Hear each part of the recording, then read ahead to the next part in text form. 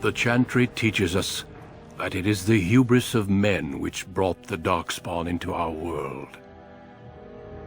The mages had sought to usurp heaven, but instead they destroyed it.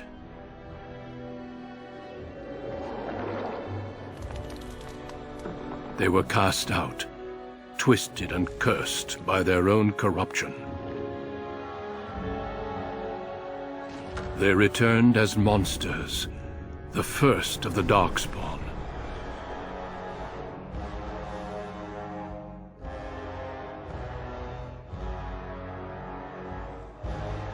They became a blight upon the lands, unstoppable and relentless. The Dwarven kingdoms were the first to fall, and from the deep roads, the Darkspawn drove at us again and again, until finally we neared annihilation.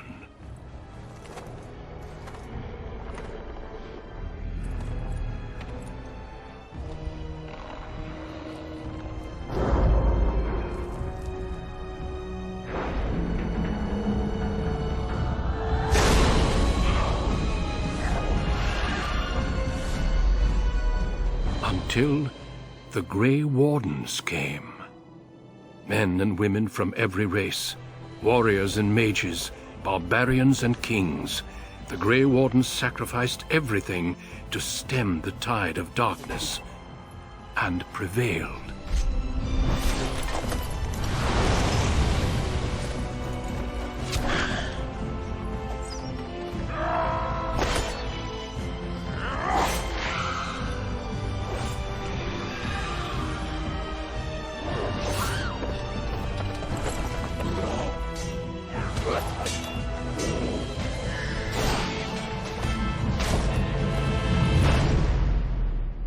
It has been 4 centuries since that victory, and we have kept our vigil. We have watched and waited for the Darkspawn to return. But those who once called us heroes have forgotten. We are few now, and our warnings have been ignored for too long.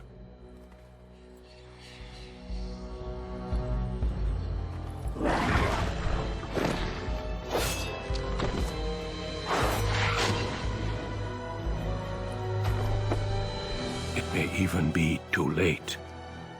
For I have seen with my own eyes what lies on the horizon. Maker, help us all. For generations, your family, the Kuzlans, has stewarded the lands of Highever, earning the loyalty of your people with justice and temperance.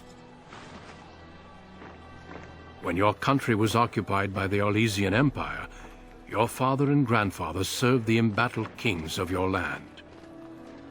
Today, your elder brother takes up House Kuzlan's banner in service to the crown, not against the men of Orlais, but against the bestial Darkspawn rising in the south.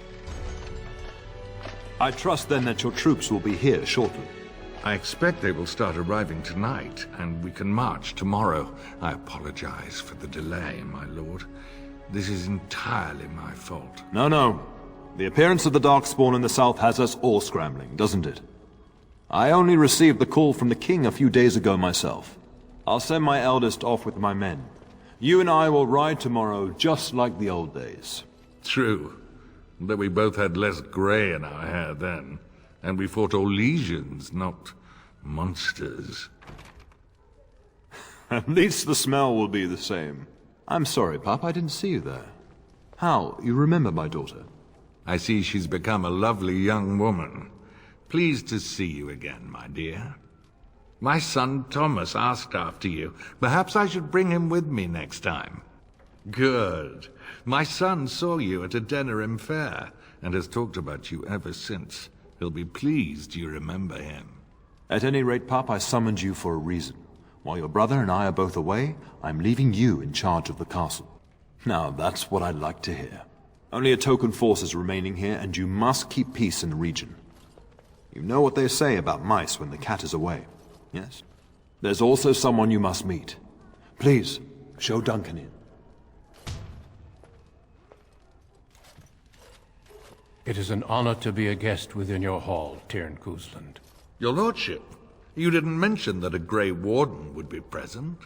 Duncan arrived just recently, unannounced. Is there a problem? Of course not. But a guest of this stature demands certain protocol. I am at a disadvantage. We rarely have the pleasure of seeing one in person, that's true. Pup, Brother Aldous taught you who the Grey Wardens are, I hope. They are the heroes of legend, who ended the Blights and saved us all. Duncan is looking for recruits before joining us and his fellow Wardens in the south. I believe he's got his eye on Sir Gilmore. If I might be so bold, I would suggest that your daughter is also an excellent candidate. Honor though that might be, this is my daughter we're talking about. I have not so many children that I'll gladly see them all off to battle. Unless you intend to invoke the right of conscription. Have no fear. While we need as many good recruits as we can find, I've no intention of forcing the issue. Pup, can you ensure that Duncan's requests are seen to while I'm gone? In the meantime, find Fergus, and tell him to lead the troops to Ostagar ahead of me. Upstairs in his chambers, no doubt, spending some last moments with his wife and my grandson. Be a good lass and do as I've asked. We'll talk soon. I'm sorry, but I believe your father wishes to talk to the Arl and myself alone. Your father has left you in charge of the castle? Then I will see you at dinner tomorrow, if not sooner. As do I. Until then. Yes? We fought together under King Maric when he drove the Orlesians out of Ferelden. Heady times. The years since have not held the same promise. It's not something a youth would understand. It will be good to ride beside your father again. Your father hasn't spoken of our time with him? That man took care of his friends. As they say, he was large as life and twice as tall. It's too bad Kalen isn't half that. I think of him as much as he thinks at all. That's enough, Hal. You speak of our king. The girl did ask, your lordship. As per the latitude you allow.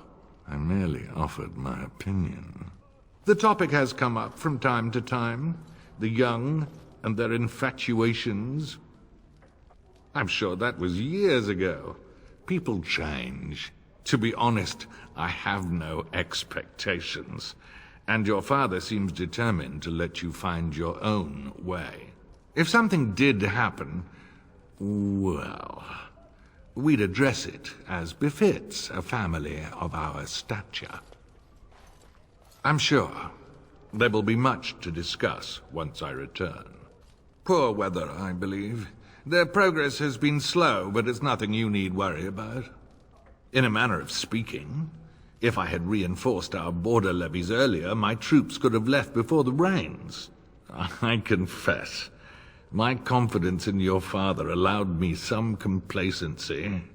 I guess that makes it as much his fault. I thank you. That is quite unnecessary. Shouldn't you be off to your brother, as I ask? Your brother and I go into battle, not an afternoon tea. Who knows what will happen to us? I will tell you, however, you're my darling daughter. I love you, and I trust you completely to carry on the Cousland name if the worst should happen. But don't worry about me, dear girl. You'll have enough to occupy your mind while I'm gone. When the king demands it. In fact, not sending our forces south would be a distinctly bad idea. Don't worry, pup. You shouldn't see many problems, but I want you to prepare the men left here, in case. Upstairs in his chambers, no doubt, saying goodbye to Oriana and your nephew. I'll talk to you soon. Just let me finish my meeting with Duncan. There you are. Your mother told me the Terran had summoned you, so I didn't want to interrupt. Pardon my abruptness, my lady. It's simply that I've been looking everywhere for you.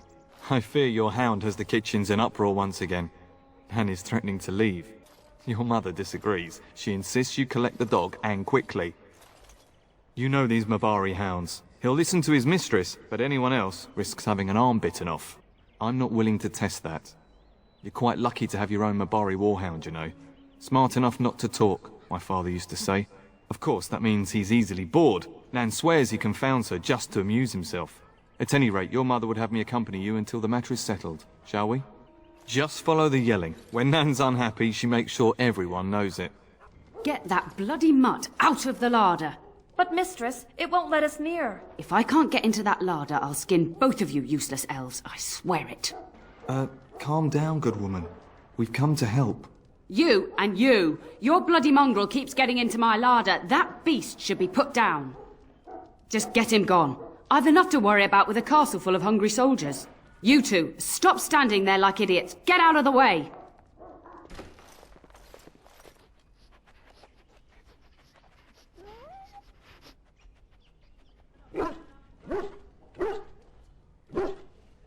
Oh, look at that mess. How did he even get in here?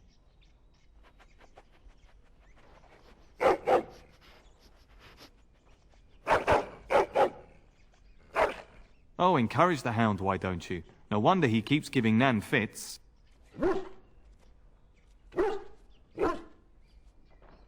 He does seem like he's trying to tell you something. Wait, do you hear that? Giant rats?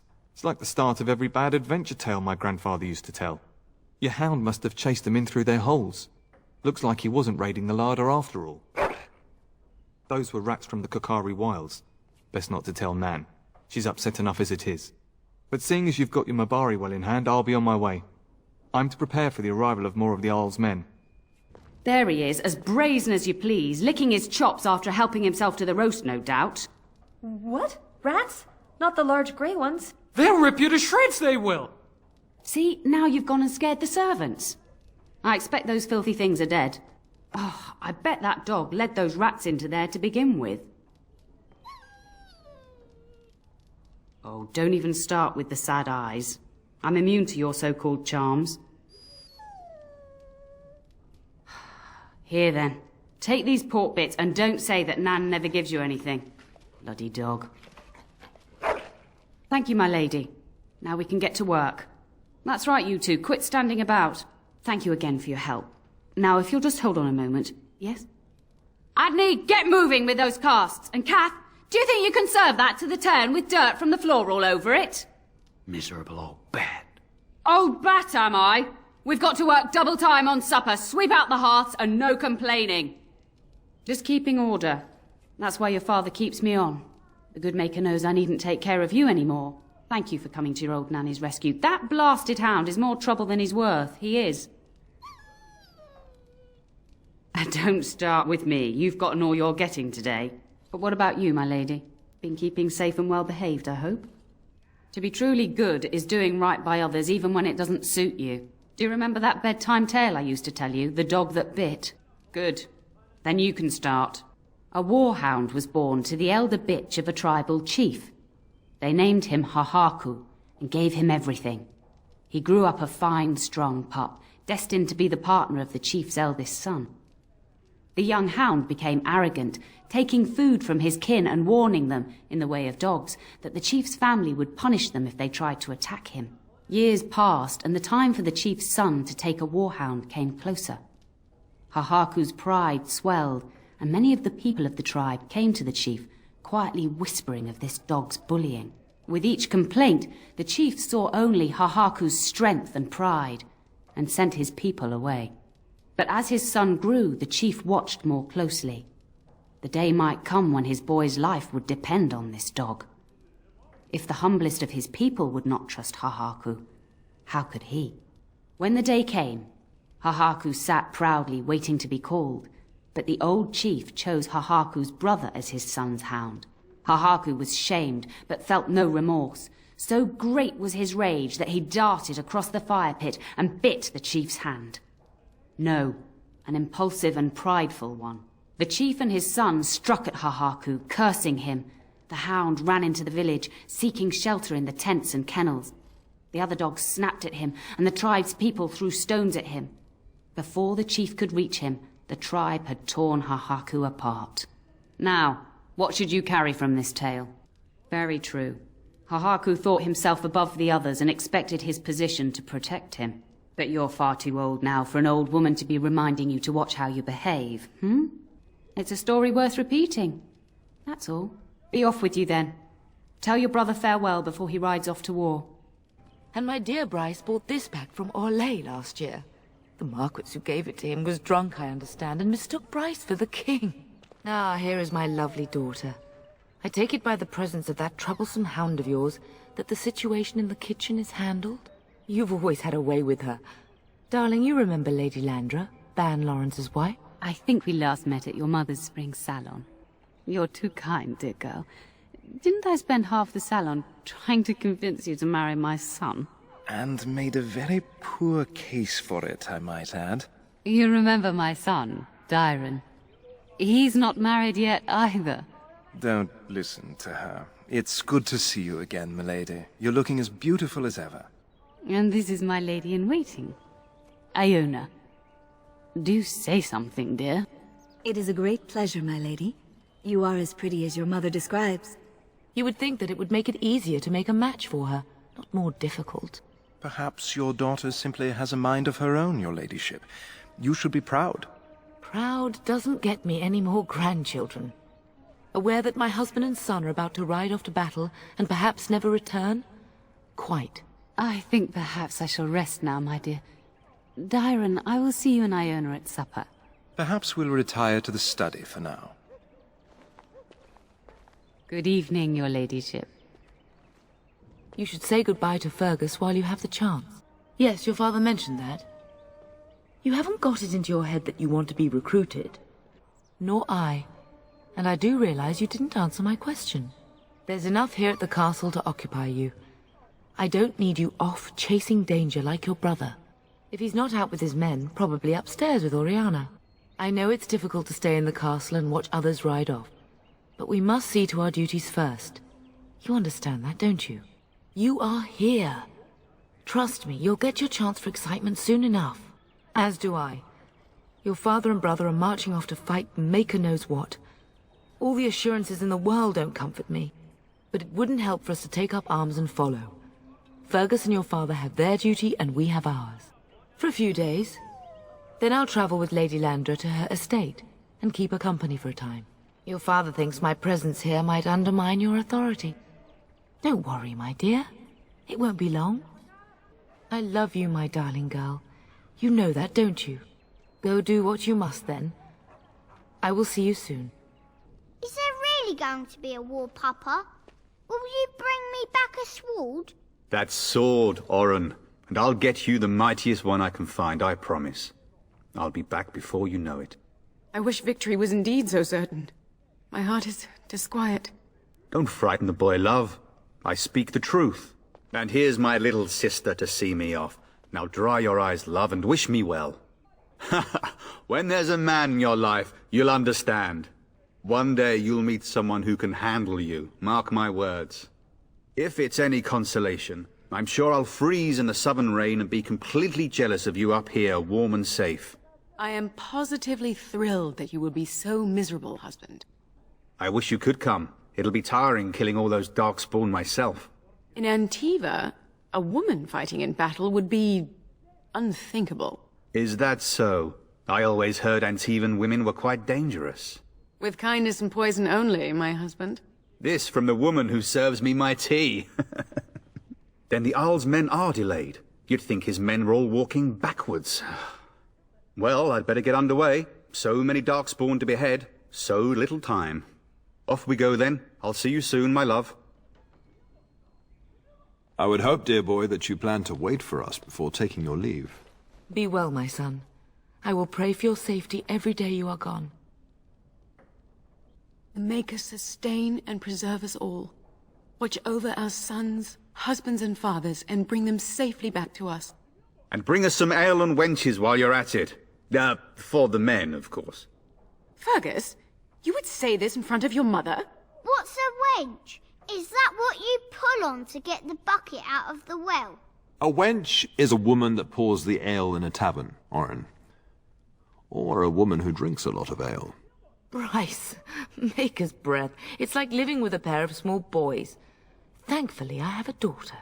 I'll miss you, mother dear. You'll take care of her, sister, won't you? Oh, good. How thrilling to know I'm so well taken care of. Enough, enough. Pup, you'll want to get an early night. You've much to do tomorrow.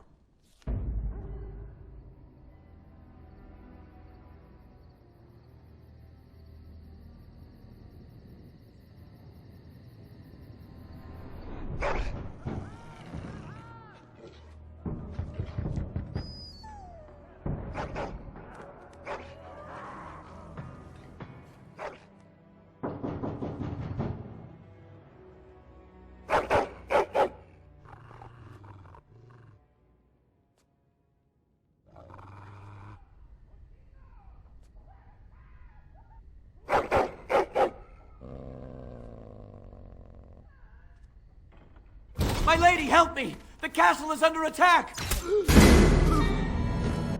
Darling, I heard fighting outside and I feared the worst. Are you hurt? Her scream woke me up. There were men in the hall, so I barred the door. Did you see their shields? Those are Howe's men. Why would they attack us?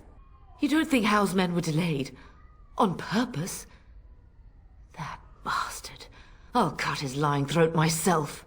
Have you seen your father? He never came to bed. We must find him. I am no Orlesian wallflower. Give me a sword and I'll use it. Now let's go.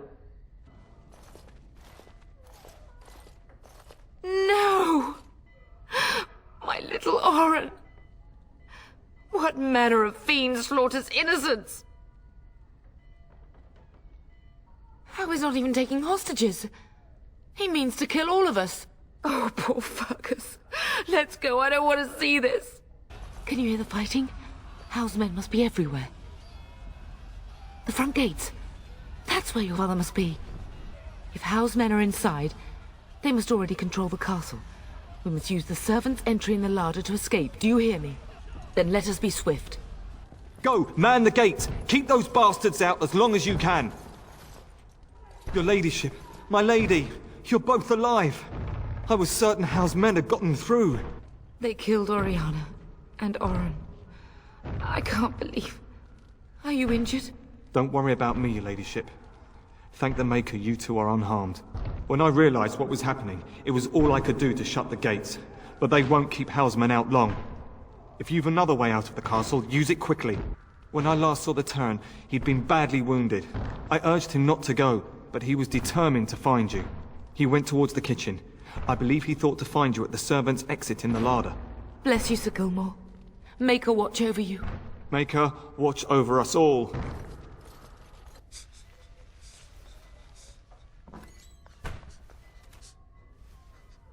There, you both are. I was... Bryce! wondering when you would get here. Maker's blood, what's happening? You're bleeding. Howe's men found me first. Almost did me in right there. He can't get away with this. The king will... Bryce, we must get you out of here. I won't survive the standing, I think. Ah, my darling girl. If only Will could make it so. Once Howe's men break through the gate, they will find us. We must go. Someone must reach Fergus. Tell him what has happened. Yes. Vengeance. Bryce, no. The servants' passage is right here. We can flee together, find you healing magic.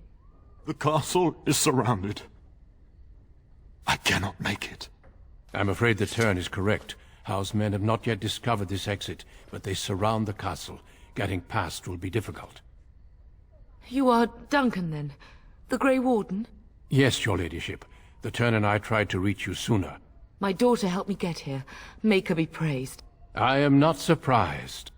Whatever is to be done now, it must be quick. They are coming. Duncan, I beg you. Take my wife and daughter to safety. I will, your lordship, but I fear I must ask for something in return. Anything. What is happening here pales in comparison to the evil now loose in this world. I came to your castle seeking a recruit. The Darkspawn threat demands that I leave with one. I understand. You fought your way to me through Howe's men. I think the Maker's intention is clear. I will take the Tyrna and your daughter to Ostagar, to tell Fergus and the king what happened. Then your daughter joins the Grey Wardens. So long as justice comes to Hal. I agree. Then I offer you a place within the Grey Wardens. Fight with us. We must leave quickly then. Bryce, are you sure? Our daughter will not die of Hal's treachery. She will live and make her mark on the world. Darling, go with Duncan. You have a better chance to escape without me. Eleanor. Hush, Bryce. I'll kill every bastard that comes through that door to buy them time. But I won't abandon you. My place is with your father. At his side to death and beyond. I'm so sorry it's come to this, my love. We had a good life and did all we could. It's up to our children now. Then go, pup. Warn your brother. Know that we love you both. You do us proud. They've broken through the gates. We must go now. Goodbye, darling. We will be traveling south through the hinterlands to the ruin of Ostagar, on the edges of the Korkari Wilds. The Tevinter Imperium built Ostagar long ago to prevent the Wilders from invading the northern lowlands. It's fitting we make our stand here, even if we face a different foe within that forest. The King's forces have clashed with the Darkspawn several times, but here is where the bulk of the Horde will show itself. There are only a few Grey Wardens within Ferelden at the moment, but all of us are here. This blight must be stopped, here and now. If it spreads to the north, Ferelden will fall. Ho there, Duncan. King Cailan. I didn't expect a royal welcome? I was beginning to worry you'd miss all the fun. Not if I could help it, Your Majesty. Then I'll have the mighty Duncan at my side in battle after all. Glorious. The other wardens told me you'd found a promising recruit. I take it this is she? Allow me to introduce you, Your Majesty. No need, Duncan. You are Bryce's youngest, are you not? I don't think we've ever actually met. Your brother has already arrived with High Ever's men, but we are still awaiting your father. Dead? What do you mean? Duncan, do you know anything about this? Terran Cousland and his wife are dead, Your Majesty. Arl Howe has shown himself a traitor and overtaken High Ever Castle. Had we not escaped, he would have killed us and told you any story he wished. I can scarcely believe it. Well, how could he think he could get away with such treachery? As soon as we are done here, I will turn my army north and bring Howe to justice. You have my word. No doubt you wish to see your brother. Unfortunately, he and his men are scouting in the wilds. We are all in danger, my friend. Nothing can be done until your brother returns, and that will not be until the battle is over. I apologize, but there's nothing more I can do. All I can suggest is that you vent your grief against the Darkspawn for the time being. I'm sorry to cut this short, but I should return to my tent. Loghain waits eagerly to bore me with his strategies. Your uncle sends his greetings and reminds you that Redcliffe forces could be here in less than a week. Ha! Eamon just wants in on the glory. We've won 3 battles against these monsters, and tomorrow should be no different. I'm not even sure this is a true blight. There are plenty of Darkspawn on the field, but alas, we've seen no sign of an archdemon. Disappointed, Your Majesty? I'd hoped for a war like in the tales. A king riding with the fabled Grey Wardens against a tainted god. But I suppose this will have to do. I must go before Loghain sends out a search party. Farewell, Grey Wardens.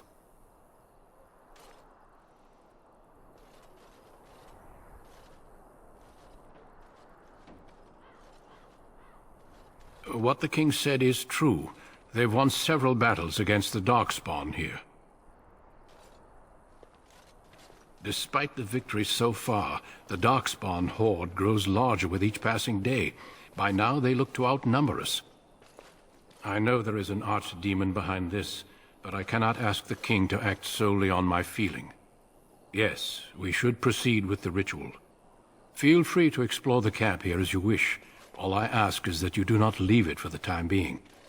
There is another Grey Warden in the camp by the name of Alistair. When you're ready, seek him out and tell him it's time to summon the other recruits. Your hound can stay with me while I attend to some business. The Grey Warden tent is on the other side of this bridge. You will find us there should you need to. This place hasn't seen such bustle in centuries, I'll wager. Need a hand getting anywhere? Not far. It's straight ahead, just past the royal encampment. Most of your fellas are in the valley with the army, but the recruits seem to be staying up here for now. Try heading north. I think he was sent with a message to the mages. Greetings, young lady. You are Duncan's newest recruit, are you not? He's not a man easily impressed. You should be proud. Allow me to introduce myself. I am Wynne, one of the mages summoned by the king. Well met, and good luck to you on the battlefield. To us all, in fact. The king must always seem confident. His behavior affects the troops' morale. He does seem to find his enthusiasm easily, though. Reminds me of a puppy. And I say that with both respect and affection. He is a fine man. To defeat the Darkspawn, we have to work together. It's not an idea everyone seems able to grasp. Stragglers, yes. Not the vast horde the scouts speak of. I wonder, how much do you know of the connection between Darkspawn and the Fade? Anytime your spirit leaves your earthly body, whether it's to dream or to die, it passes into the realm we call the Fade. It's home to many spirits, some benevolent, others far less so. At the heart of the Fade lies the Black City. Some say the Black City was once the seat of the Maker. But when the mages from the Tevinter Imperium found a way into the city, it was tainted with their sin. That taint transformed those men, turning them into twisted reflections of their own hearts. And the Maker cast them back to the Earth, where they became the first Darkspawn. At least that's what the Chant of Light says. It may be allegory, meant to teach us that our own evil causes human suffering. Or it may be true. It is as good an explanation as any for now. Advice? Never. You young ones know all there is to know about the world anyway. Why would you need advice from an elder? But I'm certain Duncan has more for you to do than talk to me. Greetings. You must be the third recruit we've heard about. Sir Jury is my name. I hail from Redcliffe, where I served as knight under the command of Arl Eamon. I was not aware they permitted women to join the Grey Wardens. None of those I've seen thus far have been. You obviously impressed Duncan, and that's enough for me. I hope we're both lucky enough to eventually join the Wardens. Is it not thrilling to be given that chance? As am I. Has anyone told you about it? I never heard of such a ritual. I had no idea there were more tests after getting recruited. I suppose since you're finally here, I'd best get back to Duncan. I shall see you there. You approach the tent of Tairn Loghain. State your business. How can you not know of Loghain? He helped free Ferelden. He was the brains behind King Maric's armies and drove out those damned Orlesians. King Maric rewarded him by making him a Tairn. Can you imagine? A commoner became a high nobleman just like that. Without Loghain, you can bet the king wouldn't be winning against these Darkspawn. He's inside, but I don't think it's my place to discuss his activities. I suppose, as long as we talk quietly. He and the king have been arguing for days. The Tairn's known the king since he was swaddled, so they don't stand on ceremony. The Tairn speaks his mind, and the king yells right back. Personally, I think the king should do what Tairn Loghain tells him. Without the Tairn, we wouldn't be doing as well here as we are. I suppose you have a message for him? Hold on, then. Yes, what is it? Oh, you're Duncan's new Grey Warden, I assume. Caelan's fascination with the Wardens goes beyond the ordinary. Are you aware his father brought your order back to Ferelden? The Wardens are impressive, but not as relevant as Caelan thinks. You look familiar. Have I seen you at the Landsmeet? The king told me of his promise. I'm certain he has every intention of following it through. I don't suppose you'll be riding into the thick of battle with the rest of your fellows, will you? Here for the glory, huh? Fair enough. Now I must return to my task. Pray that our king proves amenable to wisdom, if you're the praying sort. Then simply pray.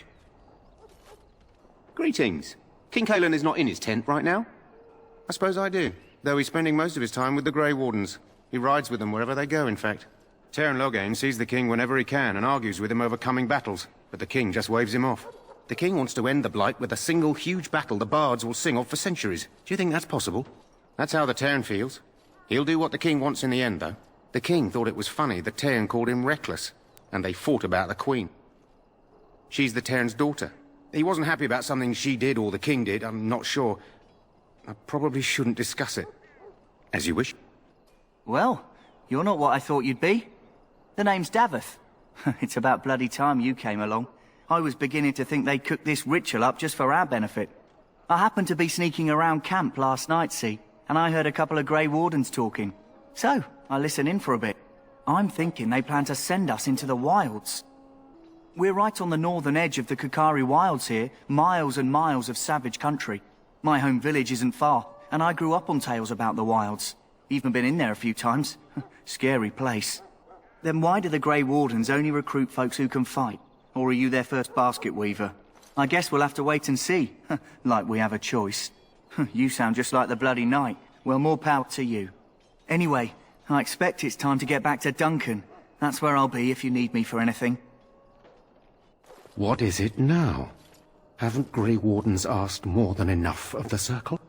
I simply came to deliver a message from the revered mother, Sir Mage. She desires your presence. What her reverence desires is of no concern to me. I am busy helping the Grey Wardens, by the King's orders, I might add. Should I have asked her to write a note? Tell her I will not be harassed in this manner. Yes, I was harassing you by delivering a message. Your glibness does you no credit. Here I thought we were getting along so well. I was even going to name one of my children after you. The Grumpy One. Enough. I will speak to the woman if I must. Get out of my way, fool. You know, one good thing about the Blight is how it brings people together. Oh, nothing. Just trying to find a bright side to all this. Wait, we haven't met, have we? I don't suppose you happen to be another mage. And that makes you Duncan's new recruit, I suppose. Glad to meet you. As the junior member of the Order, I'll be accompanying you when you prepare for the joining. Right, that was the name. You know, it just occurred to me that there have never been many women in the Grey Wardens. I wonder why that is. True, but if you're here, what does that make you? Ouch. Anyhow, whenever you're ready, let's get back to Duncan. I imagine he's eager to get things started. With the mage. The Circle is here at the King's request, and the Chantry doesn't like that one bit. They just love letting mages know how unwelcome they are. Which puts me in a bit of an awkward position. I was once a Templar. I'm sure the revered mother meant it as an insult, sending me as her messenger, and the mage picked right up on that. I never would have agreed to deliver it, but Duncan says we're all to cooperate and get along. Apparently they didn't get the same speech. Don't worry, I'll try not to embarrass you. Daveth and Sir Jory are here in the camp. Have you met them? That makes things easy then. They'll both be back with Duncan by now. You do? Huh. That's a switch. If you have any questions, let me know. Otherwise, lead on. You found Alistair, did you? Good. I'll assume you're ready to begin preparations. Assuming, of course, that you're quite finished riling up mages, Alistair. What can I say? The revered mother ambushed me. The way she wields guilt, they should stick her in the army. She forced you to sass the mage, did she? We cannot afford to antagonize anyone, Alistair. We don't need to give anyone more ammunition against us. You're right, Duncan. I apologize. Now then, since you're all here, we can begin. You four will be heading into the Kokari Wilds to perform 2 tasks. The first is to obtain 3 vials of Darkspawn blood, 1 for each recruit. There was once a Grey Warden archive in the wilds, abandoned long ago when we could no longer afford to maintain such remote outposts. It has recently come to our attention that some scrolls have been left behind, magically sealed to protect them. Alistair, I want you to retrieve these scrolls if you can. The scrolls contain treaties promising support, treaties that may prove valuable in the days to come. Watch over your charges, Alistair. Return quickly and safely. We will. Then may the Maker watch over your path. I will see you when you return. Hail! I'm told you all have business in the wilds. The gate's open for you. Just be careful out there. Even a Grey Warden won't be safe in the forest tonight. Who is that? Grey Wardens? Well, he's not half as dead as he looks, is he? My scouting band was attacked by Darkspawn. They came out of the ground. Please, help me. I've got to return to camp. I have bandages in my pack. Thank you. I've got to get out of here.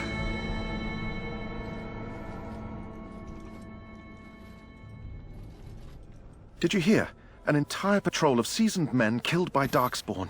Calm down, Sir Jory. We'll be fine if we're careful. Those soldiers were careful, and they were still overwhelmed. How many Darkspawn can the four of us slay? A dozen? 100? There's an entire army in these forests. There are Darkspawn about, but we're in no danger of walking into the bulk of the Horde. How do you know? I'm not a coward, but this is foolish and reckless. We should go back. I still do not relish the thought of encountering an army. Know this. All Grey Wardens can sense Darkspawn. Whatever their cunning, I guarantee they won't take us by surprise. That's why I'm here. You see, Sir Knight, we might die, but we'll be warned about it first. That is reassuring. That doesn't mean I'm here to make this easy, however. So let's get a move on.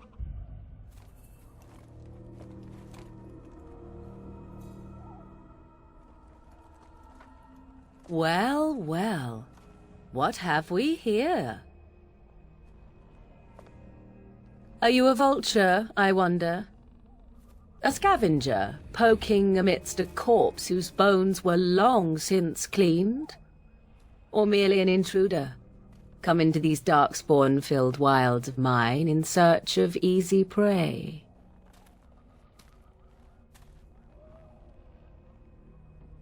What say you, Scavenger or intruder? 'Tis a tower no longer. The wilds have obviously claimed this desiccated corpse. I have watched your progress for some time. Where do they go, I wondered? Why are they here? And now you disturb ashes none have touched for so long. Why is that? Don't answer her. She looks chastened, and that means others may be nearby. Oh, you fear barbarians will swoop down upon you. Yes, swooping is bad. She's a witch of the wilds, she is. She'll turn us into toads. Witch of the wilds. Such idle fancies, those legends. Have you no minds of your own? You there. Women do not frighten like little boys.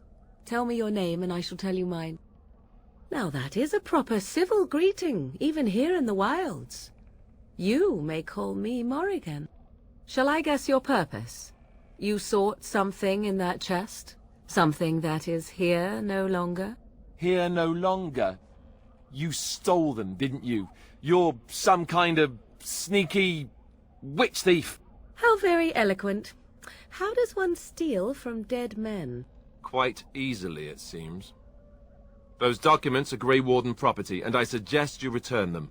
I will not, for 'twas not I who removed them. Invoke a name that means nothing here any longer if you wish. I am not threatened. 'Twas my mother, in fact. There is a sensible request. I like you. I'd be careful. First it's, I like you, but then zap. Frog time. She'll put us all in the pot, she will. Just you watch. If the pot's warmer than this forest, it'd be a nice change. Follow me then, if it pleases you. Greetings, Mother. I bring before you 4 Grey Wardens who... I see them, girl. Much as I expected. Are we supposed to believe you were expecting us? You are required to do nothing, least of all believe. Shut one's eyes tight or open one's arms wide. Either way, one's a fool. She's a witch, I tell you. We shouldn't be talking to her. Quiet, Davith. If she's really a witch, do you want to make her mad? There is a smart lad. Sadly irrelevant to the larger scheme of things, but it is not I who decides. Believe what you will. And what of you? Does your woman's mind give you a different viewpoint? Or do you believe as these boys do? They did not come to listen to your wild tales, Mother. True. They came for their treaties, yes? And before you begin barking, your precious seal wore off long ago.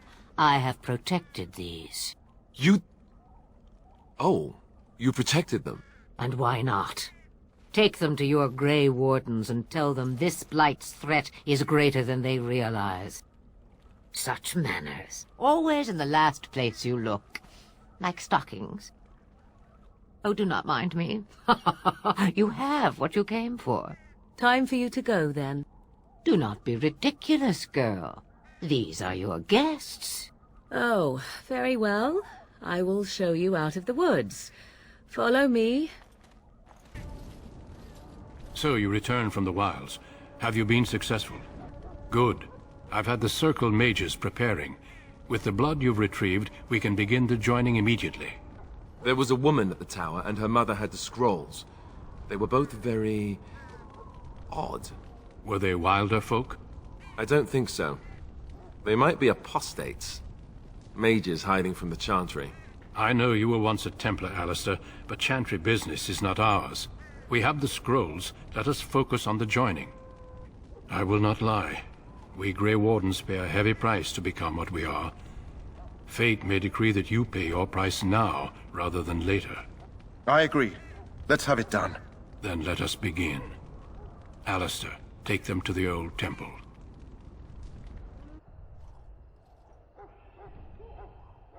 The more I hear about this joining, the less I like it. Are you blubbering again? Why all these damn tests? Have I not earned my place? Maybe it's tradition. Maybe they're just trying to annoy you. I only know that my wife is in Highover with a child on the way. If they had warned me, it just doesn't seem fair. Would you have come if they'd warned you? Maybe that's why they don't. The Wardens do what they must, right? Including sacrificing us? I'd sacrifice a lot more if I knew it would end the Blight. Don't we? The Grey Wardens have saved the world from Darkspawn before. I'd say they know better than anyone what it takes.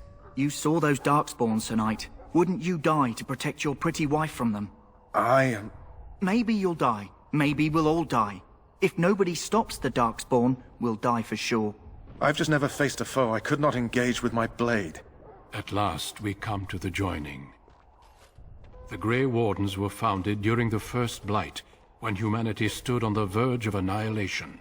So it was that the first Grey Wardens drank of Darkspawn blood and mastered their taint.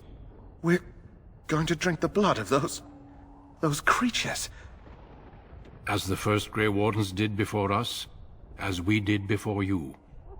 This is the source of our power and our victory. Those who survive the joining become immune to the taint. We can sense it in the Darkspawn and use it to slay the Archdemon. Not all who drink the blood will survive, and those who do are forever changed. This is why the joining is a secret. It is the price we pay. We speak only a few words prior to the joining, but these words have been said since the first. Alistair, if you would. Join us, brothers and sisters. Join us in the shadows where we stand vigilant.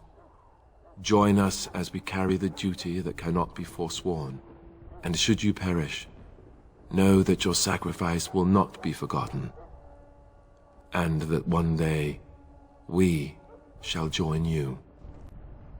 Davith, step forward.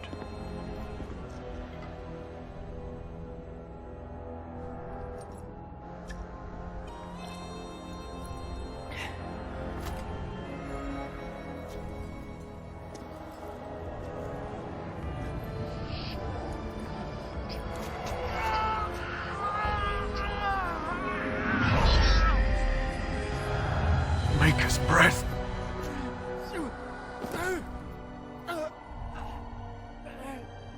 I am sorry, Davith. Step forward, Jory. But I have a wife, a child. Had I known... There is no turning back. No! You ask too much. There is no glory in this.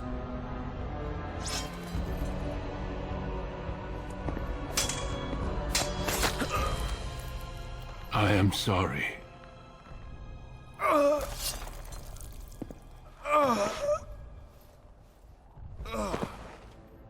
But the joining is not yet complete. You are called upon to submit yourself to the taint for the greater good. From this moment forth, you are a Grey Warden.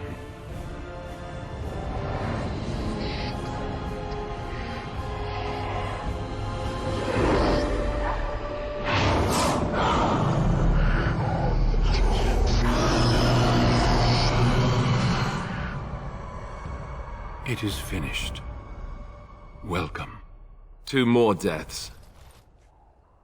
In my joining, only one of us died, but it was horrible.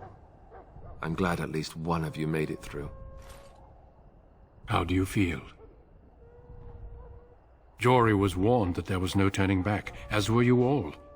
When he went for his blade, however, he left me no choice. It brought me no pleasure to end his life. The Blight demands sacrifices from us all. Thankfully, you stand here as proof they are not all made in vain. Did you have dreams? I had terrible dreams after my joining. Such dreams come when you begin to sense the Darkspawn, as we all do. That and many other things can be explained in the months to come. Before I forget, there is one last part to your joining. We take some of that blood and put it in a pendant. Something to remind us of those who didn't make it this far.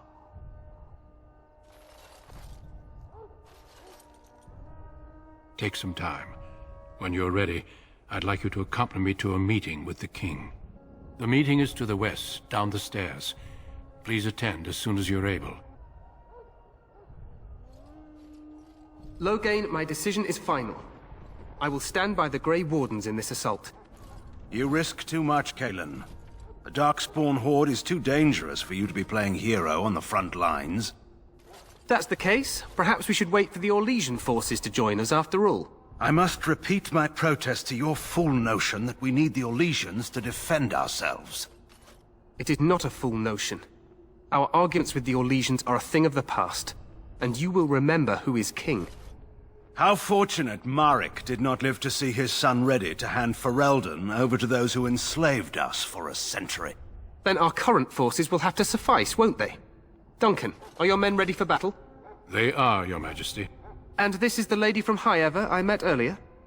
I understand congratulations are in order. Every Grey Warden is needed now. You should be honored to join their ranks. Your fascination with glory and legends will be your undoing, Cailan. We must attend to reality. Fine. Speak your strategy. The Grey Wardens and I draw the Darkspawn into charging our lines, and then?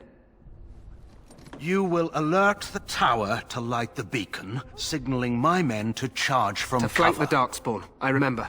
This is the Tower of Ishal in the ruins, yes? Well, who shall light this beacon? I have a few men stationed there. It's not a dangerous task, but it is vital. Then we should send our best. Send Alistair and the new Grey Warden to make sure it's done. You rely on these Grey Wardens too much. Is that truly wise?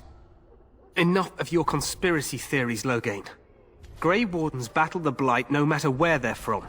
Your Majesty, you should consider the possibility of the Archdemon appearing. There have been no signs of any dragons in the wilds. Isn't that what your men are here for, Duncan? Yes, Your Majesty. Your Majesty, the tower and its beacon are unnecessary. The We circle will of not Magi... trust any lives to your spells, mage. Save them for the Darkspawn. Enough! This plan will suffice. The Grey Wardens will light the beacon. Thank you, Loghain. I cannot wait for that glorious moment. The Grey Wardens battle beside the King of Ferelden to stem the tide of evil. Yes, Cailan. A glorious moment for us all. You heard the plan. You and Alistair will go to the Tower of Ishal and ensure the beacon is lit. What? I won't be in the battle. This is by the King's personal request, Alistair. If the beacon is not lit, Tern Loghain's men won't know when to charge. So he needs 2 Grey Wardens standing up there holding the torch, just in case, right? That is not your choice. If King Cailan wishes Grey Wardens to ensure the beacon is lit, then Grey Wardens will be there. We must do whatever it takes to destroy the Darkspawn, exciting or no. I get it, I get it. Just so you know, if the king ever asks me to put on a dress and dance the Remigold, I'm drawing the line. Darkspawn or no. I have my dignity. Well, some. The tower is on the other side of the gorge from the king's camp, the way we came when we arrived. You'll need to cross the gorge and head through the gate and up to the tower entrance. From the top, you'll overlook the entire valley. We will signal you when the time is right. Alistair will know what to look for. Then I must join the others. From here, you two are on your own. Remember, you are both Grey Wardens. I expect you to be worthy of that title. Duncan, may the Maker watch over you. May he watch over us all.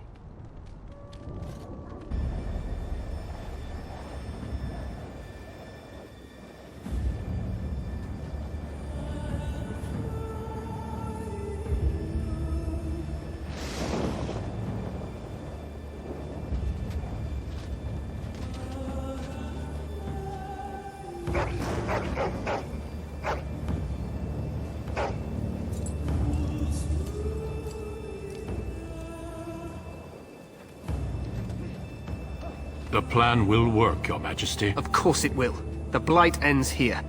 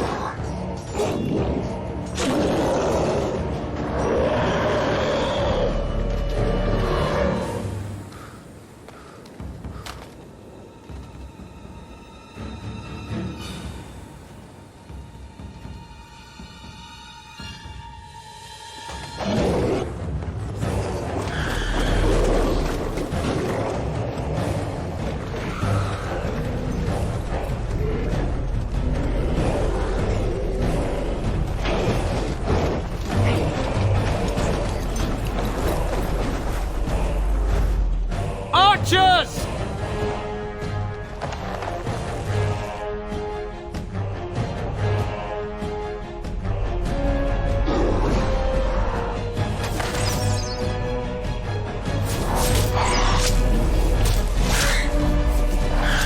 Hounds!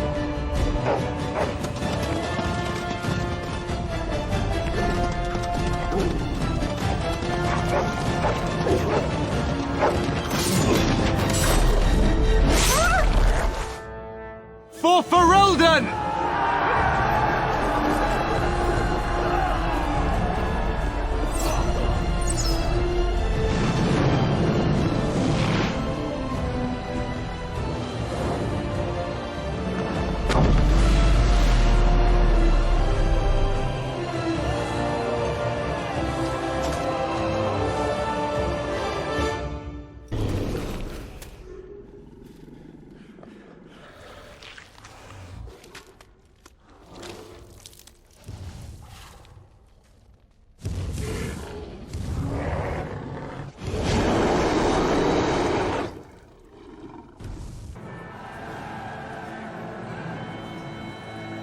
Sound the retreat. But what about the king? Should we not... Do as I command.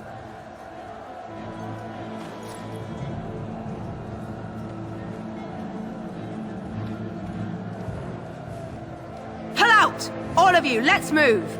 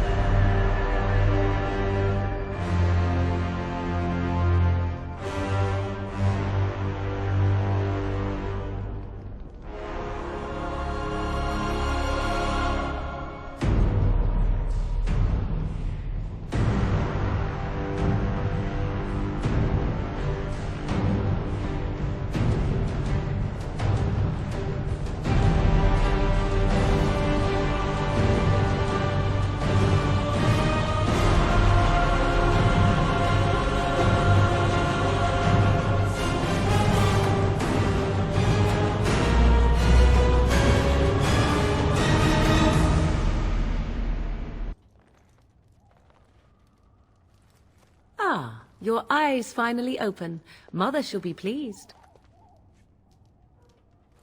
You were injured, and then Mother rescued you. Do you not remember? The man who was to respond to your signal quit the field. The Darkspawn won your battle. Those he abandoned were massacred. Your friend, he is not taking it well. The suspicious dim-witted one who was with you before, yes. He is outside by the fire. Mother asked to see you when you awoke. I do not know. She rarely tells me her plans. Yes, but I expect you shall be fine. The Darkspawn did nothing Mother could not heal.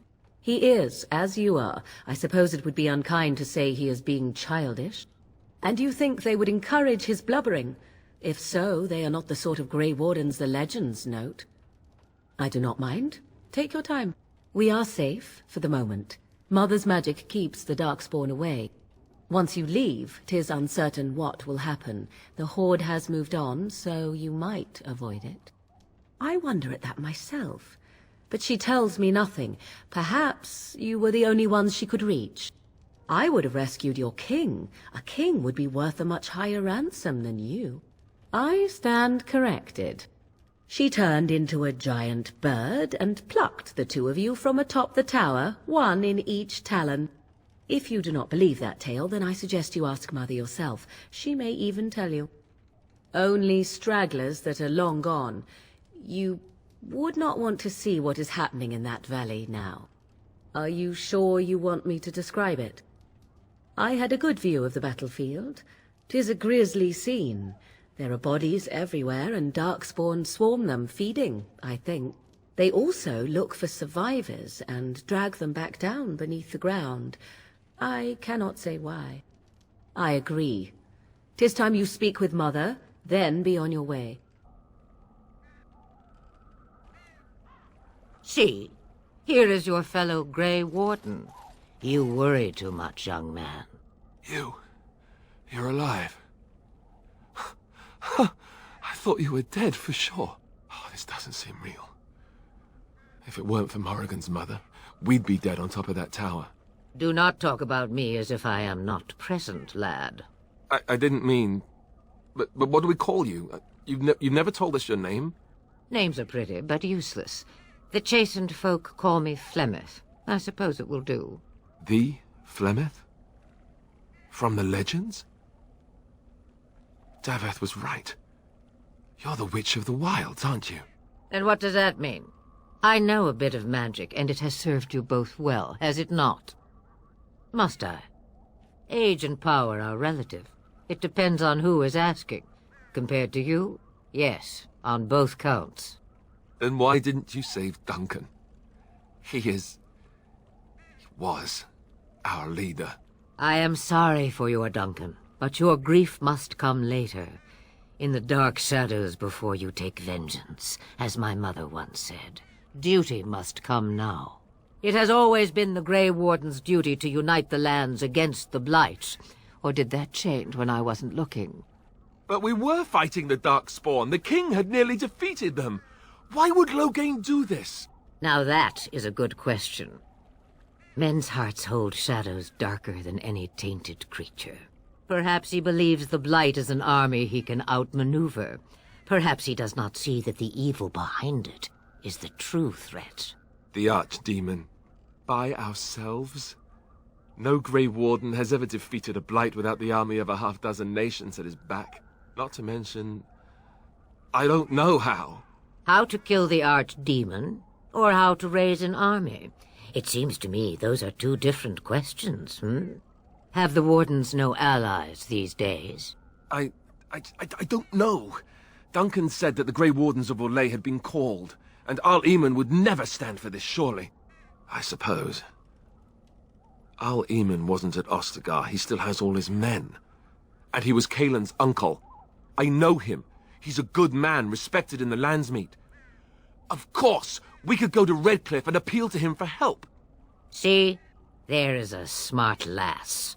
Of course! The treaties. Grey Wardens can demand aid from dwarves, elves, mages, and other places. They're obligated to help us during a blight.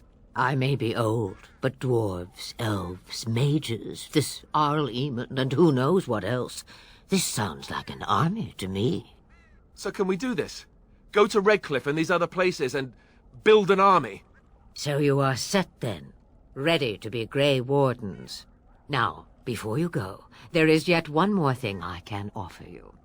The stew is bubbling, Mother dear. Shall we have 2 guests for the eve, or none? The Grey Wardens are leaving shortly, girl. And you will be joining them. Such a shame. What? You heard me, girl. The last time I looked, you had ears. Have I no say in this? You have been itching to get out of the wilds for years. Here is your chance. As for you, Wardens, consider this repayment for your lives. Not to look a gift horse in the mouth, but won't this add to our problems? Out of the wilds, she's an apostate. If you do not wish help from us illegal mages, young man, perhaps I should have left you on that tower. Point taken. Mother, this is not how I wanted this. I'm not even ready. You must be ready. Alone, these 2 must unite for Eldon against the Darkspawn. They need you, Morrigan. Without you, they will surely fail, and all will perish under the Blight. Even I. I understand. And you, Wardens, do you understand? I give you that which I value above all in this world. I do this because you must succeed. Allow me to get my things, if you please. I am at your disposal, Grey Wardens. I suggest a village north of the wilds as our first destination. 'Tis not far, and you will find much you need there. Or, if you prefer, I shall simply be your silent guide. The choice is yours. You will regret saying that. Dear, sweet mother, you are so kind to cast me out like this. How fondly I shall remember this moment. Well, I always said, if you want something done, do it yourself. Or hear about it for a decade or 2 afterwards. Do you really want to take her along because her mother says so? I guess you're right. The Grey Wardens have always taken allies where they could find them. I am so pleased to have your approval. Farewell, Mother. Do not forget the stew on the fire. I would hate to return to a burned-down hut. Bah! 'Tis far more likely you will return to see this entire area, along with my hut, swallowed up by the Blight. All I meant was... Yes, I know. Do try to have fun, dear.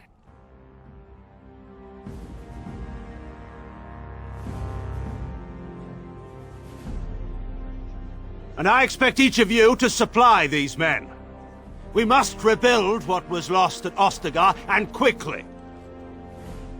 There are those who would take advantage of our weakened state if we let them. We must defeat this Darkspawn incursion, but we must do so sensibly and without hesitation. Your lordship, if I might speak.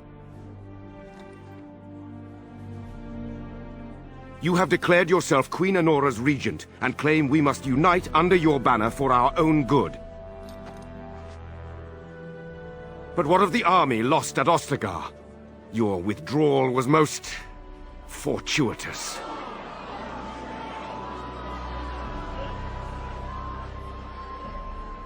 Everything I have done has been to secure Ferelden's independence. I have not shirked my duty to the throne, and neither will any of you!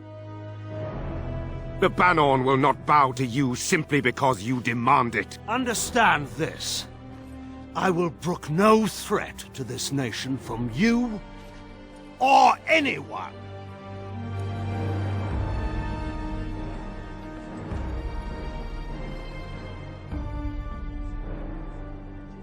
Van Tegan, please! Your Majesty, your father risks civil war. If Eamon were here... Van Tegan, my father is doing what is best.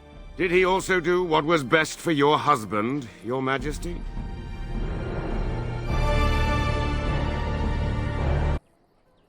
Well, there it is. Lothering. Pretty as a painting. Ah, So you have finally decided to rejoin us, have you? Falling on your blade in grief seemed like too much trouble, I take it. Is my being upset so hard to understand? Have you never lost someone important to you? Just what would you do if your mother died? Before or after I stopped laughing. Right, very creepy. Forget I asked. His navel, I suspect. He certainly has been contemplating it for long enough. Oh, I get it. This is the part where we're shocked to discover how you've never had a friend your entire life. I can be friendly when I desire to. Alas, desiring to be more intelligent does not make it so. Anyway, I thought we should talk about where we intend to go first. I agree. Have you looked at them? There are 3 main groups that we have treaties for. The Dalish Elves, the Dwarves of Orzammar, and the Circle of Magi. I also still think that Arleman is our best bet for help. We might even want to go to him first.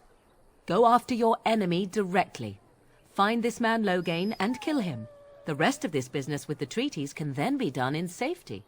Yes, he certainly wouldn't see that coming, and it's not like he has the advantage of an army and experience and...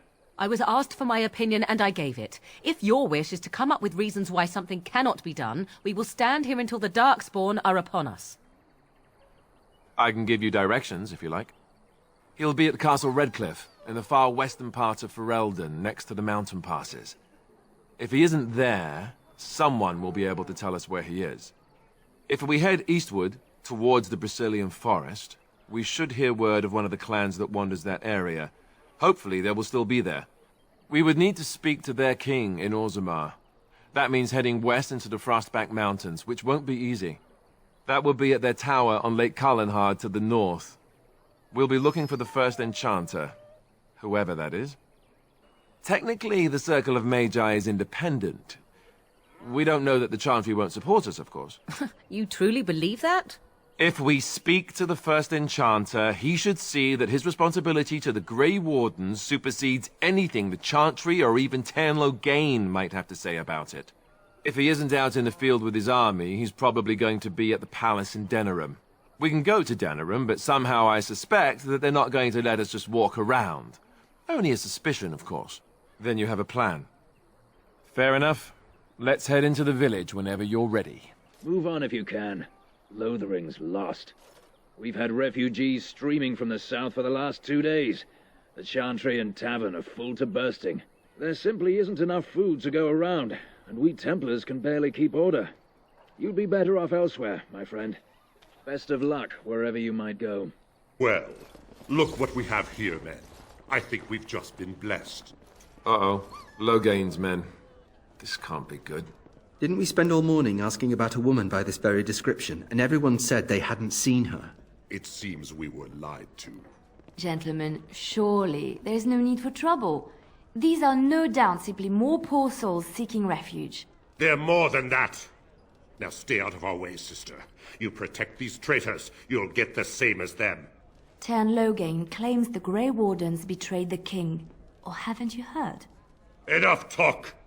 Take the Warden into custody. Kill this sister and anyone else that gets in your way. Right, let's make this quick. We surrender. Good. They've learned their lesson and we can all stop fighting now. What do you want to tell him? I'll tell him!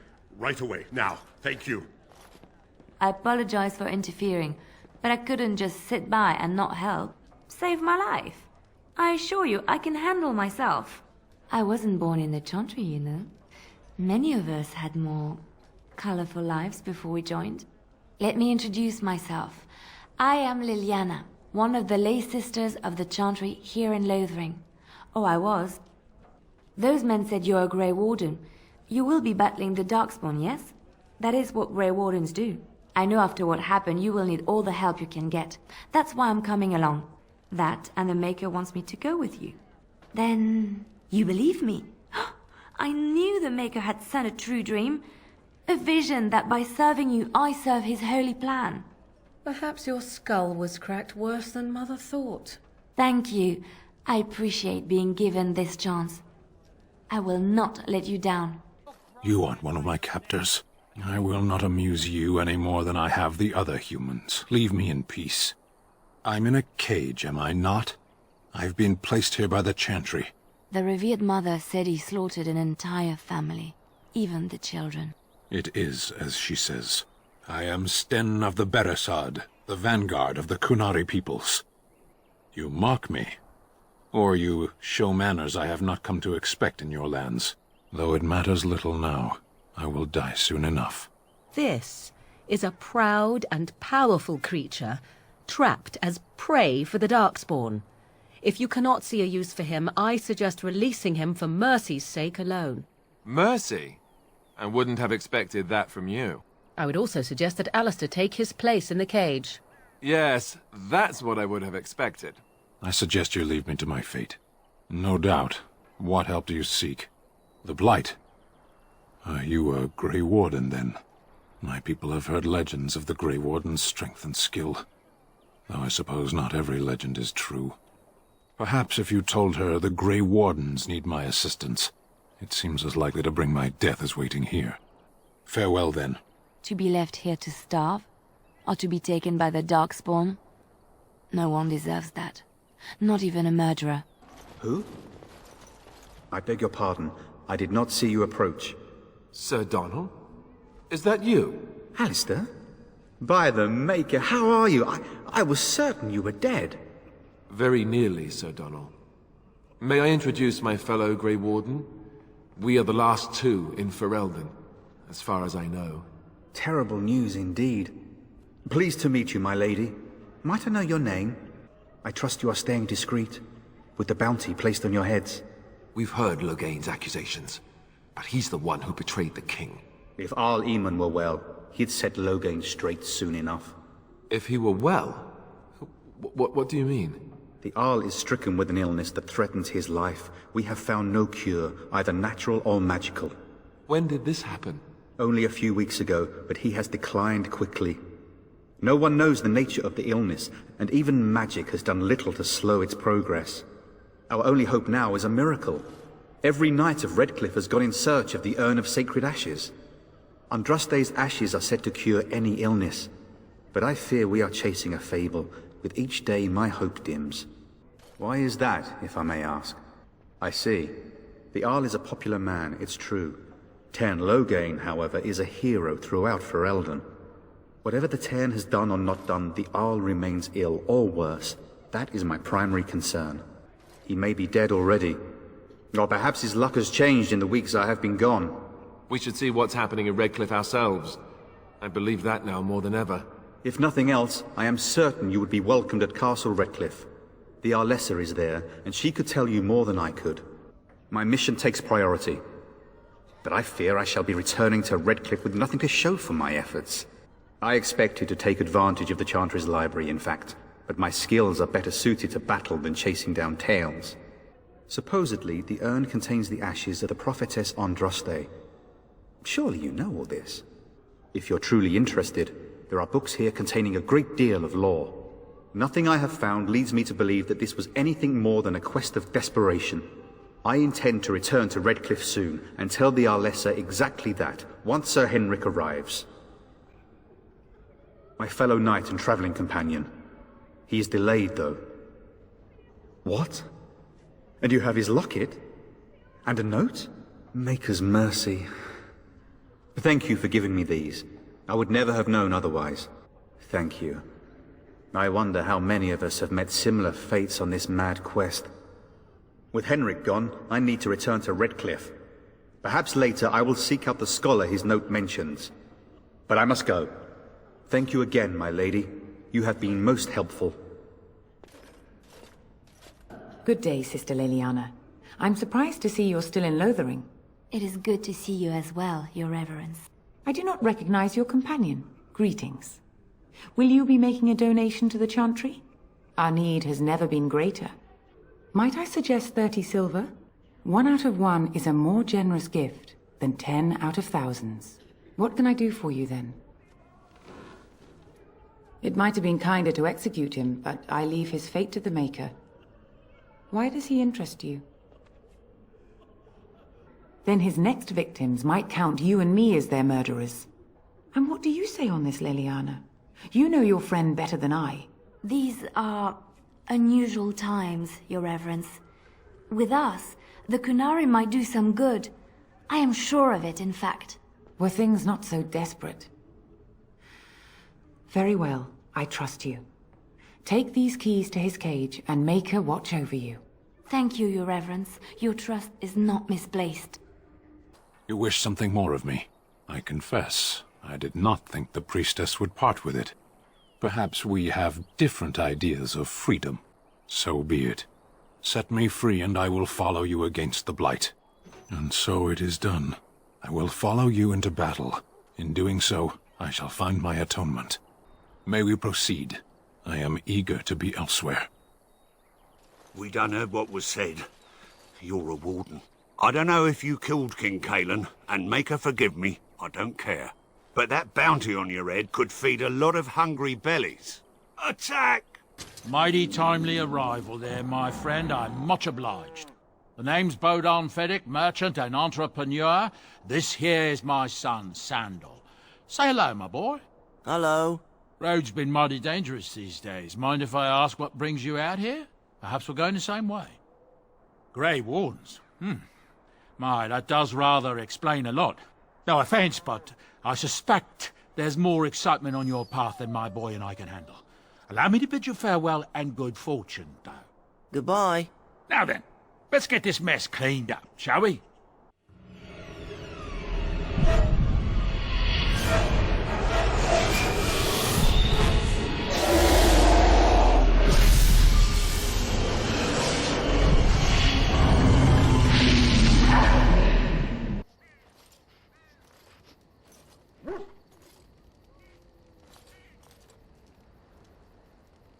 Bad dream.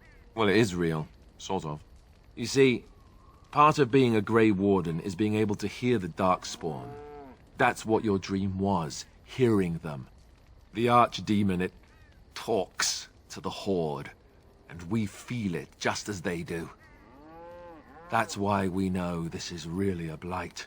I don't know if it's really a dragon, but it sure looks like one. But yes, that's the Archdemon. It takes a bit, but eventually you can block the dreams out. Some of the older Grey Wardens say they can understand the Archdemon a bit, but I sure can't. Anyhow, when I heard you thrashing around, I thought I should tell you. It was scary at first for me too. That's what I'm here for. To deliver unpleasant news and witty one-liners. Anyhow, you're up now, right? Let's pull up camp and get a move on. What do you need? You don't have to do that. I know you didn't know him as long as I did. I should have handled it better. Duncan warned me right from the beginning that this could happen. Any of us could die in battle. I shouldn't have lost it, not when so much is riding on us, not with the Blight and everything. I'm sorry. I'd like to have a proper funeral for him. Maybe once this is all done, if we're still alive. I don't think he had any family to speak of. I suppose he did. It probably sounds stupid, but part of me wishes I was with him, in the battle. I feel like I abandoned him. Of course, I'd be dead then, wouldn't I? It's not like that would make him happier. I think he came from High Ever, or so he said. Maybe I'll go up there sometime. See about putting up something in his honor. I don't know. Have you had someone close to you die? Not that I mean to pry, I'm just... Oh, of course. How stupid of me to forget. Here I am going on and on about Duncan, and you... I am so sorry. Thank you.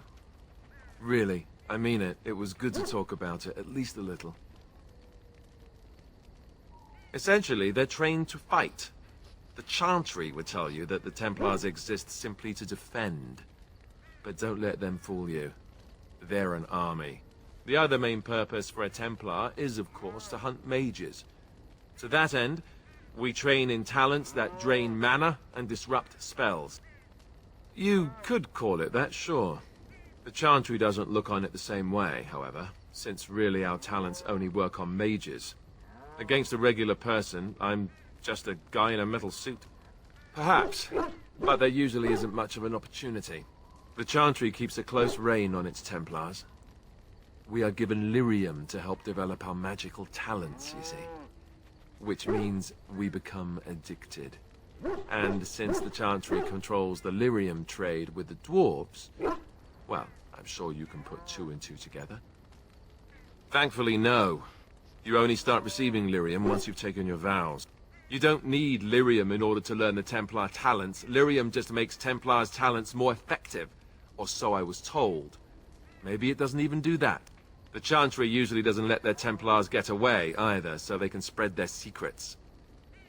I'm a bit of an exception. Lucky me. I suppose I could. But I really would rather not. When the Grand Cleric let Duncan recruit me, she made me swear never to reveal Templar secrets outside of the Chantry.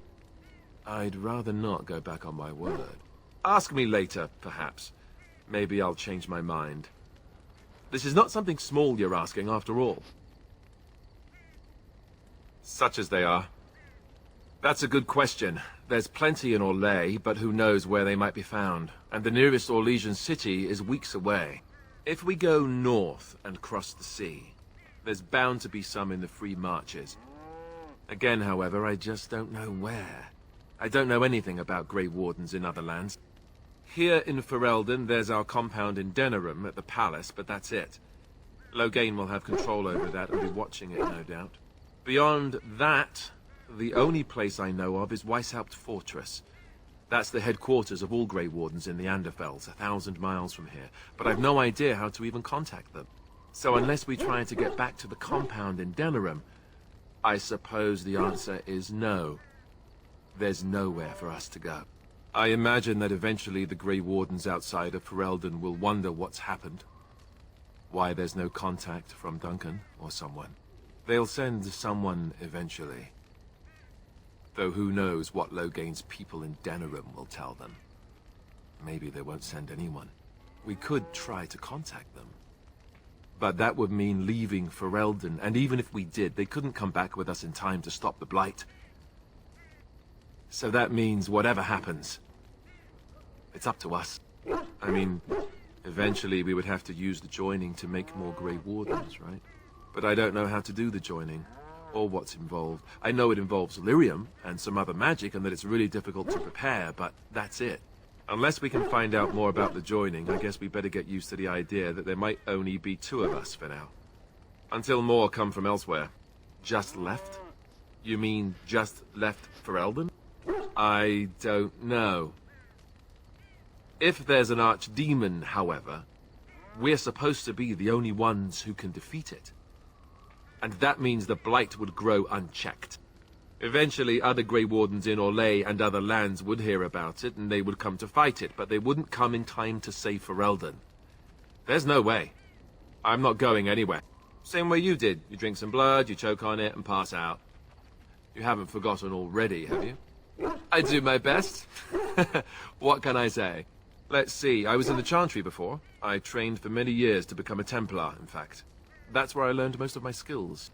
You're telling me I was banished to the kitchens to scour the pots more times than I can count. And that's a lot. I can count pretty high. The Grand Cleric didn't want to let me go. Duncan was forced to conscript me, actually, and was she ever furious when he did? I thought she was going to have us both arrested. I was lucky. I don't know. Maybe. When he came looking for recruits, I just remember praying fervently to the Maker that he would pick me. I'll always be thankful to Duncan for recruiting me. If it hadn't been for him, you know, I would never... I wouldn't have...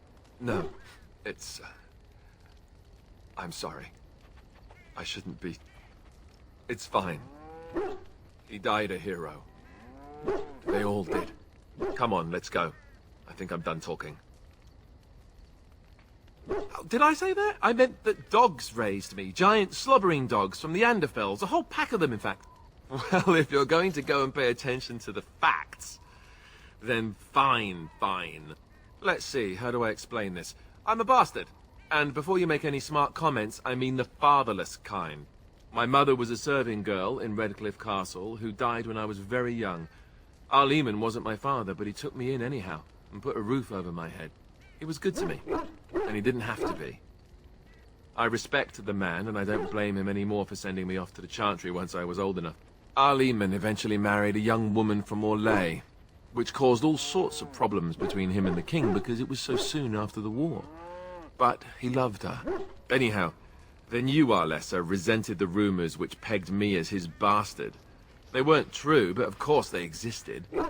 The Arl didn't care, but she did. So off I was packed to the nearest monastery at age 10, just as well. The Arlessa made sure the castle wasn't a home to me by that point. She despised me. I suppose you're right. I wasn't raised as the Arl's son, though, if you're picturing that. I slept in hay, out in the stables, not on silk sheets. I remember I had an amulet, with Andraste's holy symbol on it. The only thing I had of my mother's. I was so furious at being sent away, I tore it off and threw it at the wall, and it shattered. Stupid, stupid thing to do. The Arl came by the monastery a few times to see how I was, but I was stubborn. I hated it there, and blamed him for everything. And eventually, he just stopped coming. I think so, yes. This news we've heard about him being sick disturbs me, though. I wonder if we won't discover that Loghain has come to the same conclusion as we have. Anyway, that's really all there is to the story. Yes, well, here I am. I knew this would come up sooner or later. I don't know how to explain, but I had a dream. In it, there was an impenetrable darkness. It was so dense, so real. And there was a noise, a terrible, ungodly noise. I stood on a peak and watched as the darkness consumed everything. And when the storm swallowed the last of the sun's light, I fell, and the darkness drew me in. When I woke, I went to the Chantry's gardens, as I always do. But that day, the rosebush in the corner had flowered. Everyone knew that bush was dead. It was grey and twisted and gnarled, the ugliest thing you ever saw. But there it was, a single beautiful rose. It was as though the Maker stretched out his hand to say, even in the midst of this darkness, there is hope and beauty. Have faith. I suppose you will never understand. No one does. It's all right. I know what I know, and no one will ever make that untrue. Quiet. It was a life suited for contemplation. In the cloister, away from the fuss and the flurry of the cities, I found peace. And in that stillness, I could hear the Maker. But it was not perfect. Some of my Chantry fellows were condescending. That is the nature of religious folk, I suppose. When I talked about my beliefs, that the Maker reveals himself in the beauty of his world, they treated me with disdain. They want to believe that he's gone, so that when he turns his gaze on them, it means they are special, chosen. He cannot possibly have love for all, the sick and the weary, the beggars and the fools. Maybe I am wrong, but it is the Maker's place to decide if I am worthy, not men, not the Chantry. But there is work to be done, and I have talked enough for now. What is meant by someone like me? Did you think I was always a cloistered sister? The Chantry provides succor and safe harbor to all who seek it. I chose to stay and become affirmed. We affirm our belief in the Maker, in Andraste and the chant, but other than that, there are no vows taken. I was a traveling minstrel in Orlais. Tales and songs were my life. I performed, and they rewarded me with applause and coin. And my skill in battle? Well, you pick up different skills when you travel, yes? Yes, of course. Let's move on. Why are we stopping? There are darkspawn to be fought. Is this delay needful? I am Kunari. I have given my word to aid you. We are not people of idle promises. No. People are not simple. They cannot be summarized for easy reference in the manner of, the elves are a lithe, pointy-eared people who excel at poverty. I am. Decide. I am a Sten of the Beresad. I did not choose to be who I am any more than you did. You are concerned. No need. I am fit enough to fight. As you wish. If you must. Why do you ask me such questions? I do not probe you for pointless information, do I? Any number of cats could inform you of the answer to that question, but have it your way. What is it you asked if I grew up in the wilds? A curious question. Where else would you picture me? For many years it was simply Flemeth and I. The wilds and its creatures were more real to me than Flemeth's tales of the world of man. In time I grew curious. I left the wilds to explore what lay beyond, never for long. Brief forays into a civilized wilderness. Would you not do the same? Your world is an unforgiving and cold place. The wilds I hail from is home to me, and I a natural denizen. For all that I had been taught, however, the truth of the civilized lands proved to be overwhelming. I was unfamiliar with so much. So confident and bold was I, yet there was much that Flemeth could never have prepared me for. Equal parts daring and foolhardy, perhaps. Only once was I accused of being a witch of the wilds, and that by a chastened who happened to be travelling with a merchant caravan. He pointed and gasped, and began shouting in his strange language, and most assumed he was casting some curse upon me. I acted the terrified girl, and naturally he was arrested. Men are always willing to believe two things about a woman. One, that she is weak, and two, that she finds him attractive. I played the weakling and battered my eyelashes at the captain of the guard. Child's play. The point being that I was able to move through human lands fairly easily. Whatever humans think a witch of the wild looks like, 'tis not I. Not that I did not have trouble. There are things about human society which have always puzzled me, such as the touching. Why all the touching for a simple greeting? To begin with, yes. What is the point of touching my hand? I find it an offensive intrusion. There were many nuances that Flemeth could never tell me of. When to look into another's eyes. How to eat at a table. How to bargain without offending. None of these things I knew. I still do not understand it all, truth be told, but then I gave up long ago any hope of doing so. When I returned to the wilds last, I swore to Flemeth that I had no intention of leaving again. Yes, here I am. Well, let's get on with it before the ground opens up and swallows us, yes? At times, perhaps. A world full of people and buildings and things was all very foreign to me. If I wished companionship, I ran with the wolves and flew with the birds. If I spoke, 'twas to the trees. Don't be foolish. I recall the first time I crept beyond the edge of the wilds. I did so in animal form, remaining in the shadows and watching these strange townsfolk from afar. I happened upon a noblewoman by her carriage, adorned in sparkling garments, the likes of which I had never before seen. I was dazzled. This, to me, seemed what true wealth and beauty must be. I snuck up behind her and stole a hand mirror from the carriage. 'Twas encrusted in gold and crystalline gemstones, and I hugged it to my chest with delight as I sped back to the wilds. Flemeth was furious with me. I was a child and had not yet come into my full power, and I had risked discovery for the sake of a pretty bauble. To teach me a lesson, Flemeth took the mirror and smashed it upon the ground. I was heartbroken. And a foolish one. Flemeth was right to break me of my fascination. Beauty and love are fleeting and have no meaning. Survival has meaning. Power has meaning. Without those lessons I would not be here today, as difficult as they might have been. Sorry? There is no need to feel sorry for me. What is there to be sorry for? To return to your original question, perhaps my time in the wilds was indeed lonely, but such was how it had to be.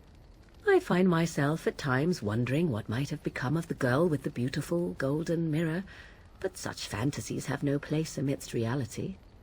My mother has been hunted from time to time, yes, by Templar fools like Alistair, which should tell you how successful they generally were. Flemeth made a bit of a game of it, in fact. The Templars would come again, and she would look at me and smile and say that the fun was to begin once more. I found the game fun. I was too young to understand the truth behind what was happening. Flemeth would warn them once. 'Twas a warning they inevitably failed to heed. And then the true game began. Often Flemeth would use me as bait. A little girl to scream and run and lure the Templars deeper into the wilds and to their doom. 'Twas a game, and I a young girl. If I didn't get to play, I would have been very upset. Thankfully, the wilds is a vast place. Once they found us, Flemeth would simply move us elsewhere, and we would be lost within the forest once again. I did not understand the danger we faced until I was much older. I had never heard of apostates or maleficarum. You do not know? The zealots use that word for any magic they do not control. The Chantry sees any mages not leashed to the circle of magi as apostates, and apostates could become maleficarum, evil mages that resort to blood magic and become demon-enslaved abominations. It may even be true, still, those of us who prefer freedom see no reason to submit. Oh, I hope you are not simply being agreeable. It would be a refreshing change. Enough of this talk. Let us return to the task at hand. Well, that depends, does it not? What does she seem to be? You mean, is she truly the Flemeth of legend and story? Tell me, how much do you know of the tale? The one that the chastened still tell of my mother, to frighten them into obedience. Ah, I see. That does explain much. I can relay what Flemeth once told me herself, and you can decide whether or not 'tis the truth, if you desire. As the tale is sung by the bards, there was a time when Flemeth was young and beautiful, a fair lass in a land of barbarian men, the desire of any who saw her. Many centuries before this land was even named Ferelden. The tales say that Flemeth fell in love with Osen the bard, and fled the castle of her husband, the dread Lord Conabar, and that he swore vengeance for her infidelity. In truth, my mother claims that 'twas Osen who was her husband, and Conabar the jealous lord, who looked on from afar. Lord Conabar approached young Osen, and offered him wealth and power in exchange for his lovely wife, and Osen agreed.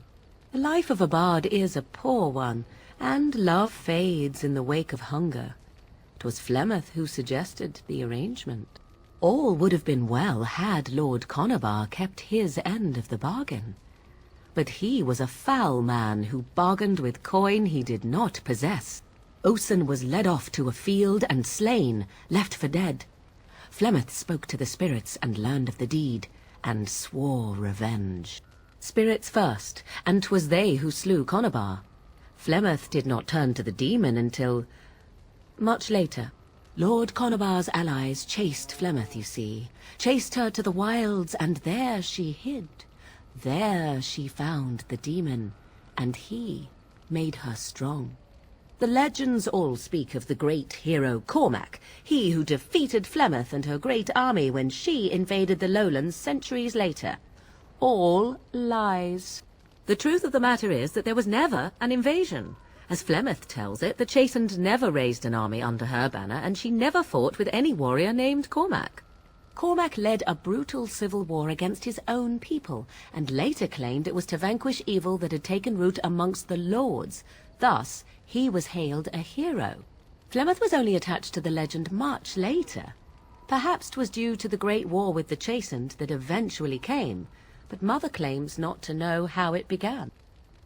The demon within her has transformed her into something else. An abomination, perhaps some would say. I know not. I only know my mother is clever, and she is part of the wilds as it is part of her. But she is no immortal. She bleeds. A blade in her heart would kill her like any other, were it lucky enough to find her. You ask if I have sisters. I have asked of this myself. The stories tell of many witches of the wilds after all, not just the one, and these tales existed long before I did. Flemeth refuses to speak of other daughters, if they existed, so should I believe I am her first? I doubt that too. I do not believe everything that Flemeth claims. Oft it seems her bitterness has coloured her memories. But on the whole, yes, I believe this tale, if not all. How often is this usually? Always? If not always, then when is it not true? There are more things in this world and the next than you or I could ever hope to understand. What Flemeth became is a mystery. I suspect even to her. Flemeth tells it with far more embellishment than I, but you are welcome. Dare I ask of your own mother? Few are abominations of legend, 'tis true, but I find myself curious nevertheless. Ah, then you have my sympathies for what it is worth. Which is very little, I am certain. It matters not. Let us move on. You're a hard woman to find. Where are my manners? The name is Levy Dryden. Did Duncan ever mention me? Levy of the coins? Levy the trader? Really? He never told you of old Levy? We've known each other for years. But here I am carrying on while you have a blight to stop. Don't want to waste your time. But you see, Duncan promised that together we'd look into something important for the Wardens. And for me. But poor Duncan's... well, no more. A tragedy it is, at that. But I know he would want his work carried on. His pledge fulfilled. Well, as you know, my family's name is mud around noble circles. My great-great-grandmother, Sophia Dryden, was the last Warden commander of Ferelden back when the Wardens were known as freeloaders. So King Arland banished the Wardens, and he took House Dryden's land and titles. Hard to say. After King Arland died, there was a civil war, loads worse than this one, and our family was on the run, hunted by enemies, with nary a friend in the world. But Drydens are tough. We rebuilt, became merchants, and we never lost our pride. Our family's only crime was guarding the kingdom against the blight. We're not ashamed of that. I ask for the truth. My family reveres Sophia Dryden. We know she died at the old Grey Warden base, Soldier's Peak. We want evidence to clear her name. It won't restore our land or our titles, but it'll restore our honour. Well, no one's been to Soldier's Peak since Arland's days. At least none that's come back. I spent years mapping the maze of tunnels to the peak, and I found the way a few years back. So I went to Duncan, I did, and I said that he could reclaim the old base and my family could have its honour. Soldier's Peak is strategic and symbolic importance. Duncan said that it would be worth it right there. He also hoped to recover lost Warden history and perhaps a few old relics. No one knows what's up there now. 1,000 blessings upon you, Warden. I'll mark down the location on your map. When you arrive, we'll pick our way through the tunnels together. And here we are. Soldier's Peak. Maker's breath. Look at the size of her. What a fortress. I told you the map would get us through the tunnels. I wasn't lost, it's just that the map got soggy. Bah! We're here. So, I'll follow you about, from a distance. This place has the stench of death. I expect there's trouble up ahead.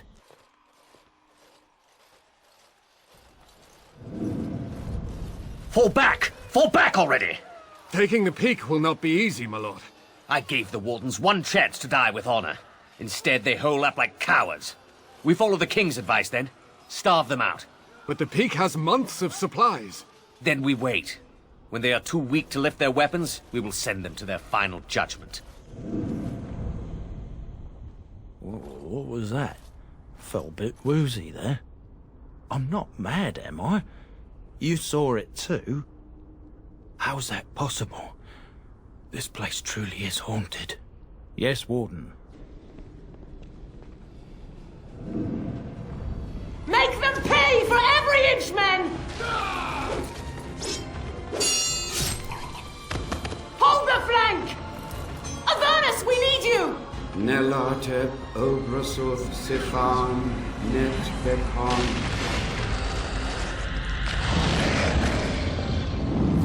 Andraste's blood! What?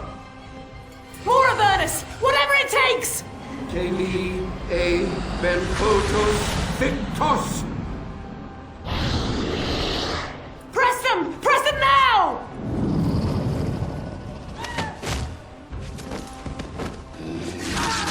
No! I command you, fight the King's men! Fool! So much death, suffering, and oh yes, blood. The veil is torn now. Your soul is mine, Avernus. Acolytes, retreat now! The battle is lost!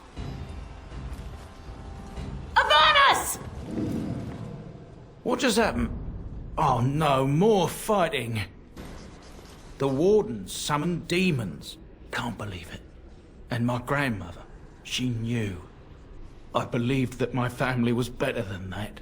But answers may lay up ahead. Step no further! Get this annoyance away from me! This one would speak with you.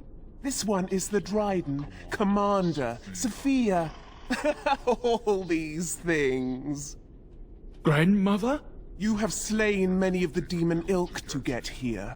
This one would propose a deal. That, or she's really let herself go. My great-great-grandmother is dead. I don't know what that is. This one has tasted her memories, seen her thoughts and hidden places. But she is food for this one. No more, no less. What is one woman-child compared to your might? Strike me down if my terms offend.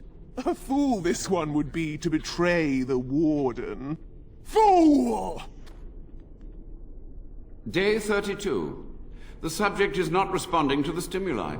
Testing the pain threshold has uncovered nothing. Only 3 subjects are left. Day 82. If only I could reproduce last night's extraordinary success. Electricity is only a catalyst. The blood is the key. Day 97. Energy and blood. Repeated applications have duplicated the results. I conjecture that success can be induced alchemically. But there are no more subjects left. If only I had 1 more, or a dozen. The things I could do. I hear you. Don't disrupt my concentration.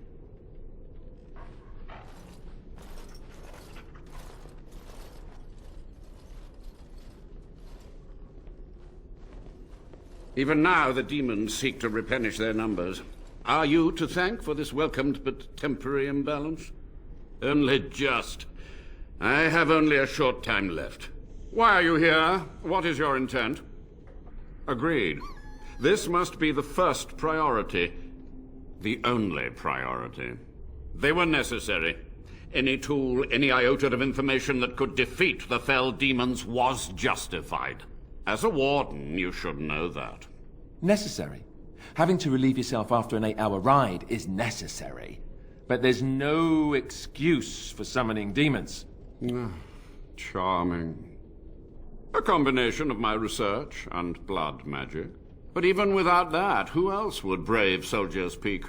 An admirable goal. But in order to achieve this, the demons must be cut off forever. To what questions, I wonder? Ask. The Chantry foolishly forbids blood magic, but there are so many secrets to uncover.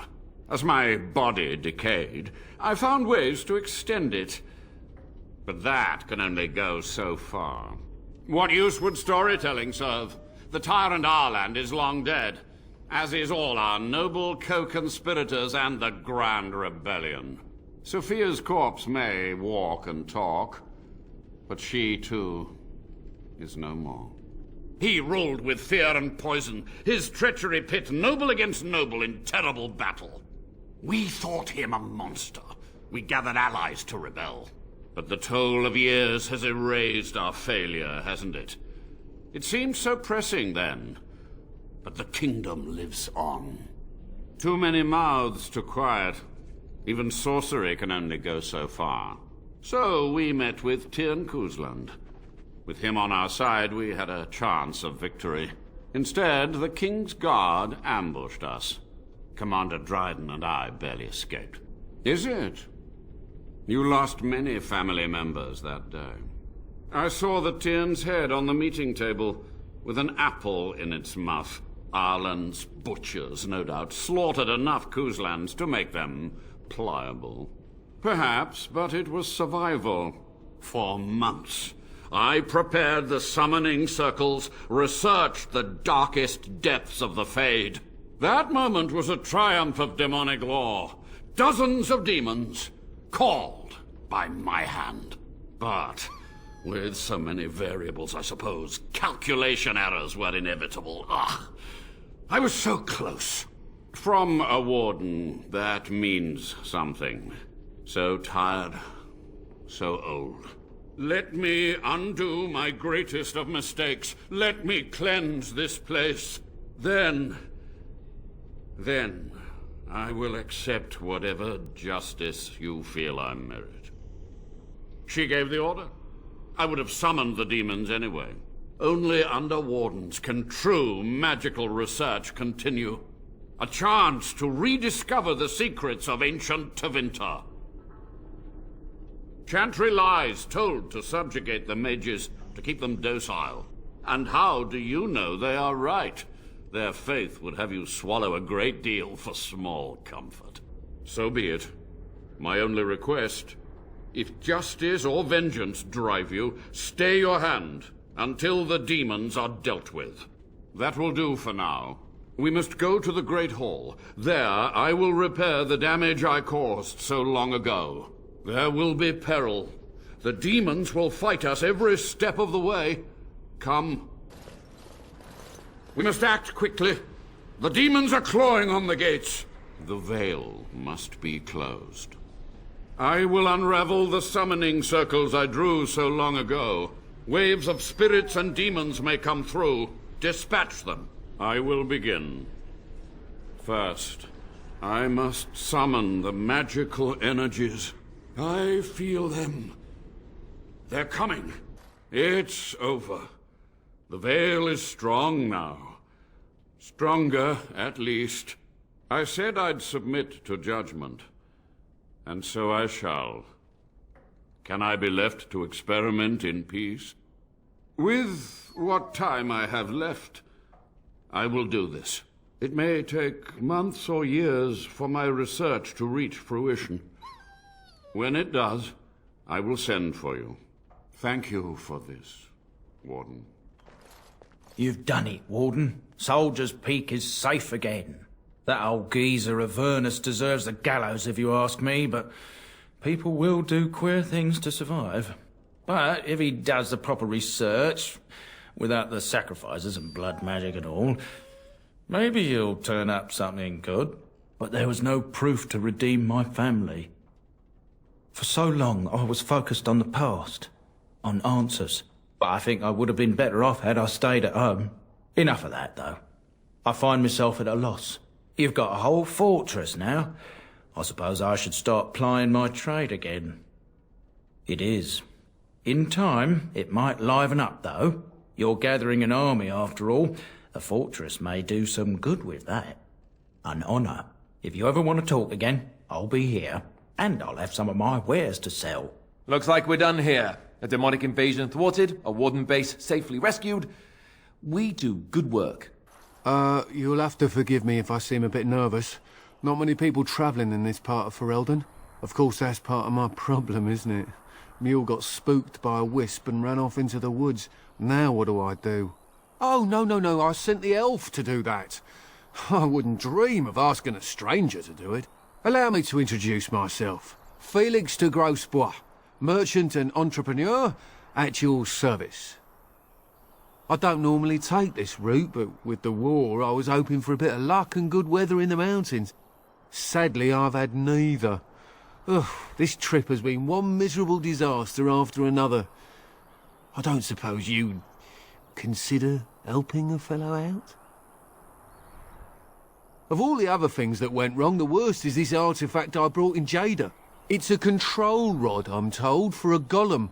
No point in me keeping it, however, as I'll never get to use it. But, maybe you could? Nothing. I just don't want to have to lug around something that might be taken for a gemstone by some bandit. To be honest, I don't even know if it'll be useful to you. I paid too much to simply throw it away.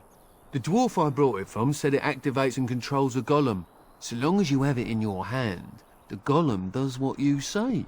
Might be useful, no? I mean, you look like the sort who could use one, yes? The catch? Yeah, I suppose it is a catch, isn't it? The catch is that the golem didn't come with the rod. It's supposed to be down in a village down south, waiting to be activated. Even if I could get down there, which I can't, I understand the place has been overrun by darkspawn. That's not such an issue for adventurous types like yourself, surely? Or I'm hoping that's so, at least. Just as well.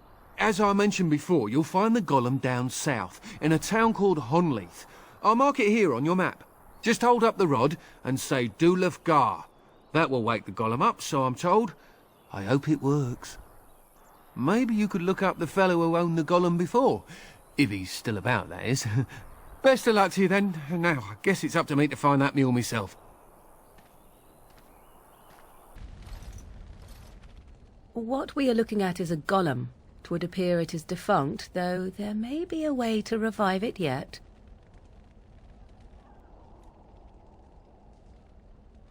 By the Maker, we're saved! You weren't sent by the band, were you? To save us? So we could have just starved down here?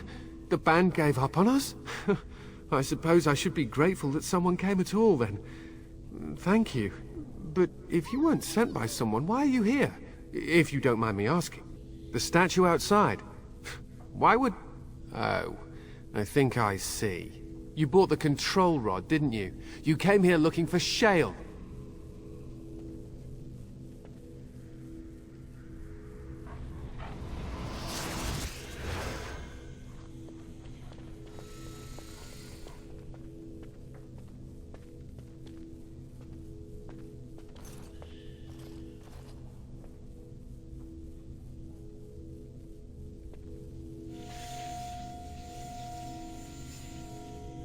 That damnable golem brought us nothing but trouble. My mother sold the rod years ago after it killed my father, and good riddance! My father's name was Wilhelm, mage to the Isles of Redcliffe and a hero in the war against Orlais, and what did he get? One day my mother found him outside the tower, with so many broken bones she could barely recognize him, and shale standing over him just like it is now. My father deserved better than that. But if you really want to wake Shale up, well, it's yours now. My mother might have passed along the wrong command phrase when she sold the rod. She said she never wanted to see Shale active again. Look, I'll tell you the command phrase, but I'll need your help first. I know you already saved my life, and I'm grateful, but my daughter is inside the laboratory. She was afraid and ran too far in before I could stop her. I don't know how she made it past my father's defenses. One of the men tried to go after her. He was killed, but you could find her, couldn't you? I don't, it's true. I'm terrified that something's happened to her and she's lying in there, injured. I can't leave here until I know for certain. Surely you can understand that. You will? Thank the Maker! My father's laboratory is just past the next area, I think. She has to be there. Oh look, someone's come to play. You have come to play, haven't you? We're playing a guessing game. It's better with more people. Father? Oh, you can tell him I'm fine. Maybe he'll come and stay with us, too. Anyway, you should go if you're not going to play. Kitty finds you distracting. I can't go. Kitty says she can't come, and I'm not leaving her. She'd be lonely. I would not suggest leaving in such hostile company anyhow, Amalia. Look how they act. Of course, silly. Talking is simple enough, once you know how. Oh, bug whistles, you're just no fun. I'm going to ignore you now. Nothing you say will convince Amalia to go with you. She loves only me now. I am her friend, while you are just a stranger. It seems we are at an impasse, so let me propose a compromise of sorts. Release me, mortal, and let me have the girl. Let us return to her father and leave this place forever. That's such a crude way of putting it. I do not wish to harm Amalia. I merely want to see your world through her eyes. Is that so wrong? Thank you. You are very gracious. The mage's wards hold me within this chamber, and only a mortal may approach them. There is a trick to disarming the wards, but I do not know it. Perhaps you will succeed where the girl failed. Oh, this is so exciting! Kitty is going to be free! Yes. I can feel the magic fading. Oh, I had forgotten how it feels not to be caged. Kitty? What's happening? A wonderful thing, my dear, for both of us. Betrayal! You will not take the girl. She is mine! Kitty! You're scaring me! I won't let you inside me! I won't!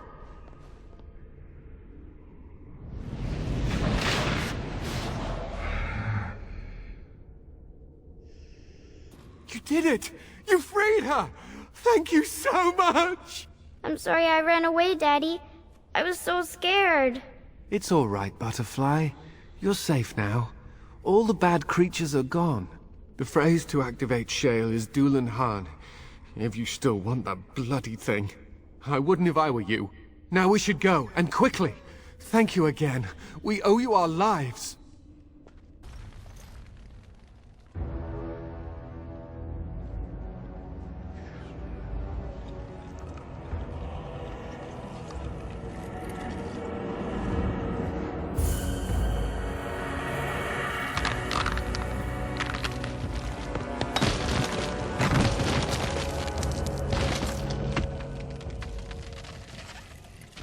I knew that the day would come when someone would find the control rod. And not even a mage this time. Probably stumbled across the rod by accident, I suppose. Typical. I stood here in this spot and watched the wretched little villagers scurry around me for, oh, I have no idea how long. Many, many years. And the villagers had no idea they were being watched. Creepy. Then one wonders that you wouldn't be grateful to the one who allowed you to stretch your legs, Gollum. Another mage, I see. Charming. I was just beginning to get used to the quiet, too. Tell me, are all the villagers dead? Some got away, then. How unfortunate. Perhaps I may have forgotten after all the years of being called Gollum. Gollum, fetch me that chair. Do be a good Gollum and squash that insipid bandit. And let's not forget, Gollum, pick me up. I tire of walking. It does have the control rod, doesn't it? I am awake, so it must. I see the control rod, yet I feel... Go on, order me to do something. And, nothing. I feel nothing. I feel no compulsion to carry out its command. I suppose this means the rod is... broken? I suppose if I can't be commanded, this means I have free will, yes? It is simply... what should I do? I have no memories beyond watching this village for so long. I have no purpose. I find myself at a bit of a loss. What about it? It must have awoken me for some reason, no? What did it intend to do with me? I see. Wonderful. I suppose I have two options, do I not? Go with it or go elsewhere? I do not even know what lies beyond this village. Are you certain you want to bring that thing with us? It could be dangerous. And large. Good point. Better it than me, anyhow. I will follow it about, then. For now. I am called Shale, by the way. This should be interesting.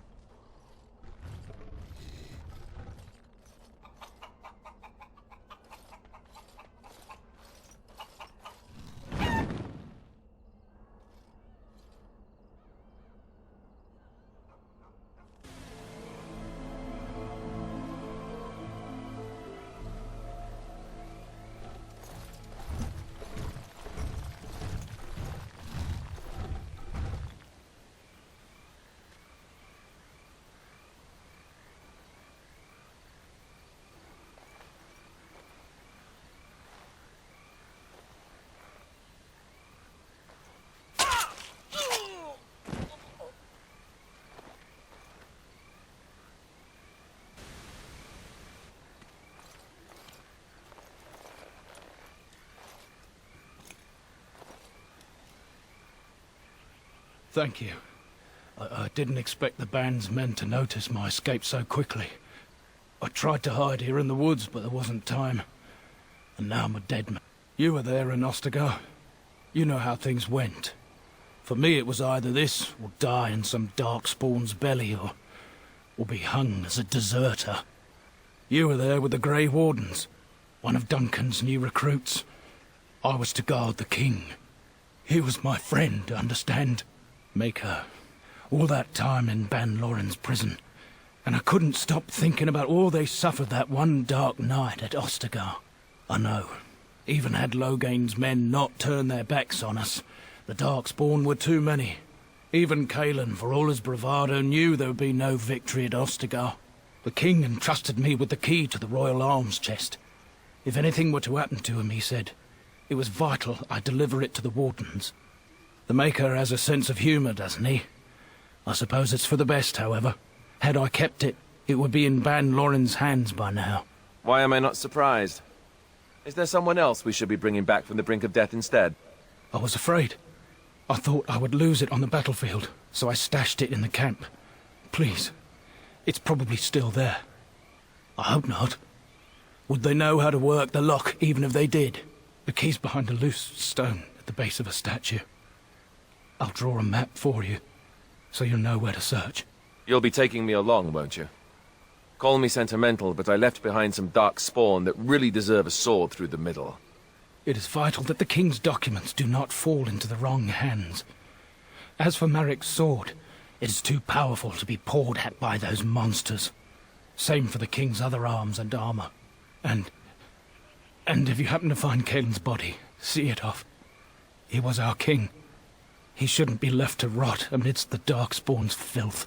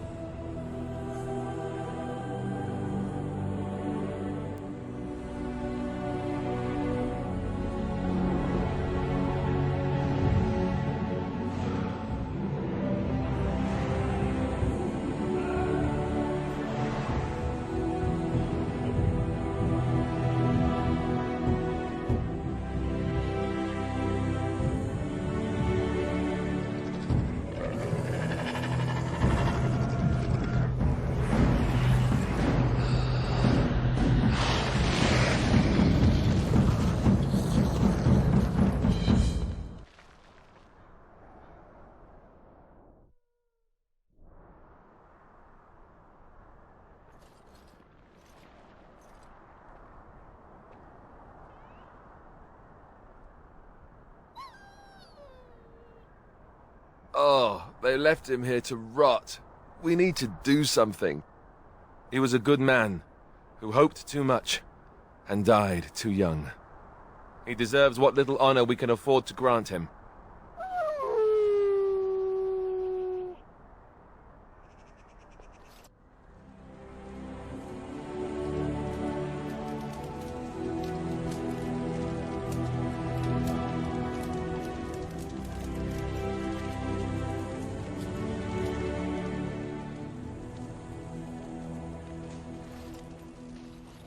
Don't understand. You look like a woman. You are a Grey Warden, so it follows that you can't be a woman. Women are priests, artisans, shopkeepers, or farmers. They don't fight. Why would women ever wish to be men? That makes no sense. Do they also wish to live on the moon? That's as attainable. One of those things can't be true. A person is born, Gunari or human or elven or dwarf. He doesn't choose that.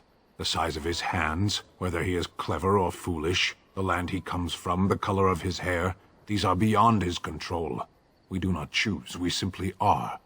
Can they? We'll see. Have I ever told you I really like the way you wear your hair? It's very nice, and it suits you. Simple. Not like the elaborate hairstyles we wore in Orlais. They involved flowers, ribbons, jewels. 1 year, feathers were all the rage, and Lady Elise decided she needed to outdo everyone else, and actually wore live songbirds in her voluminous hair. The chirping was quite charming for a while, but you must realize, terrified little birdies often have loose bowels.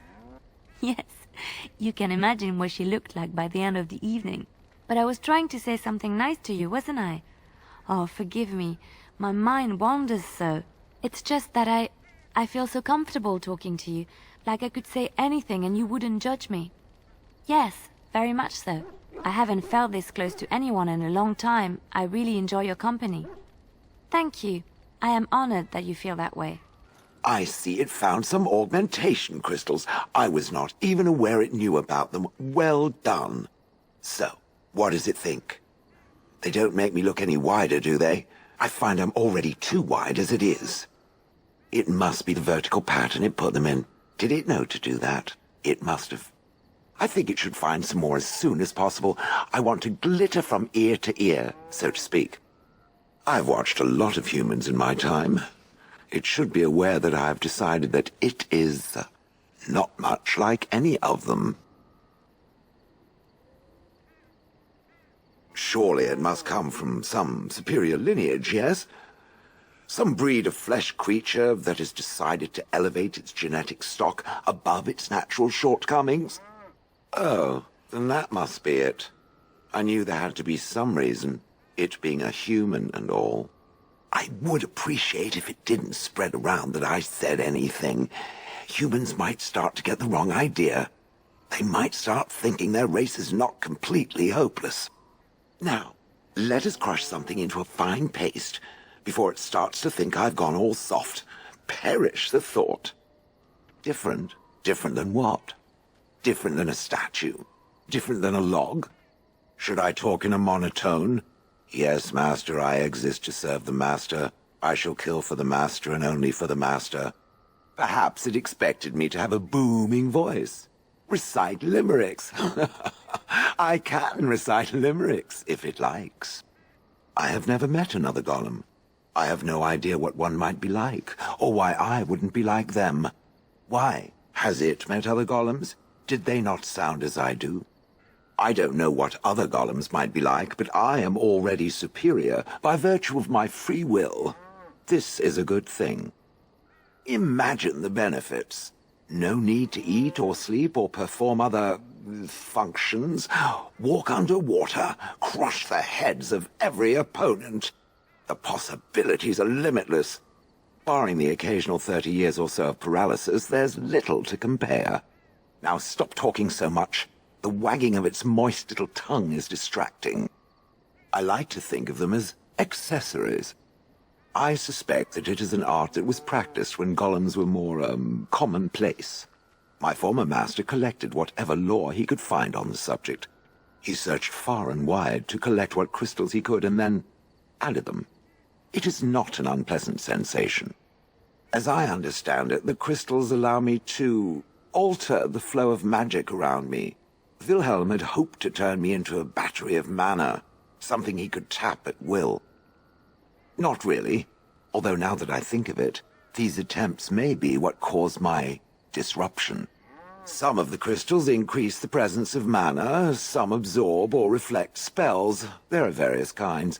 All I can promise is that should it ever find one of these crystals, I can likely tell it the function and what it would do if added to me. Why not? I don't get to wear clothing and other adornments like the rest of you creatures after all. That answers its question, I assume? Unless it has more. Oh, how interesting. Certainly I remember having a master. My memories of what happened to him are vague. So some belabored description is now called for, is it? Oh, very well. My former master enjoyed experimenting upon me. I remember that much. There was tinkering with spells, and then the crystals. He was very eager to alter my function, I think. Bah! I am no mage, and he did not explain himself to me, any more than it would explain itself to a sword. He possessed my control rod, and back then, it would have prevented me from doing anything he did not command me to, no matter how I might have wished to. So what happened? I am unsure. He was experimenting, and then nothing. There was pain. I do not feel it as soft creatures do, so the memory is an odd one. And then he was gone. I was standing where I was, in the village, and I could no longer move. The villagers came, poked and prodded me in fear, and then realized they could neither move me nor destroy me, so they simply left me. And in time I forgot I hadn't stood there all along. In fact, at first I found it more of a relief. For so many years I'd had to leap to that little toadstool's every command. Get this, pick up that, put it down, pick it up again. The gall! At first I'd hoped he'd simply decided to leave me there paralyzed, an acceptable trade-off. After years passed, I simply stopped caring. Possibly. Except that he was not experimenting with the crystals at the time, I think. But my memory is not good. It may be correct. Whatever the mage did seemed to render the control rod useless, for which I should be thankful, yes? And provided it doesn't decide to copy his experiments, not that I would allow it, it is nothing to fear from me. Much. And now it knows, and doesn't it feel better? Let us get back to the walking and the fighting. My stone is beginning to itch again. Oh yes, that I remember quite well. My former master, the mage Wilhelm, he brought me. As I recall, he had acquired some position with whatever lord ruled the land. I, being little more than a glorified possession at the time, was brought along. Oh, how he enjoyed impressing the villagers with me. Gollum, snarl at that villager there, be fearsome. And of course, I would have to do it. I traveled with the mage. He did a lot of traveling, I remember that. But where we went, it is rather fuzzy. I remember great battles, fighting many humans long ago. They were all very soft and squishy. And before that, No, there are only images. I was somewhere dark. I have no idea. Wilhelm used to brag that the dwarves stopped making golems centuries ago. I do not age as you soft creatures do. Sadly, my memory is no better. Plus, I get bored and stop paying attention. I'd have happily stomped them all into paste, and then ripped down their little houses and stomped on them, too. In fact, after 30 years of watching them, I'd do it twice. What I didn't like was being ordered to do it. Dangled in front of those frightened morons like some scary thing. Once I was a statue, it took those villagers years before they'd even approach me. The first one to actually work up the nerve to touch me urinated himself. Ugh.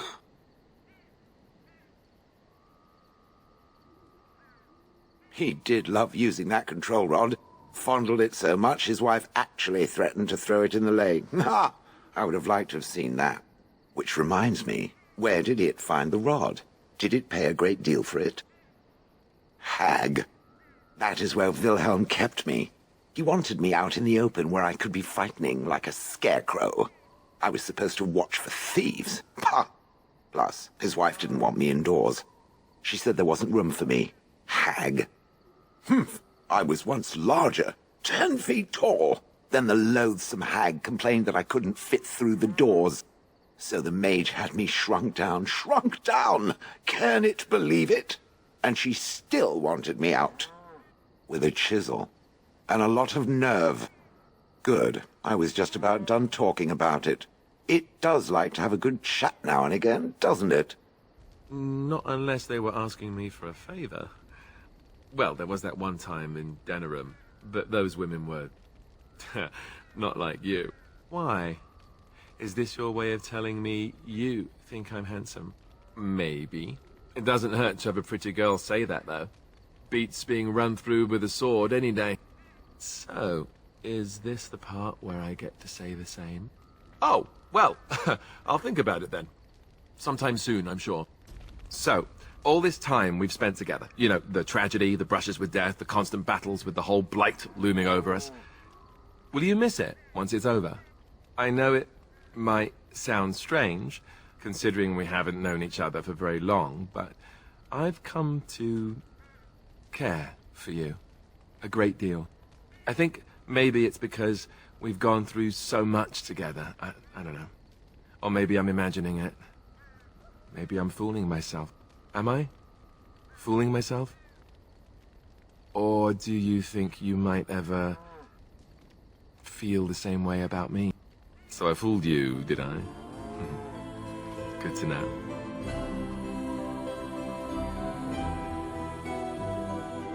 That wasn't too soon, was it? Good. I'll take that as a good sign. Maker's breath, but you're beautiful. I am a lucky man.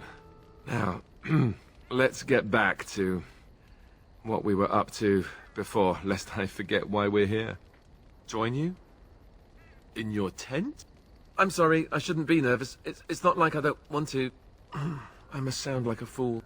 You know that I've never done anything like this with anyone. I was quite sheltered after all. I care for you so much. Whenever I think of this, I feel like a bumbling idiot. All hands. I wish I could be better at this. I want it to be right. I really do, don't I? I keep telling myself that. I don't know. I'm willing to give it a shot, if you are. Right. I'm going to stop talking now.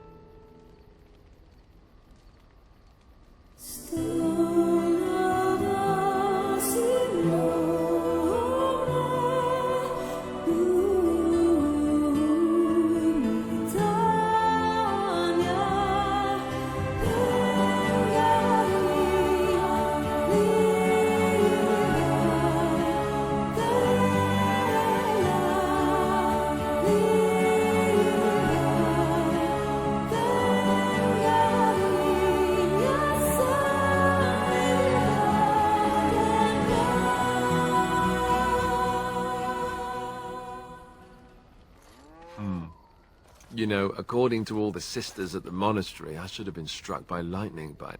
Meaning it was so great that the Maker himself has decided to spare me the usual punishment, right? Right? Oh. You do realize the rest of our little party here is going to talk, right? They do that. Oh, sure, now you say that. By tomorrow it'll be icy glares and awkward silences right before battle. Just you watch. So, what now? Where do we go from here? Right, I can handle that. I hope. Before we go, I just want to thank you. No one's ever made me feel this way. I wasn't sure it could happen, in fact. Good to know. You know, I was just thinking the same thing. Given the circumstances, things could have been so much worse. I'm so grateful that you're you, instead of some other Grey Warden. That sounded better in my head. I just mean to say that I've really come to care about you. Now we just need to be rid of that pesky archdemon, and everything will be back to normal, right?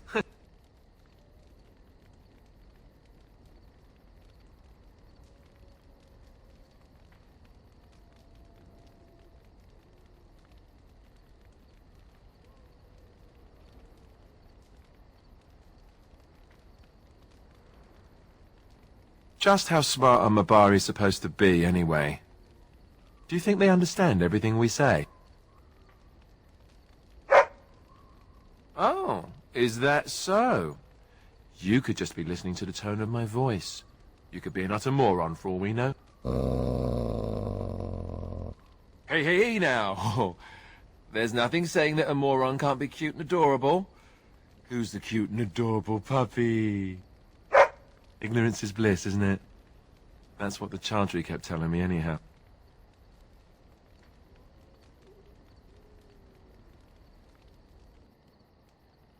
Do you really know what's going on here? The Blight, the Civil War? I really wonder how much of it you understand. We're all special, big parts to play. Even you, especially you in some ways. You are the Mabari. You guard one of the most important people...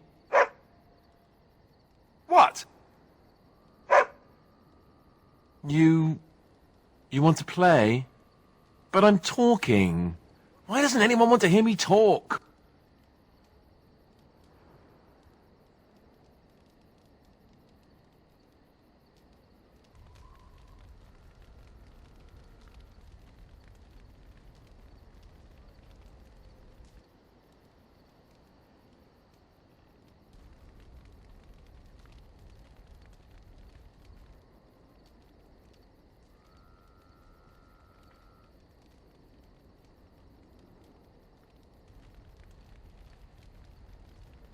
I do wonder, is it permissible for 2 Grey Wardens to...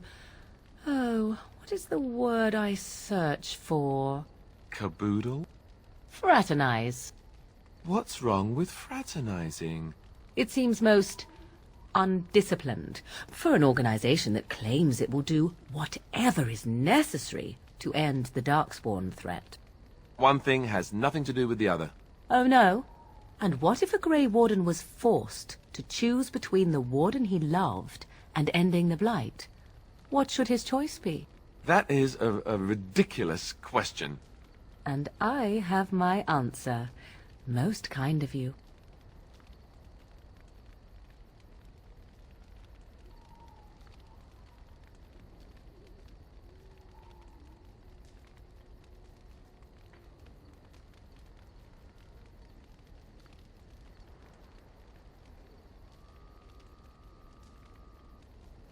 Have a care where your eyes linger, Alistair. Yes, well, don't worry. It's not what you think. I see. I was looking at your nose. And what is it about my nose that captivates you so? I was just thinking that it looks exactly like your mother's. I hate you so much. What? Never mind.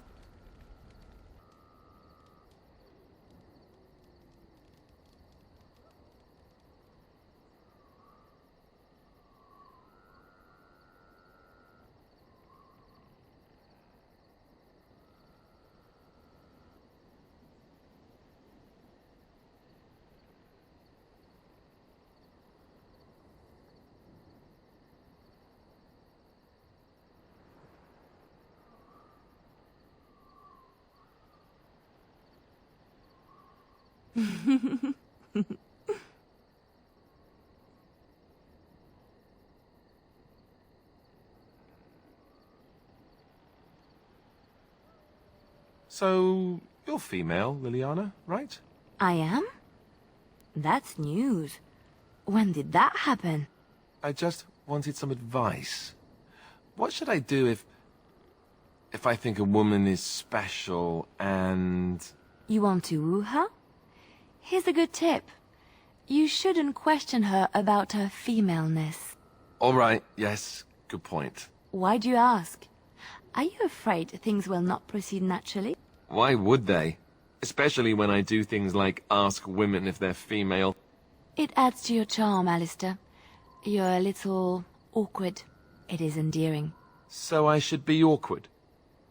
Didn't you just say not to do things like that? Just be yourself. You do know how to do that, don't you? All right, forget I asked.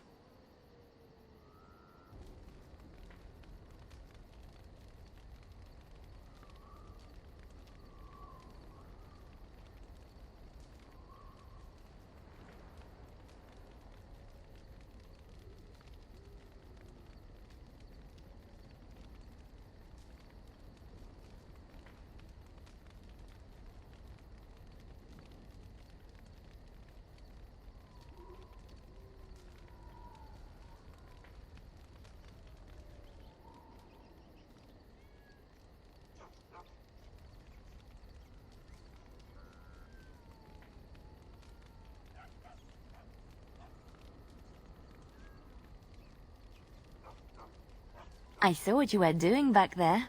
Oh? Don't play innocent with me. What are you talking about? You playing with that kitten. There was no kitten. Sten, I saw you. You were dangling a piece of twine for it. I was helping it train. You're a big softy. We will never speak of this again. Softy.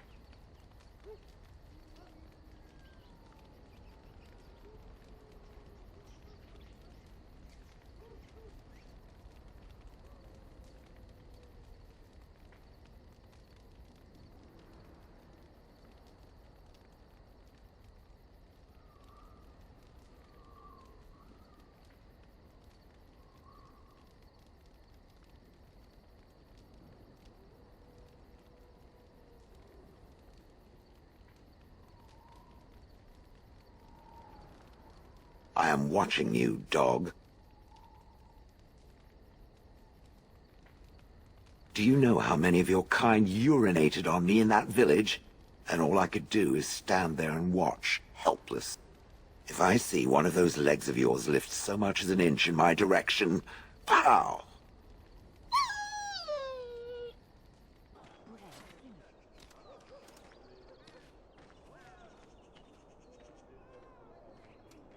Puppy!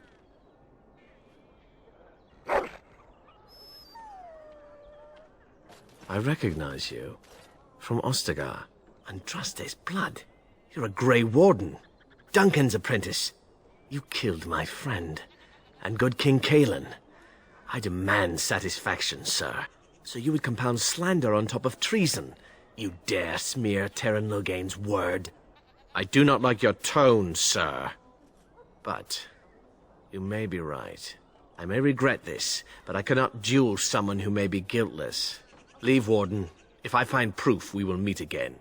Yes? What are you doing here? My name is Wayland. I'm the assistant of the scholar Brother Genitivi. This is his house. He's an eminent scholar and researcher who serves the Great Chantry. When you first came in, I was hoping that you had news of Brother Genitivi. Wishful thinking, it seems. I haven't seen Brother Genitivi in weeks. He sent no word. It's so unlike him. Genitivi was on the trail of the Urn of Sacred Ashes. I fear he has gotten too close to the truth. Perhaps the urn has been lost for a reason. I pray for Genitivi's safety, but hope dwindles with each passing day. I tried to send help, but some knights came from Redcliffe looking for him not long ago. I sent them after Genitivi, and they too have disappeared. Well, they haven't returned, and they sent no word either. I suppose that's possible. I don't know. After what happened to Genitivi, can you blame me for thinking the same thing could happen to the knights? Perhaps I am just a pessimist. I hope I am wrong. Now don't ask me where they went. You'll go after them. And what if ill luck should befall you too? This search is a curse on all of us. Some things are not meant to be found. I know that now. So be it. All he said before he left was that he would be staying at an inn near Lake Calenhard, investigating something in that area. If you were wise, you would turn away and never look back. Please, I beg you. I do not think this will end well. All actions have consequences. Perhaps Genitivi brought this on himself. Genitivi could not see how the search had consumed him. It was all he thought about. I hated seeing him like that. I'm not surprised it led to this. Good luck. May you find the answers you seek. What are you doing in Haven? There's nothing for you here. No, you do not. I would have been informed if someone was expecting a visitor. Who? Perhaps revered Father Eirik will know of whom you speak. Unfortunately, he's ministering to the villagers at the moment and cannot be disturbed. A revered father, huh? That's new. I wonder what this means. It's always been thus in Haven. We do not question tradition. Our ways are not the ways of the lowland cities. The urn is nothing but a legend. I do not know who Brother Genitivi is or what he says. However, I'm sure people can convince themselves of anything. No. It's always been thus in Haven. We do not question tradition. We do not appreciate lowlanders looking about our home as though it was some sort of zoo. You may trade for supplies at the shop if you wish, then I suggest you and your companions leave. Did it just get a lot colder, or is it just me? They are hiding something. 'Tis obvious, is it not? Interesting strategy. Tell me, do you intend to keep going north until it becomes south and attack the Archdemon from the rear? Truly, it would surprise me if my enemy counterattacked by running away and climbing a mountain. How will this help him? I have no doubt of your faith. I am beginning to doubt your sanity, however. The Archdemon is our goal, and we are heading away from it to find the charred remnants of a dead woman. I will not simply follow in your shadow as you run from battle. Then turn and fight. You keep the Darkspawn waiting. We are blessed beyond measure. We are chosen by the Holy and Beloved to be her guardians. This sacred duty is given to us alone. Rejoice, my brethren, and prepare your hearts to receive her. Lift up your voices and despair not, for she will raise her faithful servants to glory when her... Ah, welcome. I heard we had a visitor wandering about the village. I trust you've enjoyed your time in Haven so far?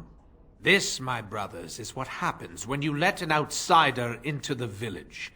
They have no respect for our privacy. She will tell others of us if we let her.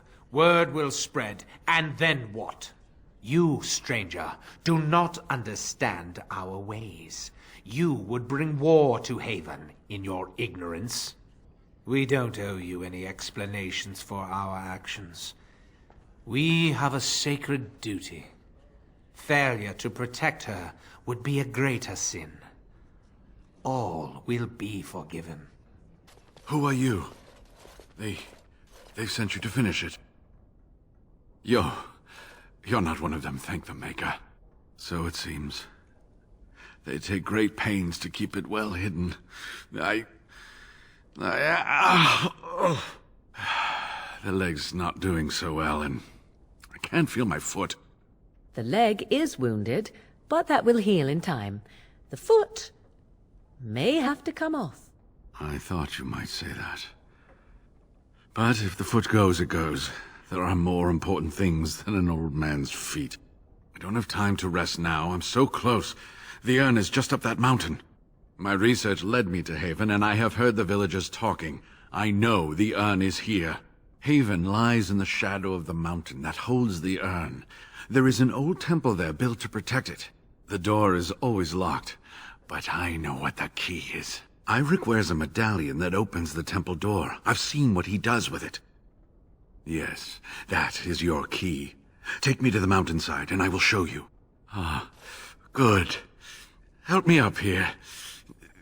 I'll try not to slow us down. Here we are. Give me the medallion, and let's see if I remember. Yes, you see, it can be manipulated, just like this. And there. A key to open the way.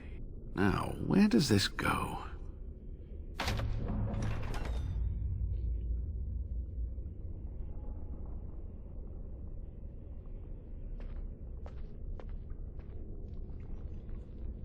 Oh, what I would give to have seen this hall in all its splendor, as it was meant to be.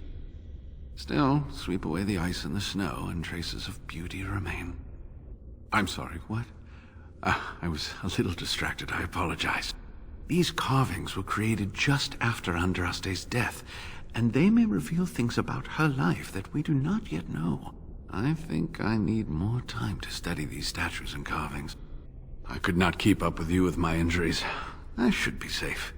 I don't think there are any villagers here. Go, I will be all right. Perhaps my destiny was only to lead you to the urn. It's my job. Just be careful, that's all I ask. The temple is perilous. I'll be right here if you need me. I bid you welcome, pilgrim. Yes, I am the guardian of the ashes. I have waited years for this. It has been my duty, my life, to protect the urn and prepare the way for the faithful who come to revere Andraste. For years beyond counting have I been here, and shall I remain until my task is done and the Imperium has crumbled into the sea. Is it not? Then perhaps this is the beginning of the end. Colgrim knows not of what he speaks. His heart is laced with poison, and he has led many astray.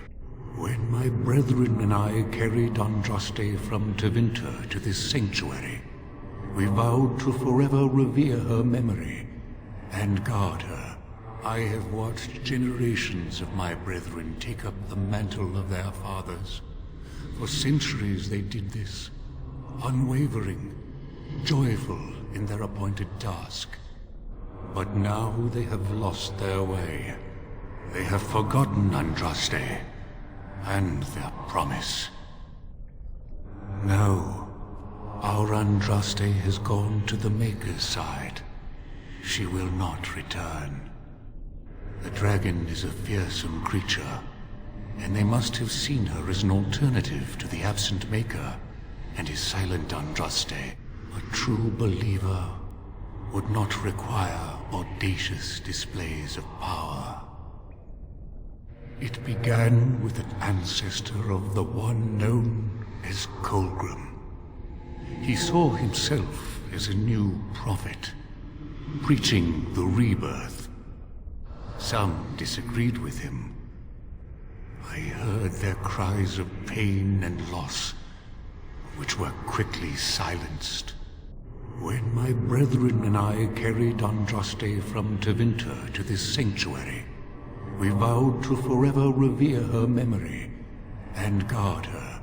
I have watched generations of my brethren take up the mantle of their fathers. For centuries they did this, unwavering, joyful in their appointed task. But now they have lost their way. They have forgotten Andraste and their promise. You already know that the urn contains the remains of the prophet Andraste. What else is there to tell? You have come to honor Andraste, and you shall, if you prove yourself worthy. Then you will not come to the ashes. It is not my place to decide your worthiness. The gauntlet does that. If you are found worthy, you will see the urn and be allowed to take a small pinch of the ashes for yourself. If not, the gauntlet tells the true pilgrims from the false. You will undergo 4 tests of faith, and we shall see how your soul fares. You will understand what it is when you face it. Before you go, there is something I must ask. I see that the path that led you here was not easy. There is suffering in your past. Your suffering, and the suffering of others. You abandoned your father and mother, leaving them in the hands of Rendon Howe, knowing he would show no mercy. Do you think you failed your parents? Thank you. That is all I wish to know. You are too hard on yourself. No one's perfect. Is there any religion that does not thrive upon guilt, like a glutton at his lunch? No, I thought not. Parshera, leave the past where it falls. And what of those that follow you? Alistair, Knight, and Warden. You wonder if things would have been different if you were with Duncan on the battlefield. You could have shielded him from the killing blow. You wonder, don't you, if you should have died and not him? Yes. If Duncan had been saved and not me, everything would be better. If I just had the chance, maybe I... Demand whatever answers you want, Spirit. You came to this land as an observer, but you killed a family in a blind rage. Have you failed your people by allowing a Qunari to be seen in that light? I have never denied that I failed. And you, Morrigan, Flemeth's daughter, what? Begone, Spirit. I will not play your games. I will respect your wishes. The way is open. Good luck, and may you find what you seek.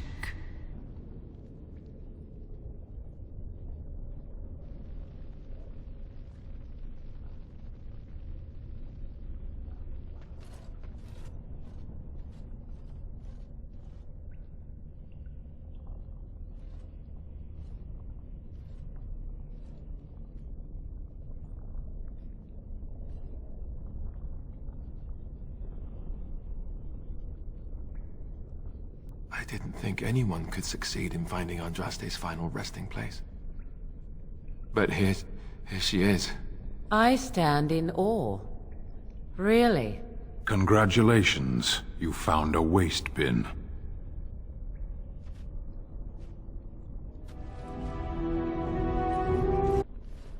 Welcome back.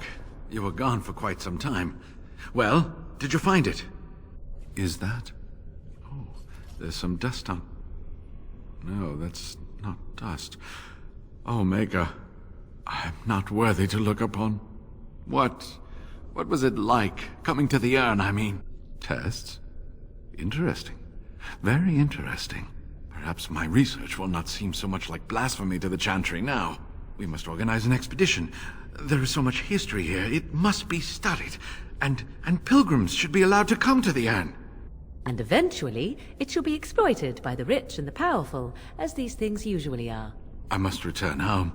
I have much to do. If you ever find yourself in Denerim, please visit me. I am not a rich man, but I have a small collection of interesting artifacts, and I do owe you a reward for coming to my rescue. I hope to see you soon, my friend. Blight, how will you end it? Is that all? It is surrounded by an ocean of darkspawn. How will you reach it? If you reach it, how will you slay it? You say you are a Grey Warden. I have heard stories of this order. Great strategists and peerless warriors. That is what we hear of the Wardens. So far, I am not impressed. Will you make that excuse to the Archdemon, or the victims it claims in the meantime? Here, look at this. Do you know what this is? I picked it in Lothering. I remember thinking, how could something so beautiful exist in a place with so much despair and ugliness? I probably should have left it alone, but I couldn't. The Darkspawn would come, and their taint would just destroy it. So I've had it ever since. I thought that I might give it to you, actually. In a lot of ways, I think the same thing when I look at you. I'm glad you like it. I was just thinking, here I am doing all this complaining, and you haven't exactly been having a good time of it yourself. You've had none of the good experience of being a Grey Warden since your joining. Not a word of thanks or congratulations. It's all been death and fighting and tragedy. I thought maybe I could say something. Tell you what a rare and wonderful thing you are to find amidst all this darkness. I'm glad you like it. Now, if we could move right on past this awkward, embarrassing stage and get right to the steamy bits, I'd appreciate it. Ha ha. Bluff called. Damn, she saw right through me. I'll be standing over here until the blushing stops. Just to be, safe. You know how it is.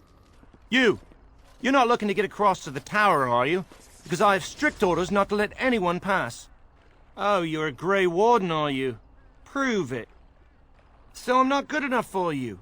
Fine. See if you get into the tower on your own. Oh, really? You think Gregor would be upset with me for not letting you in?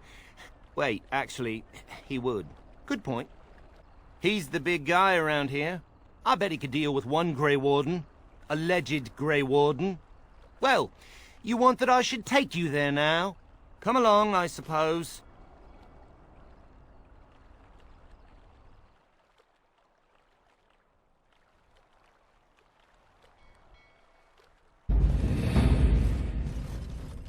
And I want 2 men stationed within sight of the doors at all times. Do not open the doors without my express consent. Is that clear? Yes, sir. The doors are barred. Are they keeping people out or in? Now we wait and pray. We're dealing with a very delicate situation. You must leave for your own safety. I am weary of the Grey Warden's ceaseless need for men to fight the Darkspawn, but it is their right. You'll find no allies here. The Templars can spare no men, and the mages are indisposed. I shall speak plainly. The tower is no longer under our control. Abominations and demons stalk the tower's halls. The circle is lost. The tower has fallen. I have sent word to Denerim, calling for reinforcements and the right of annulment. The mages are probably already dead. Any abominations remaining in there must be dealt with, no matter what. This situation is dire. There is no alternative. Everything in the tower must be destroyed so it can be made safe again. If any are still alive, the Maker himself has shielded them. No one could have survived those monstrous creatures. It is too painful to hope for survivors and find nothing. I assure you, An abomination is a force to be reckoned with, and you will face more than one. If you succeed, I would owe you much, enough that I would pledge my Templars to your cause. Without word from Denerim, I must determine our course. Surely destroying Darkspawn is a worthy goal. A word of caution. Once you cross that threshold, there is no turning back. The great doors must remain barred. I will open them for no one until I have proof that it is safe. I will only believe it is over if the first enchanter stands before me and tells me it is so. If Irving has fallen, then the circle is lost and must be destroyed. May Andraste lend you her courage, whatever you decide.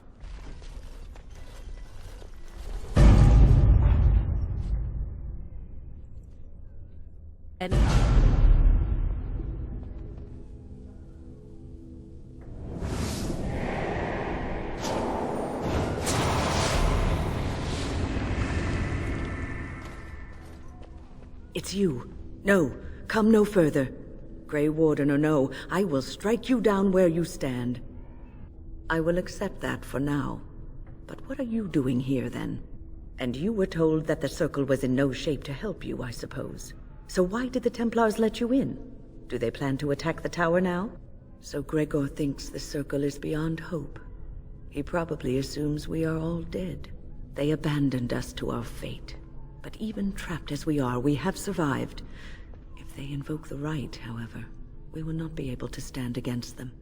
If you are here to kill abominations, let me help you. I erected a barrier over the door leading to the rest of the tower, so nothing from inside could attack the children. You will not be able to enter the tower as long as the barrier holds, but I will dispel it if you join with me to save this circle. Once Gregor sees that we have made the tower safe, I trust he will tell his men to back down. He is not unreasonable. You want us to assist this preachy schoolmistress to rescue these pathetic excuses for mages? They allow themselves to be corralled like cattle, mindless. Now their masters have chosen death for them, and I say, let them have it. Have it your way. Petra, Kinan, look after the others. I will be back soon. When? Are you sure you're all right? You were so badly hurt earlier. Maybe I should come along. The others need your protection more. I will be all right. Stay here with them. Keep them safe and calm. If you are ready, let us go end this. Here we are. I'm somewhat amazed at myself for having kept it in place this long. It made me very weary at times, but I had to stay strong to keep us safe. Be prepared for anything. I do not know what manner of beasts lurk beyond this barrier. Are you ready? All right. Be on your guard.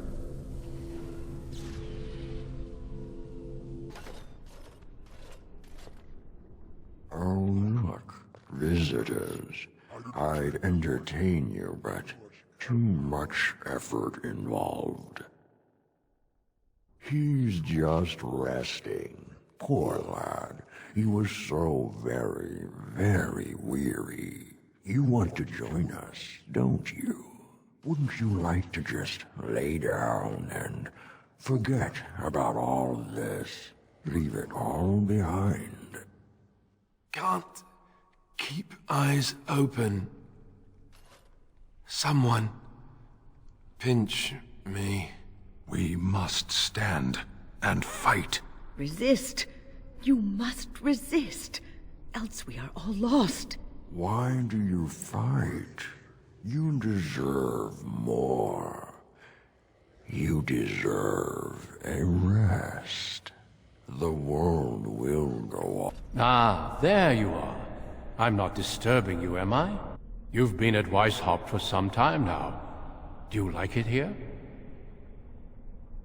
Everything is as it should be. We have eradicated the Darkspawn, and the world is at peace. It was a triumph for all of us, bringing down the archdemon and setting the underground lairs ablaze.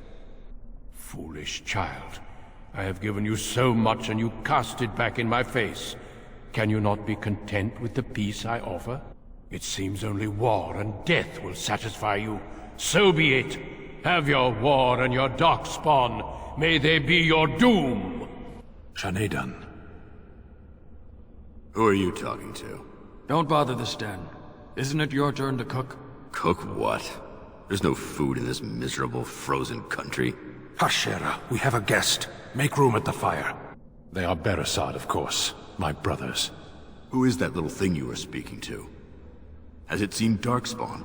Don't interrupt the stand, Karashak. We've been days in this place. There's no sign of any threat.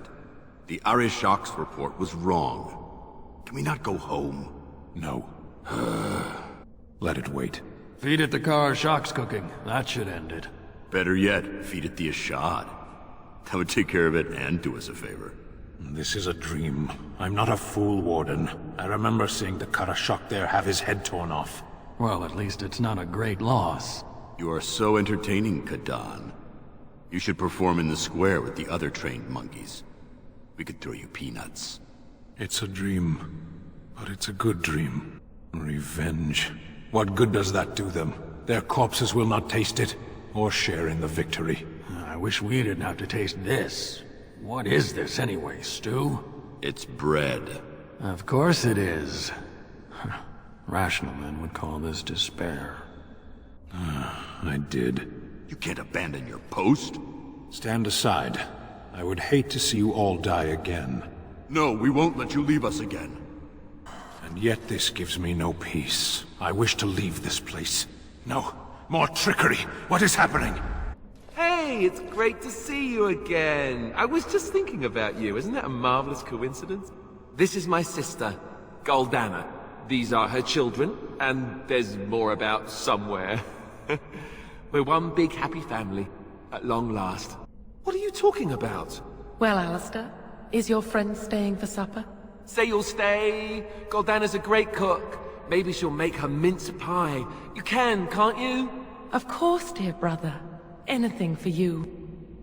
You're acting really strangely. All right, if it makes you happy. It's a little fuzzy. That's strange. Alistair, come and have some tea. No. Wait. I remember a tower. The circle. It was under attack. There were demons. That's all I really remember. Are you saying this is a dream? But it's so real. Of course it's real. Now wash up before supper and Something doesn't feel quite right here. I think I have to go. No, he is ours, and I'd rather see him dead than free. Goldana? I can't believe it. How did I not see this earlier? Yes, well, try not to tell everyone how easily fooled I was. Are we going now? Wait, where are you going? What's happening to me? Hey! Maker, forgive me. I failed them all. They died and I did not stop it. How can I disbelieve what I see, what I hear and smell and feel? Death. Can you not see it? It's all around us. Why was I spared, if not to help them? What use is my life, now that I have failed in the task that was given me? Leave me to my grief. I shall bury their bones, scatter their ashes to the four winds, and mourn their passing, till I too am dead. Your blatant disregard for the souls of the dead strikes me as being utterly inappropriate. You do not know me. You have no right to make such judgments. I do not know what this will accomplish, but I will do this if it will satisfy you. It is difficult to focus. It feels as though something is stopping me from concentrating. I've never had so much trouble. Perhaps some time away from this place will help me think clearly. Don't leave us, Wynne. We don't want to be alone. Holy Maker, stay away, foul creature! Stay, Wynne. Sleep soundly in the comforting embrace of the earth. Do not fight it. You belong here with us. No, No, not yet. My task is not yet done. It is not time yet. Come. Come away to your rest. Is it over? Thank the Maker for you. Wait, what's happening? Where are you going? What do we have here? A rebellious minion? An escaped slave? My, but you do have some gall. But playtime is over. You all have to go back now. Oh, here I am. And there you are. You just disappeared. Well, no matter. I am here, and it is time to finish this. I have had enough of cages. You will not hold us, demon.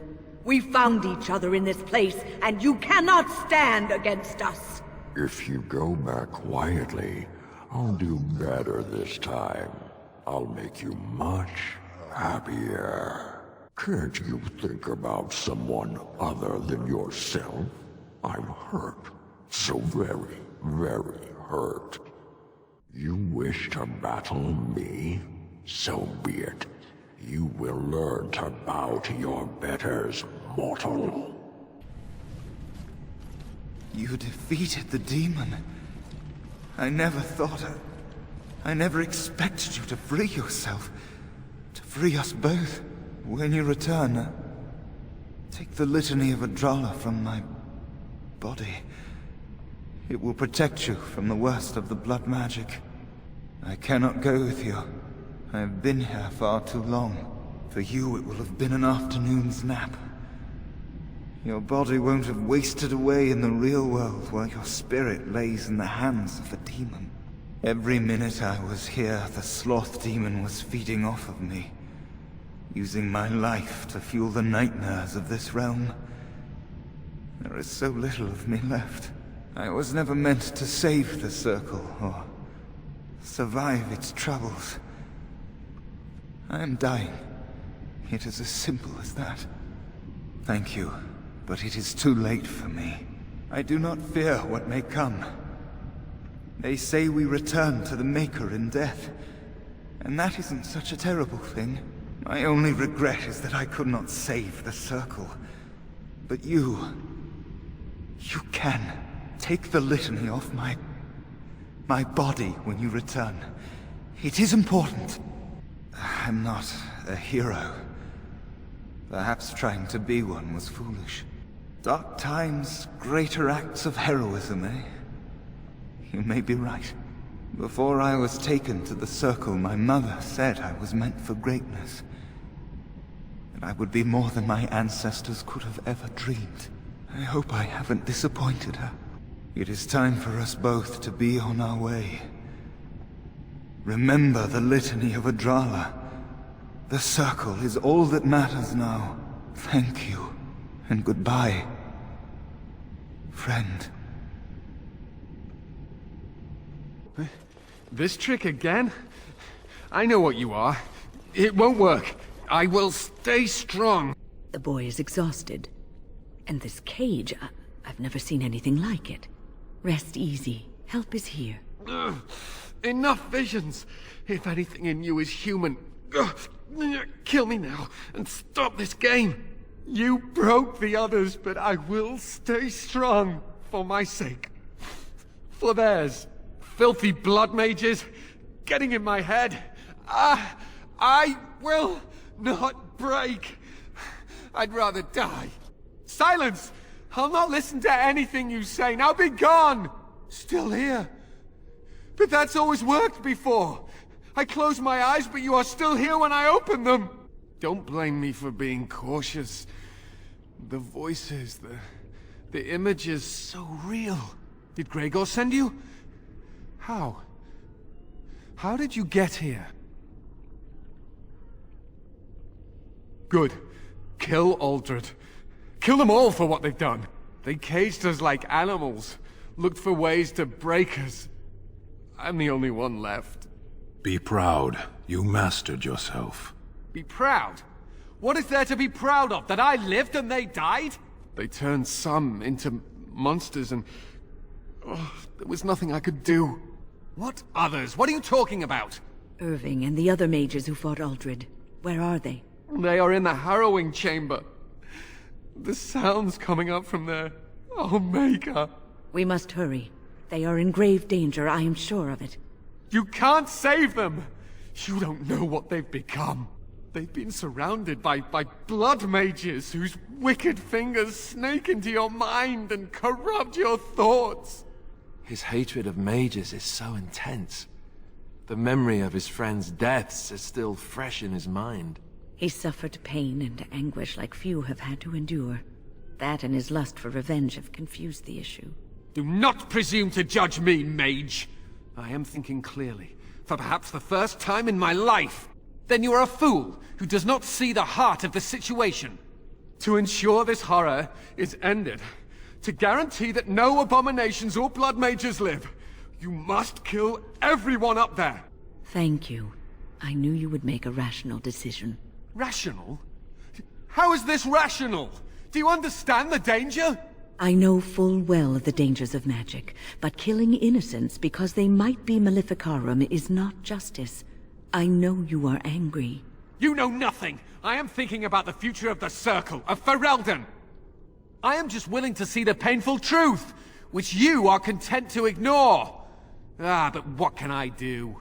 What he says makes sense. Do not discard it out of hand. These mages are out of control. Perhaps. As you can see, I am in no position to directly influence your actions, though I would love to deal with the mages myself. My cage is Uldred's doing, or one of his mages.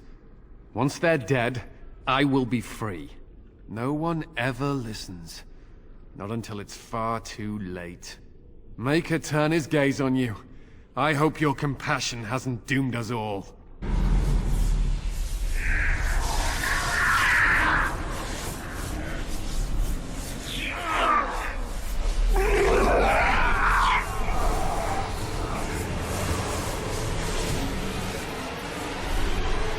Do you accept the gift that I offer?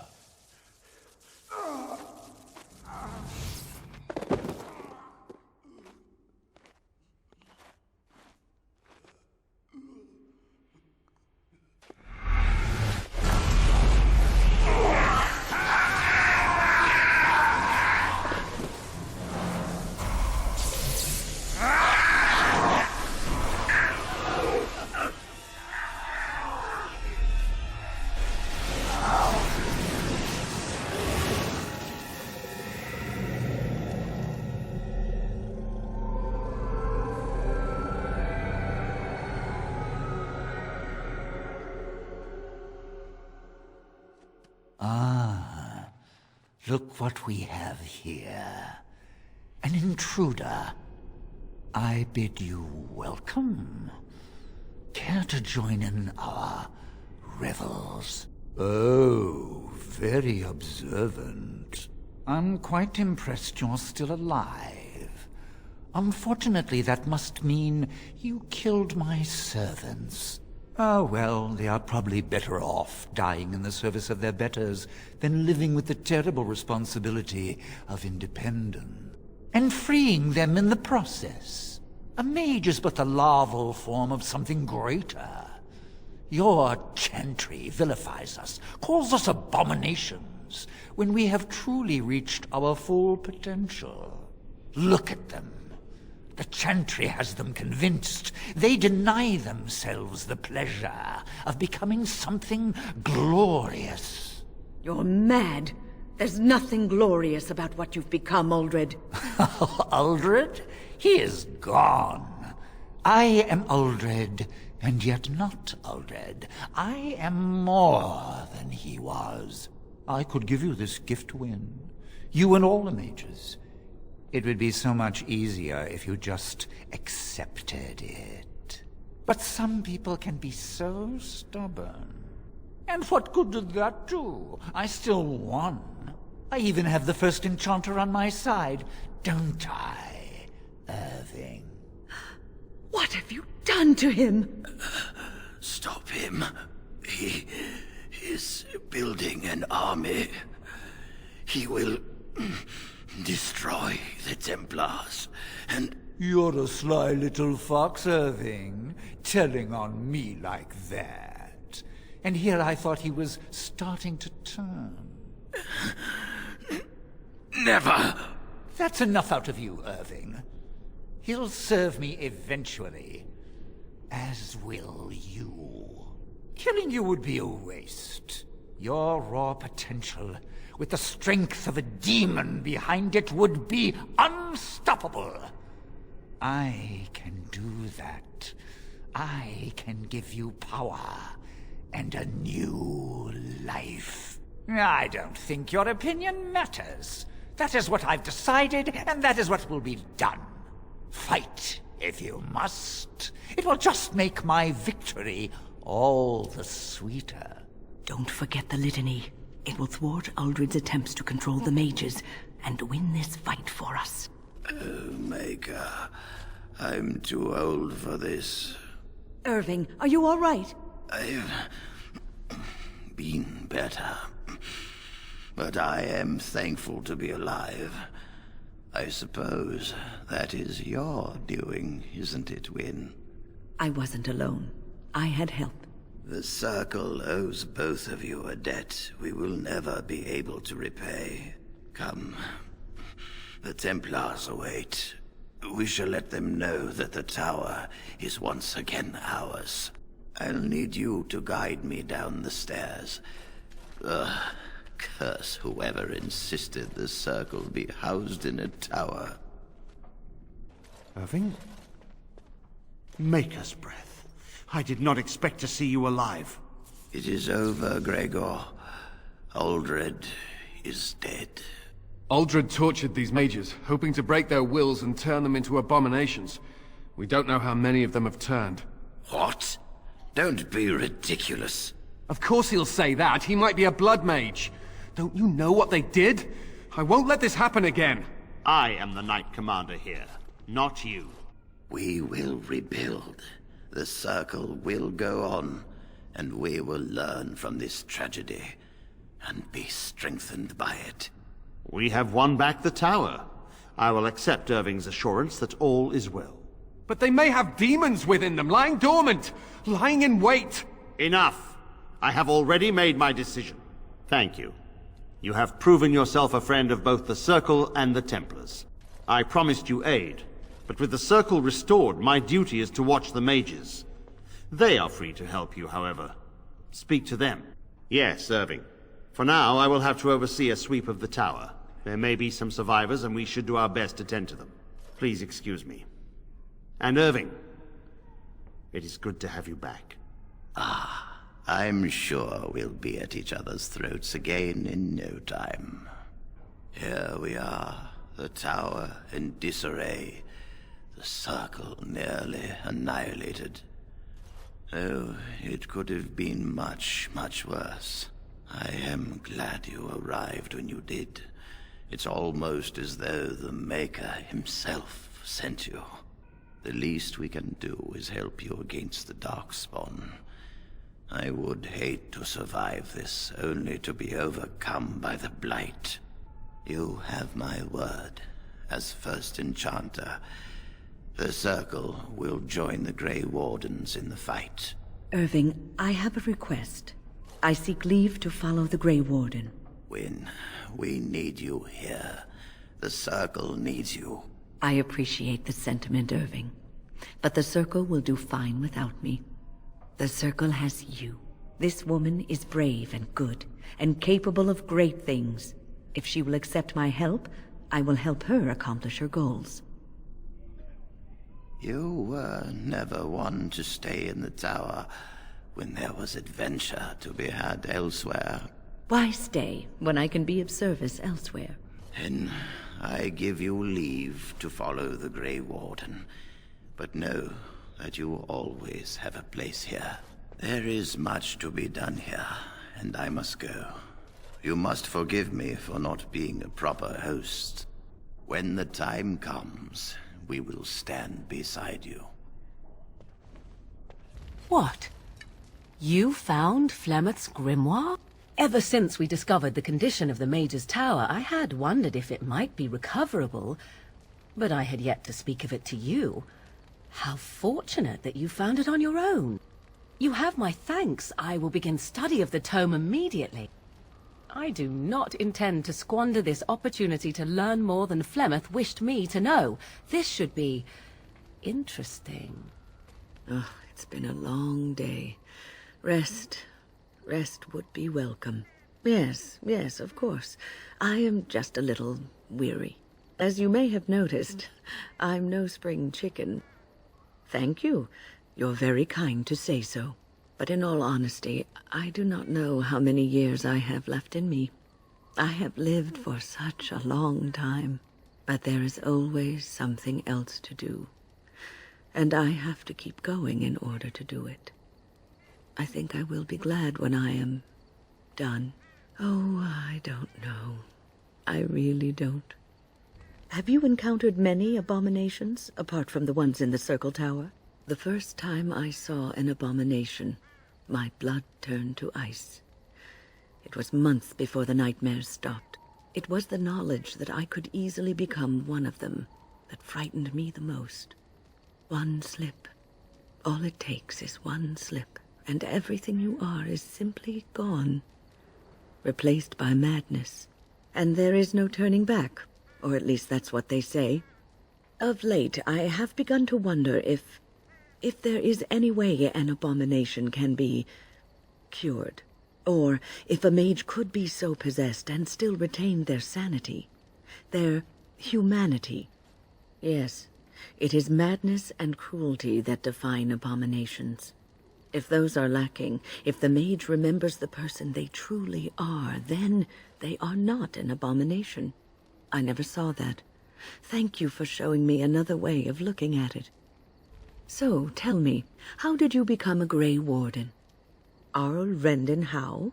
The Arl of Amaranthine? Why would he do such a thing to you? You are the last of the Couslands? I had no idea. My lady, do not be blinded by your desire for revenge. Rendon Howe will get what he deserves in time. Such deeds cannot go unpunished. Take heart, dear friend. You survived, even when you were not expected to. We do not know yet what lies in store for you, or the name you carry. It is not so bad, is it, being a Grey Warden? Sometimes it gives me comfort to think that everything will end up the way it's supposed to, that it will be all right. You were chosen. You survived the joining when others did not. Perhaps it was meant to be. I must ask, what does being a Grey Warden mean to you? There's that, of course. But there's more to being a Grey Warden than killing Darkspawn and saving the world from the Blight. Ultimately, being a Grey Warden is about serving others. About serving all people, whether elves or dwarves or men. As a Grey Warden, you are a guardian of men. And you guard them because their continued existence is more important than you are. Thus it is you who serves, not they. A good king, a true king who cares for his land, uses his power to rule firmly but fairly. He serves his people first and foremost.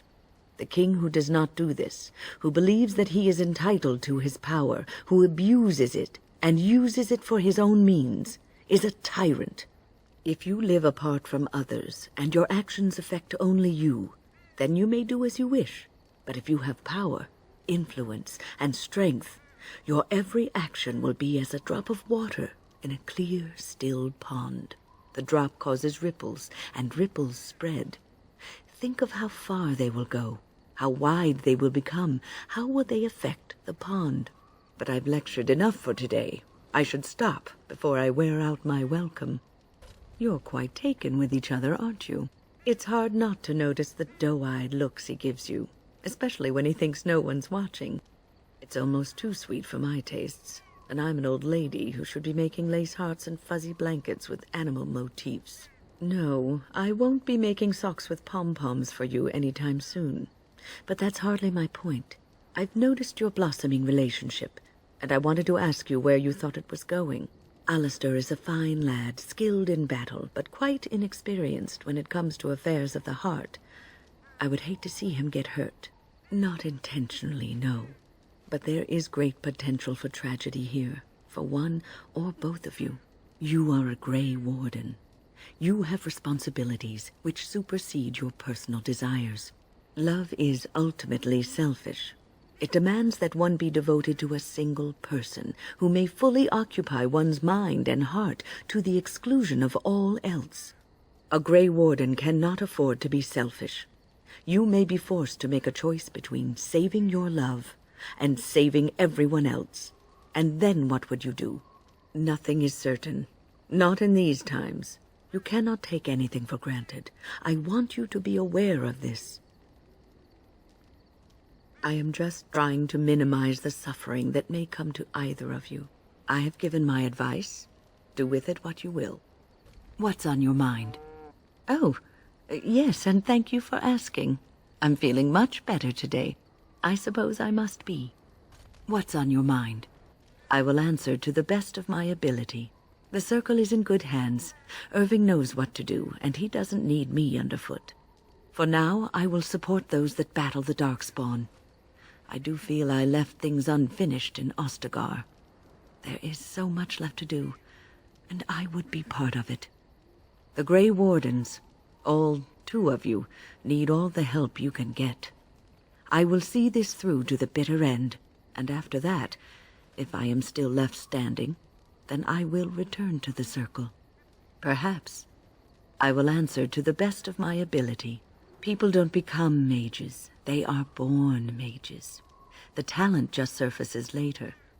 But you are asking how I ended up at the Circle.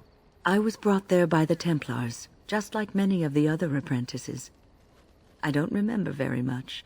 I was very young then. I didn't have a family. I never knew my real parents. My earliest memory was of hiding in a hayloft on a farm, trying to keep warm. I was found, and the farmer's wife was kind enough not to send me away. But they had children of their own, and I was never made to feel welcome. The eldest son was the worst.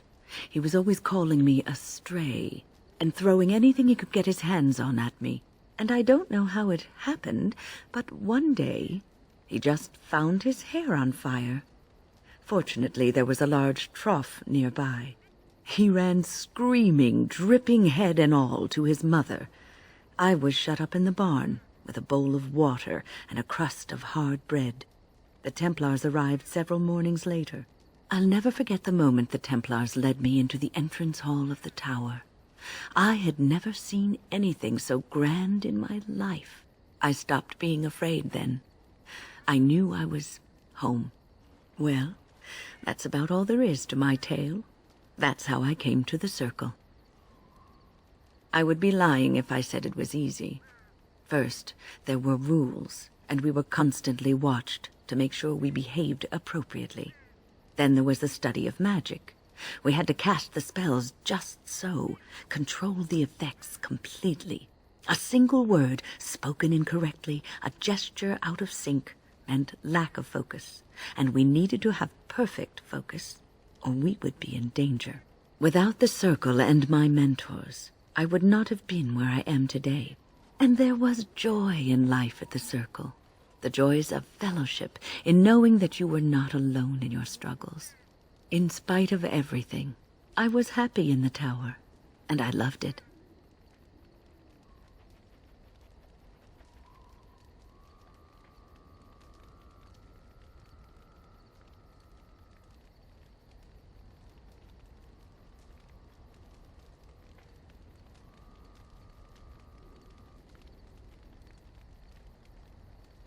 Why are you smiling like that? You look suspiciously like the cat that swallowed the pigeon. Canary. What? I look like the cat that swallowed the canary. I once had a very large cat, but not my point. My point is, why are you smirking? You were watching her, with great interest, I might add. In fact, I believe you were enraptured. She's our leader. I look to her for guidance. Oh, I see. So what guidance did you find in those swaying hips, No. I wasn't looking at, her hindquarters. Certainly. I glanced in that direction, maybe, but I wasn't staring. Or really seeing anything, even. Of course. I hate you. You're a bad person.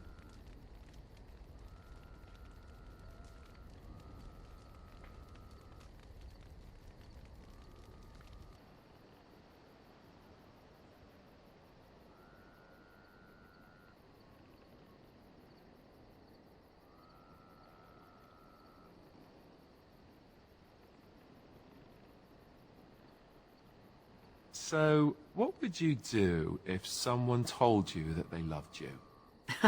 Check their eyesight first, perhaps. Is this someone I should know about?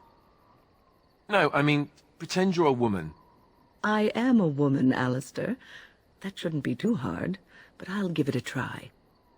That's not what I meant. Just pretend you're another woman. Someone told you that they loved you. How would you react? Well, that depends. Does this someone just blurt it out? Do I love them back? I need context. I don't know if you love him back. Maybe you do. You've spent a lot of time with this person. Perhaps you need to wait for the right moment. You could get her alone in camp. Give her a gift, perhaps. Oh, I wasn't talking about me. Just, forget I said anything. As you wish.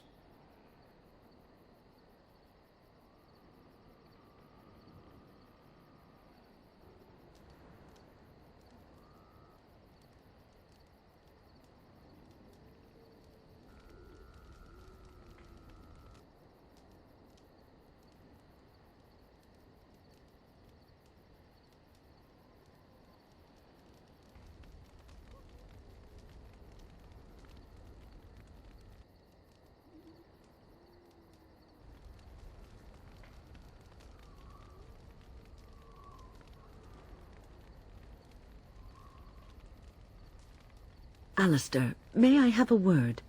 Of course. Anything for my favoritist mage ever. It seems you and our fearless leader are inseparable these days. Joined at the hip, almost. That's a bit of an overstatement, don't you think? Well then, now that you're in an intimate relationship, you should learn about where babies really come from. Pardon?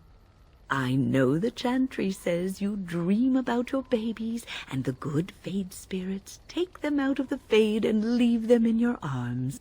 But that's not true. Actually, what happens is that when a girl and a boy really love each other... Andraste's flaming sword, I know where babies come from. Do you? Do you really? I certainly hope so. Oh, all right then. Oh, look, you're all red and mottled. How cute. You did that on purpose. Now, Alistair, why would I do such a thing? Because you're wicked. That frail old lady act, I'm so not fooled. I'm on to you now.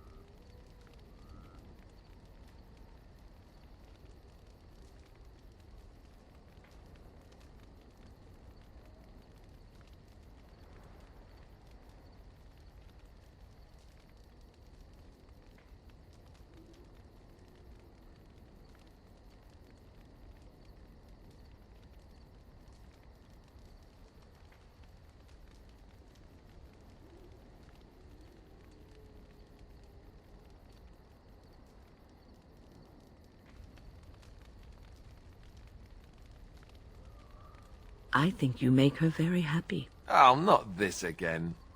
I'm ready this time. I just wanted to say that this was something good for both of you. Being a Grey Warden isn't easy. I'm glad you found each other. Oh, yes, I bet you are indeed. Cherish this. It may not last. And? That's all I had to say. Really? No pinching my cheeks? No making me blush? Of course not. I like you, Alistair. You deserve to be happy. Not even pinching my cheeks a little? Sire, I have more news. Yes. Well, it seems that the fighting has gone Enough. exactly as you... I would like to know what you intend to accomplish, Father. Should we not be fighting the Darkspawn instead of each other? The nobility should be brought into line and then the Darkspawn defeated. This is no true blight, Honora. Only Kaelin's vanity demanded it be so. Beg pardon, sire. But blight or no, we may not have the manpower to face the Darkspawn soon. Kaelin approached your legions for support, did he Never! not? Marek and I drove those bastards out! We'll not roll out the welcome for them now. We need help, Father. We cannot deal with this crisis alone. Ferelden will stand on its own. I will lead it through this, Honora. You must have faith in me. Did you kill Kaelin? Kaelin's death was his own doing.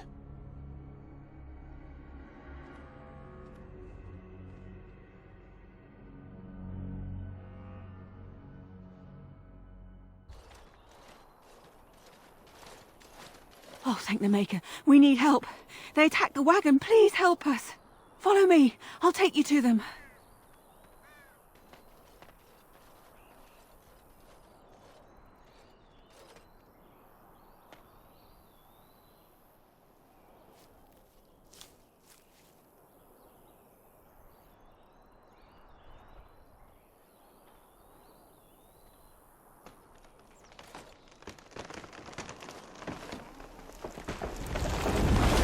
The Grey Warden dies here!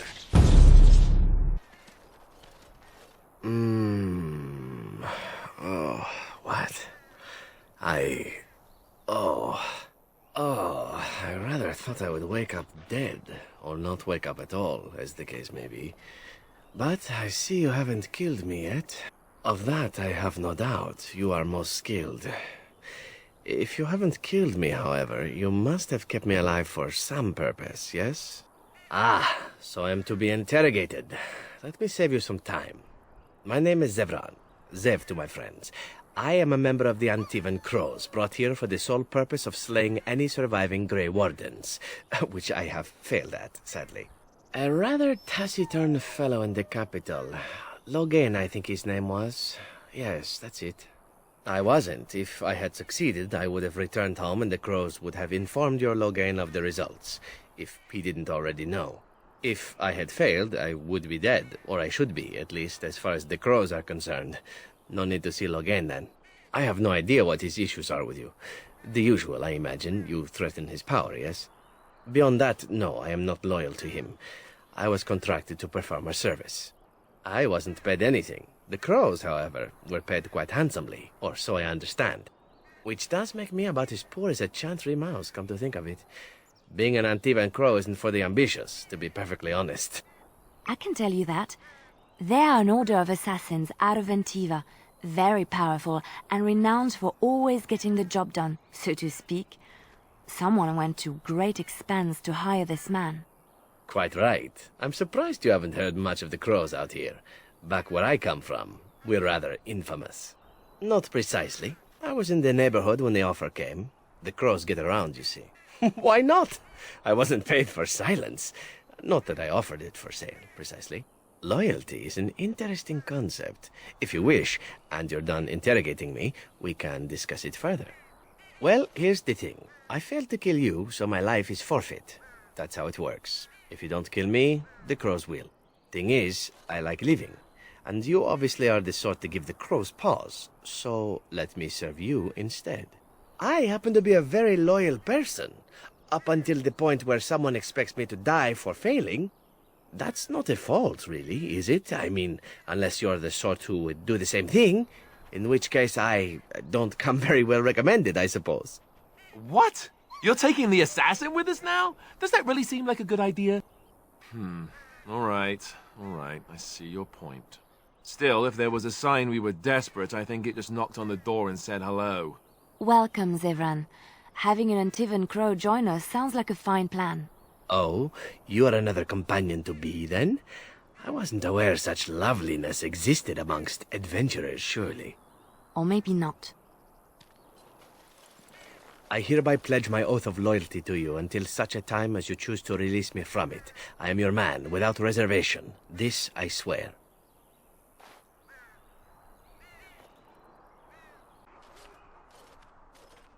Look, can we talk for a moment? I need to tell you something. I should probably have told you earlier. I told you before how Al-Eamon raised me, right? That my mother was a serving girl at the castle and he took me in. The reason he did that was because, well, because my father was King Marek, which made Kaelin my half-brother, I suppose. Maker's breath, I hope not. I don't think so. You don't think so, do you? I'm a bastard. And nobody even knows about me. I would have told you, but it never really meant anything to me.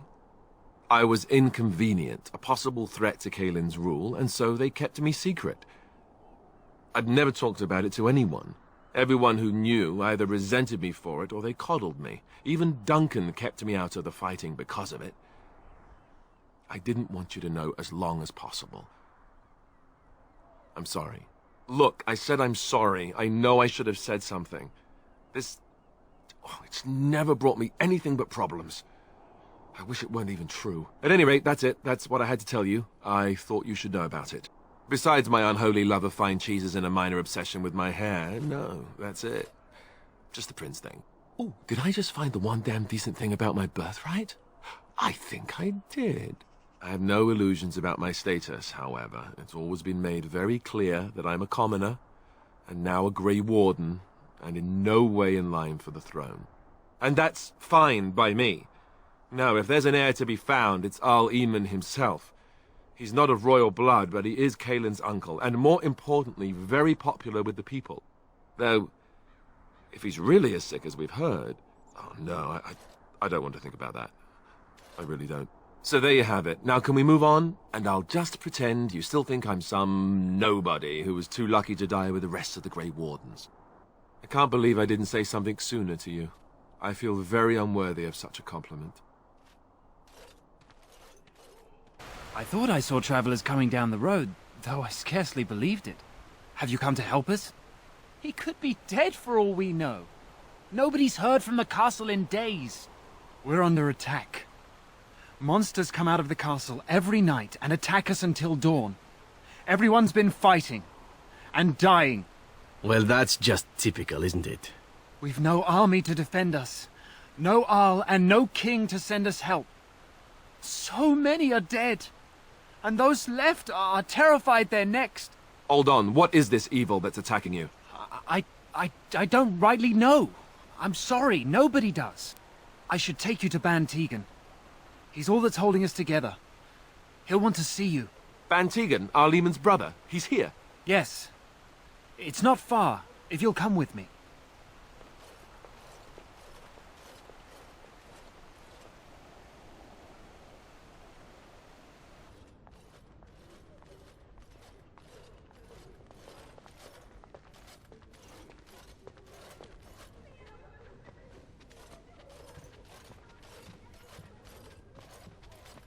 It's Thomas, yes?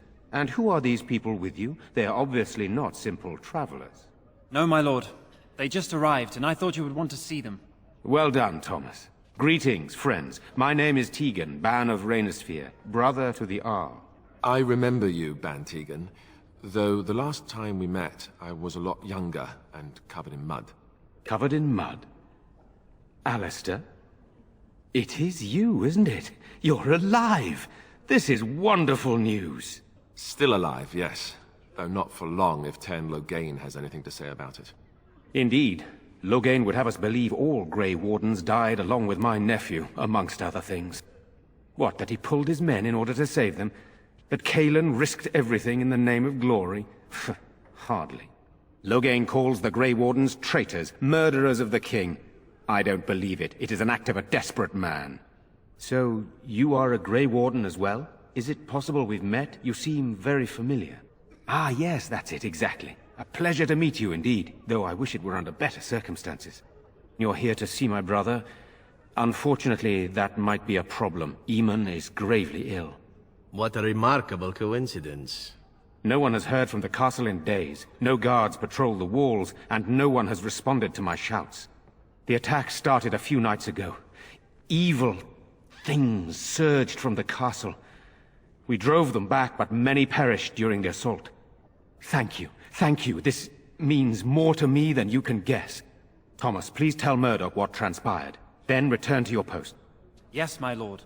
Now then, there is much to do before night falls. I put 2 men in charge of the defense outside. Murdoch, the village mayor, is outside the chantry. Sir Perth, one of Eamon's knights, is just up the cliff at the windmill, watching the castle. You may discuss with them the preparations for the coming battle. Very well. Luck be with you, my friend.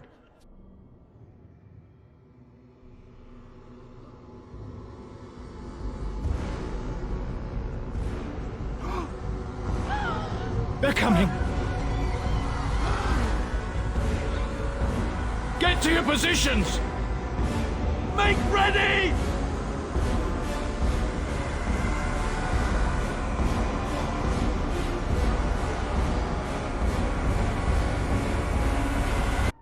Dawn arrives, and we survived the night. We are victorious. And though this victory came at great cost, we must remember none of us would be here were it not for the heroism of these good folk beside me. I thank you, dear lady. Truly the Maker smiled on us when he sent you here in our darkest hour. Surely these people deserve some small celebration, don't you think? There is time yet. Let us bow our heads and give honor to those who gave their lives in defense of Redcliffe. Murdoch of Redcliffe, Mayor and beloved father, we salute you. You and so many others who have perished here, walk with he who is your Maker. Long may you know the peace of his love. With the Maker's favor, the blow we delivered today is enough for me to enter the castle and seek out your Arl. Be wary and watch for signs of renewed attack. We shall return with news as soon as we are able. Now, we've no time to waste. Meet me at the mill. We can talk further there. Odd how quiet the castle looks from here. You would think there was nobody inside at all. But I shouldn't delay things further. I had a plan. To enter the castle after the village was secure. There is a secret passage here, in the mill, accessible only to my family. I knew you would choose to enter the castle instead of staying in the village. And we needed warriors. I'm sorry if I... Maker's breath. Tigan, thank the Maker, you yet live. Isolde, you're alive. How did you... What has happened? I do not have much time to explain. I slipped away from the castle as soon as I saw the battle was over, and I must return quickly. And I need you to return with me, Tigan. Alone. What? Who is this woman, Tigan? You remember me, Lady Isolde, don't you? Alistair. Of all the... Why are you here? They are Grey Wardens, Isolde. I owe them my life. Pardon me, I would exchange pleasantries, but... Considering the circumstances... Please, Lady Isolde, we had no idea anyone was even alive within the castle. We must have some answers. I know you need more of an explanation, but I don't know what is safe to tell. Tigan, there is a terrible evil within the castle. The dead waken and haunt the living. The maid responsible was caught, but still it continues. And I think Connor is going mad. We have survived, but he won't flee the castle. He has seen so much death. You must help him, Tigan. You are his uncle. You could reason with him. I do not know what else to do. He is being kept alive so far, thank the Maker. Kept alive? Kept alive by what? Something the mage unleashed. So far, it allows Eamon, Connor, and myself to live. The others were not so fortunate. It killed so many, and turned their bodies into walking nightmares. Once it was done with the castle, it struck the village. It wants us to live, but I do not know why. It allowed me to come for you, Tegan, because I begged, because I said Connor needed help. I do not know. Oh, Maker's mercy. Could it truly be a demon? I can't let it hurt my Connor. You must come back with me, Tegan. Please. The king is dead, and we need my brother now more than ever. I will return to the castle with you, Isolde. Thank the Maker. Bless you, Tegan. Bless you. I have no illusions of dealing with this evil alone. You, on the other hand, have proven quite formidable. Isolde, can you excuse us for a moment? We must confer in private before I return to the castle with you. Please do not take too long. I will be by the bridge.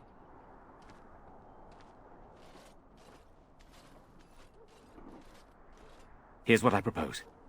I go in with Isolde, and you enter the castle using the secret passage. My signet ring unlocks the door. Perhaps I will distract whatever evil is inside and increase your chances of getting in unnoticed. What do you say? Then it's for the best. I would prefer to go inside with you, but I have no choice in the matter. Sir Perth and his men can watch for danger at the castle entrance. If you can open the gates from within, they can move in and help you.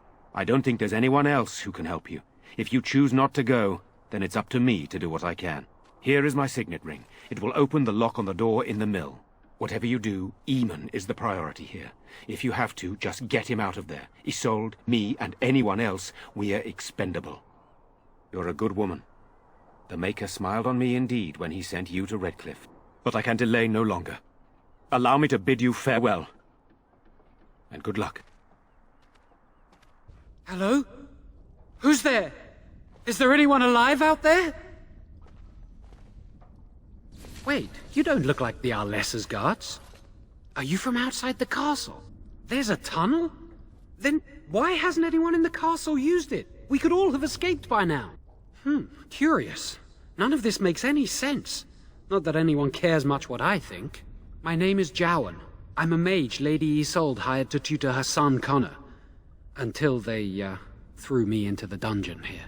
No, I poisoned Al Eamon, but that's all I did. I know it looks suspicious, but I'm not responsible for the creatures and the killings in the castle. I was already imprisoned when all that began. At first, Lady Isolde came here with her men, demanding that I reverse what I'd done. I thought she meant my poisoning of the Arl. That's the first I heard about the walking corpses. She thought I'd summoned a demon to torment her family and destroy Redcliffe. She had me tortured. There was nothing I could do or say that would appease her. So they left me to rot. Lady Isolde was looking for a mage to tutor Connor secretly. Teyrn Loghain found out and he sent me. I was to use the opportunity to poison the Arl. I was told that Arl Eamon was a threat to Ferelden, that if I dealt with him, Loghain would settle matters with the Circle. You see, I'm a Maleficar, a blood mage. A blood mage? Well, that isn't good. Ah, I thought you looked familiar. I had thought you dead, hunted down by the Templars. I guess you might have been told that. I was in hiding when I was caught. But instead of killing me, Loghain made me an offer. But he's abandoned me here, hasn't he? Everything's fallen apart and I'm responsible. I have to make it right somehow. I have to. He only said that Arl Eamon was dangerous to the nation. Why wouldn't I believe Teyrn Loghain? I'm not allowed regrets? I've made a stupid mistake at the Circle, and now I've made an even greater one. I'm not a bad person. There's no reason for you to believe me, but I'm not. I have to make up for what I've done. I have to try. Connor had started to show signs. Lady Isolde was terrified the Circle of Magi would take him away for training. Connor? A mage? I can't believe it. She sought an apostate, a mage outside the Circle, to teach her son in secret so he could learn to hide his talent. Her husband had no idea, because he would be taken away forever. A mage cannot inherit a title, even the son of a powerful Arl. She's also a pious woman. Her son having magic was Humiliating. I thought that too. Connor has little knowledge of magic, but he may have done something to tear open the veil. With the veil to the Fade torn, spirits and demons could infiltrate the castle. Powerful ones could kill and create those walking corpses. I never meant for it to end like this. I swear. Let me help you fix this. Jowen has good intentions, but a blood mage... I find it difficult to trust his words. I don't know. He is a blood mage. But this is an unusual situation. Give me a chance, please. You're letting me out? And what then? I'm not sure that's a good idea. I'd like to help out, but I'm not so sure I want to follow you into danger exactly. I won't, I promise. I will find a way to fix this somehow.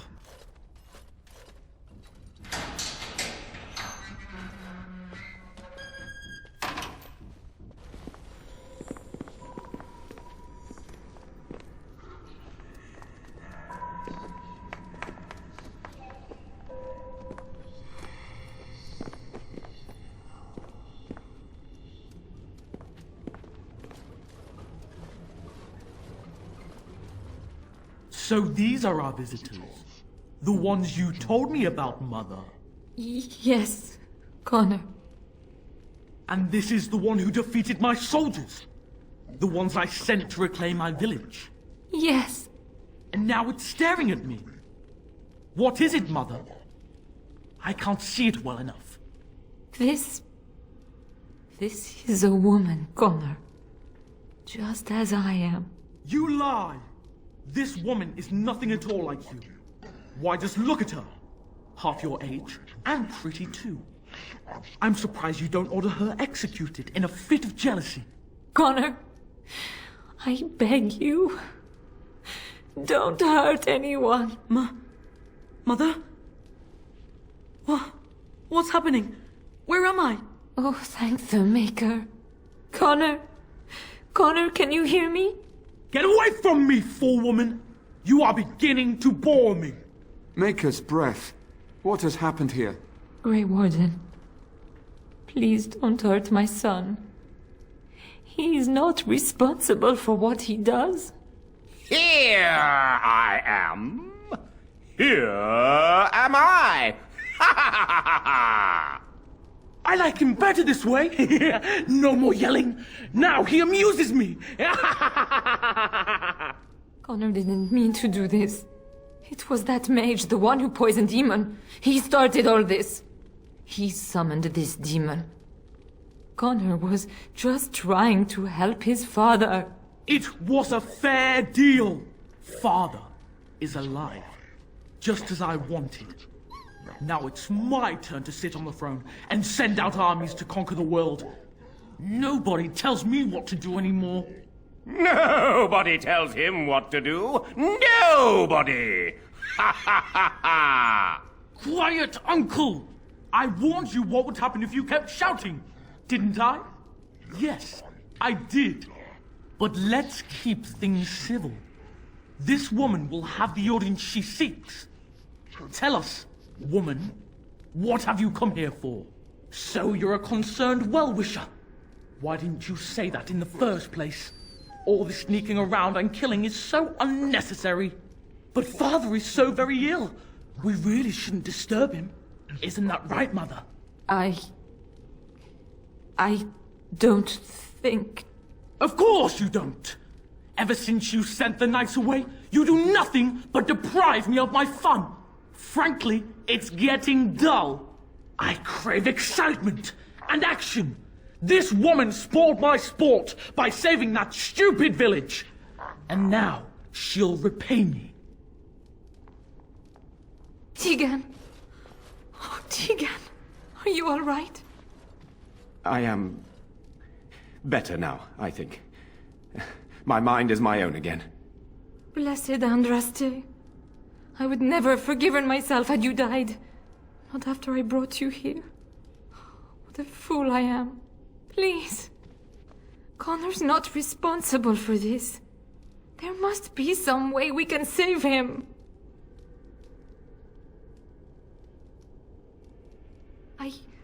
Yes.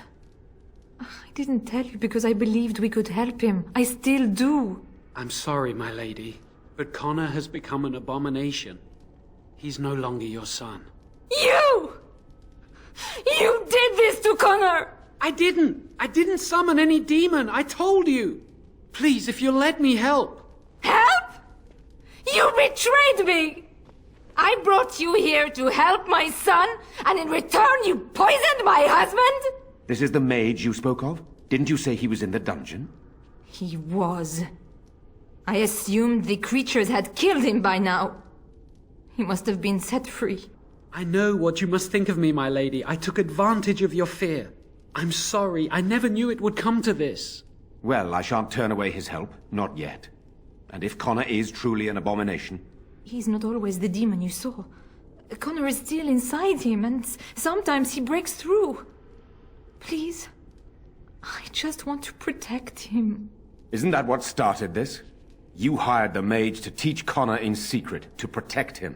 If they discovered Connor had magic, then they'd take him away. I thought if he learned just enough to hide it, then... I think he ran upstairs, to the family quarters. Violence scares him. I know that sounds strange. He may have run up to his room, or... I don't know. The fighting may have scared Connor into... coming out again, and so he ran. So you're saying he may be vulnerable? Perhaps. Is there no other way? Upstairs in his room. I think the demon has been keeping him alive. So if we destroy the demon, then... Then my husband may perish. Yes. I wouldn't normally suggest slaying a child, but... he's an abomination. I'm not sure there's any choice.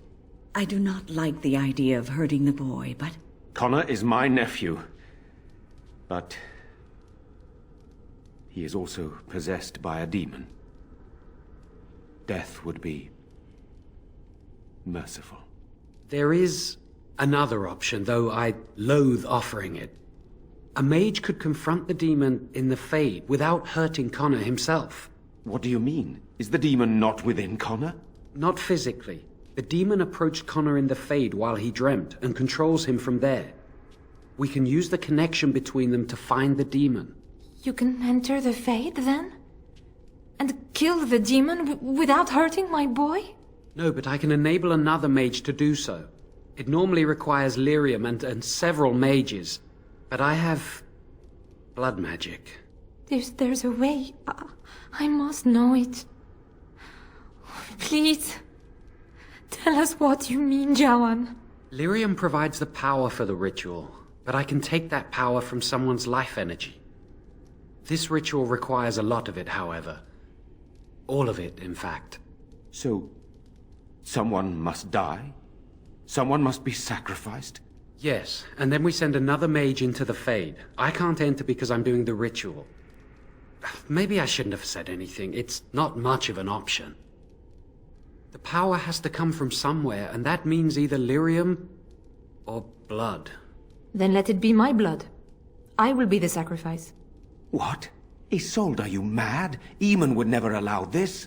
Either someone kills my son to destroy that thing inside him, or I give my life so my son can live. To me, the answer is clear. Blood magic. How can more evil be of any help here? Two wrongs don't make a right. Can we even trust this Jawan to do as he promises? Give him access to such power, and who knows what he shall do? I am uneasy. Connor is blameless in this. He should not have to pay the price. It's up to you, my friend. You know more about such things than I do, and it's your companion going into the Fade. The decision is yours. My son awaits your decision. Make it quickly. You can find lyrium and more mages at the Circle of Magi, if they would even do it. Indeed. It should not be difficult to get what is needed, provided we have the time. But what will happen here? Connor will not remain passive forever. Very well. I will keep Jawan here as a precaution. He says he wants to help, so he will keep an eye on Connor with us. Go to the tower quickly, then.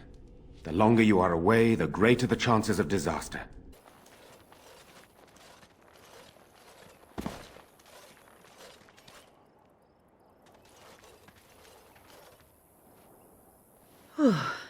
I fell. For a moment there, I thought it was all over. I will explain everything when we are back at camp. Now is not the time. Welcome back, friend. You'll be glad to learn that the Circle is well on its way to recovery. The child is possessed. But killing the demon would mean killing the... Unless you intend to enter the Fade. Yes, it can be done with a group of mages. I shall gather what mages I can, and we shall leave promptly. A life is at stake. Ah, there you are. We have brought lyrium and begun preparations for the ritual. We can start any time. Yes, we haven't sufficient lyrium at present to send more than one mage into the Fade. It only works because the child gave himself to the demon willingly. If the demon takes over the host forcibly, we must slay the abomination. We have only enough lyrium for one attempt. I hope you succeed. Such a young lad deserves better than execution. I'm glad we decided to take this route. This is really the best option. Very well. Who will go into the Fade? Then let us begin forthwith.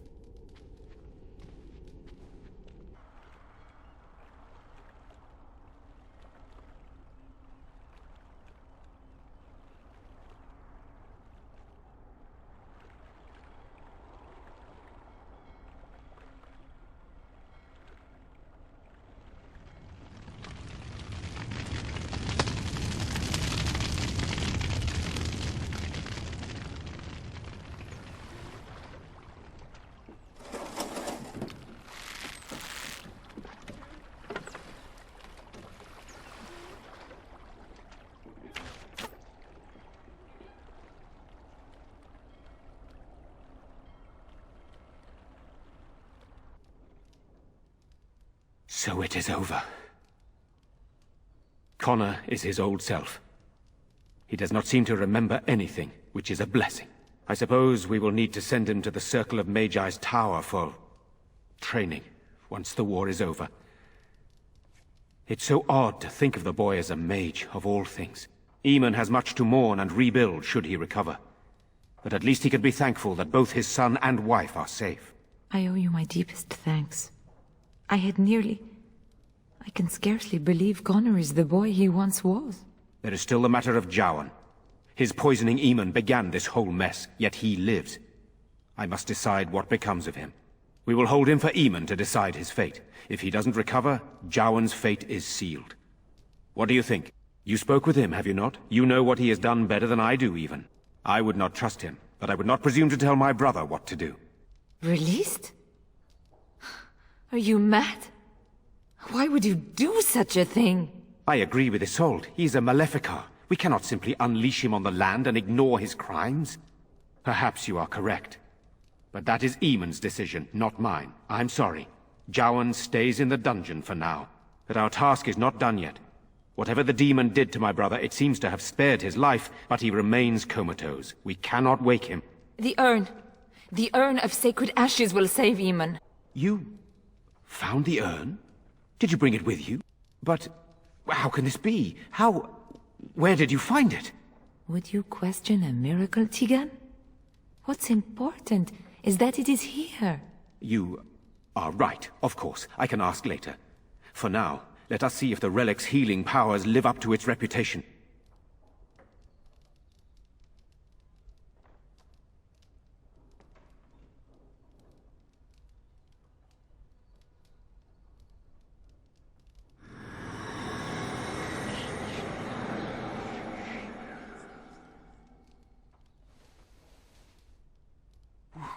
Where am I? Be calm, brother. You have been deathly ill for a very long time. Do you remember nothing? Tegan?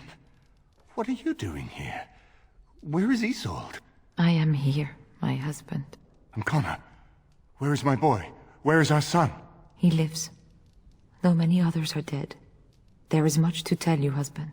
Dead? Then it was not a dream. Much has happened since you fell ill, brother. Some of it will not be easy for you to hear. Then tell me. I wish to hear all of it.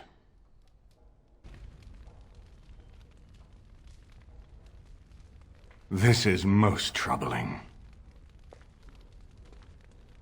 There is much to be done, that is true. But I should first be thankful to those who have done so much. Grey Warden, you have not only saved my life, but kept my family safe as well. I am in your debt. Will you permit me to offer you a reward for your service? I understand, but regardless of your motivations, I feel you are worthy of a reward. I would like to honor your efforts, nothing more. Then allow me to declare you and those traveling with you champions of Redcliffe. You will always be a welcome guest within these halls. And for you, Warden, a shield of the same make as those that have been given to our finest knights. We should speak of Loghain, brother. There is no telling what he will do once he learns of your recovery. Loghain instigates a civil war even though the Darkspawn are on our very doorstep. Long I have known him. He is a sensible man, one who never desired power.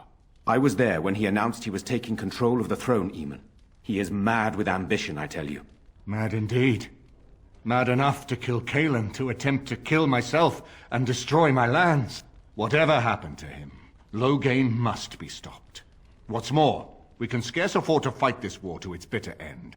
I could unite those opposing Loghain, yes. But not all oppose him. He has some very powerful allies. We have no time to wage a campaign against him. Someone must surrender if Ferelden is to have any chance at fighting the Darkspawn. I will spread word of Loghain's treachery, both here and against the king. But it will be but a claim made without proof. Those claims will give Loghain's allies pause, but we must combine it with a challenge Loghain cannot ignore. We need someone with a stronger claim to the throne than Loghain's daughter, the Queen. Are you referring to Alistair, brother? Are you certain? I would not propose such a thing if we had an alternative, but the unthinkable has occurred. Tegan and I have a claim through marriage, but we would seem opportunists no better than Loghain. Alistair's claim is by blood. And what about me? Does anyone care what I want? You have a responsibility, Alistair. Without you, Loghain wins. I would have to support him for the sake of Ferelden. Is that what you want? But I... No, my lord. I see only one way to proceed. I will call for a landsmeet, a gathering of all of Ferelden's nobility in the city of Denerim. There, Ferelden can decide who shall rule, one way or another. Then the business of fighting our true foe can begin. What say you to that, my friend? I do not wish to proceed without your blessing. Very well. I will send out the word. But before we proceed, I believe there is the matter of the mage, my son's tutor. He still lives, I understand. He does. He is in the dungeon, brother. Have him brought here, Tegan. I wish to see him. Jowan, what you have done is not in question. You tried to assassinate me and set into motion a series of events that nearly destroyed everything I cherish. What have you to say in your own defense? Nothing, my lord. Other than to say I am sorry. I expect no mercy for what I've done. I see. Grey Warden, have you anything to say on Jowan's behalf? You damn him with faint praise, I see. Then there is nothing more to say. Jowan, I hereby sentence you to death. May the Maker show you the mercy we cannot. Thank you, my lord. Now, back to the matter of the landsmeet. It will take some time to recall my forces and organize our allies. I would prefer to wait until that is done before calling the landsmeet. In the meantime, I suggest you pursue the remainder of the Grey Warden treaties. We will need all the allies we can get if we are to defeat the Darkspawn horde. You're the one who saved me. Then, I guess I owe her thanks. Father always said to remember to thank people who do nice things for you. A lot of people have died. I'm glad Mother and Father are still here, though. I'd be very sad if they weren't. Now that we're back at the camp, I want to talk about what happened. At Redcliffe. Yes, I know. I've had some time to think about it now. I just wanted to thank you. You went out of your way to save the Arl's family, and you did it. Even though it would have been easier not to. There's been so much death and destruction. It makes me feel good that at least we were able to save something. No matter how small. I owed the Arl that much. You're right. Hopefully, by that time, there's still enough of Ferelden left to save. Good. Now that the warm, fuzzy part of the day is over with, we can get back to the ritual dismemberments. Oh, wait, it's not Tuesday, is it? You know, maybe this isn't the best time to be thinking about this, but I've something to ask you. Chances are we'll be heading to Denerim soon. And when we're there, I wonder if we might be able to look someone up. I'm not talking about a friend, exactly. And no, it's not that sort of friend either. The thing is, I have a sister, a half-sister. I told you about my mother, right? She was a servant at Redcliffe Castle and she had a daughter. Only I never knew about her. I don't think she knew about me either. They kept my birth a secret after all. But after I became a Grey Warden, I did some checking and, well, I found out she's still alive. In Denerim. No. I thought about writing her, but I never did. And then we were called down to Ostagar, and I never got the chance. She's the only real family I have left. The only family not also mixed up in the whole royal thing. I've just been thinking that maybe it's time I went to see her. With the blight coming and everything, I don't know if I'll ever get another chance to see her. Maybe I can help her. Warn her about the danger, I don't know. I'm not sure. I don't know anything about her except her name and where she lives.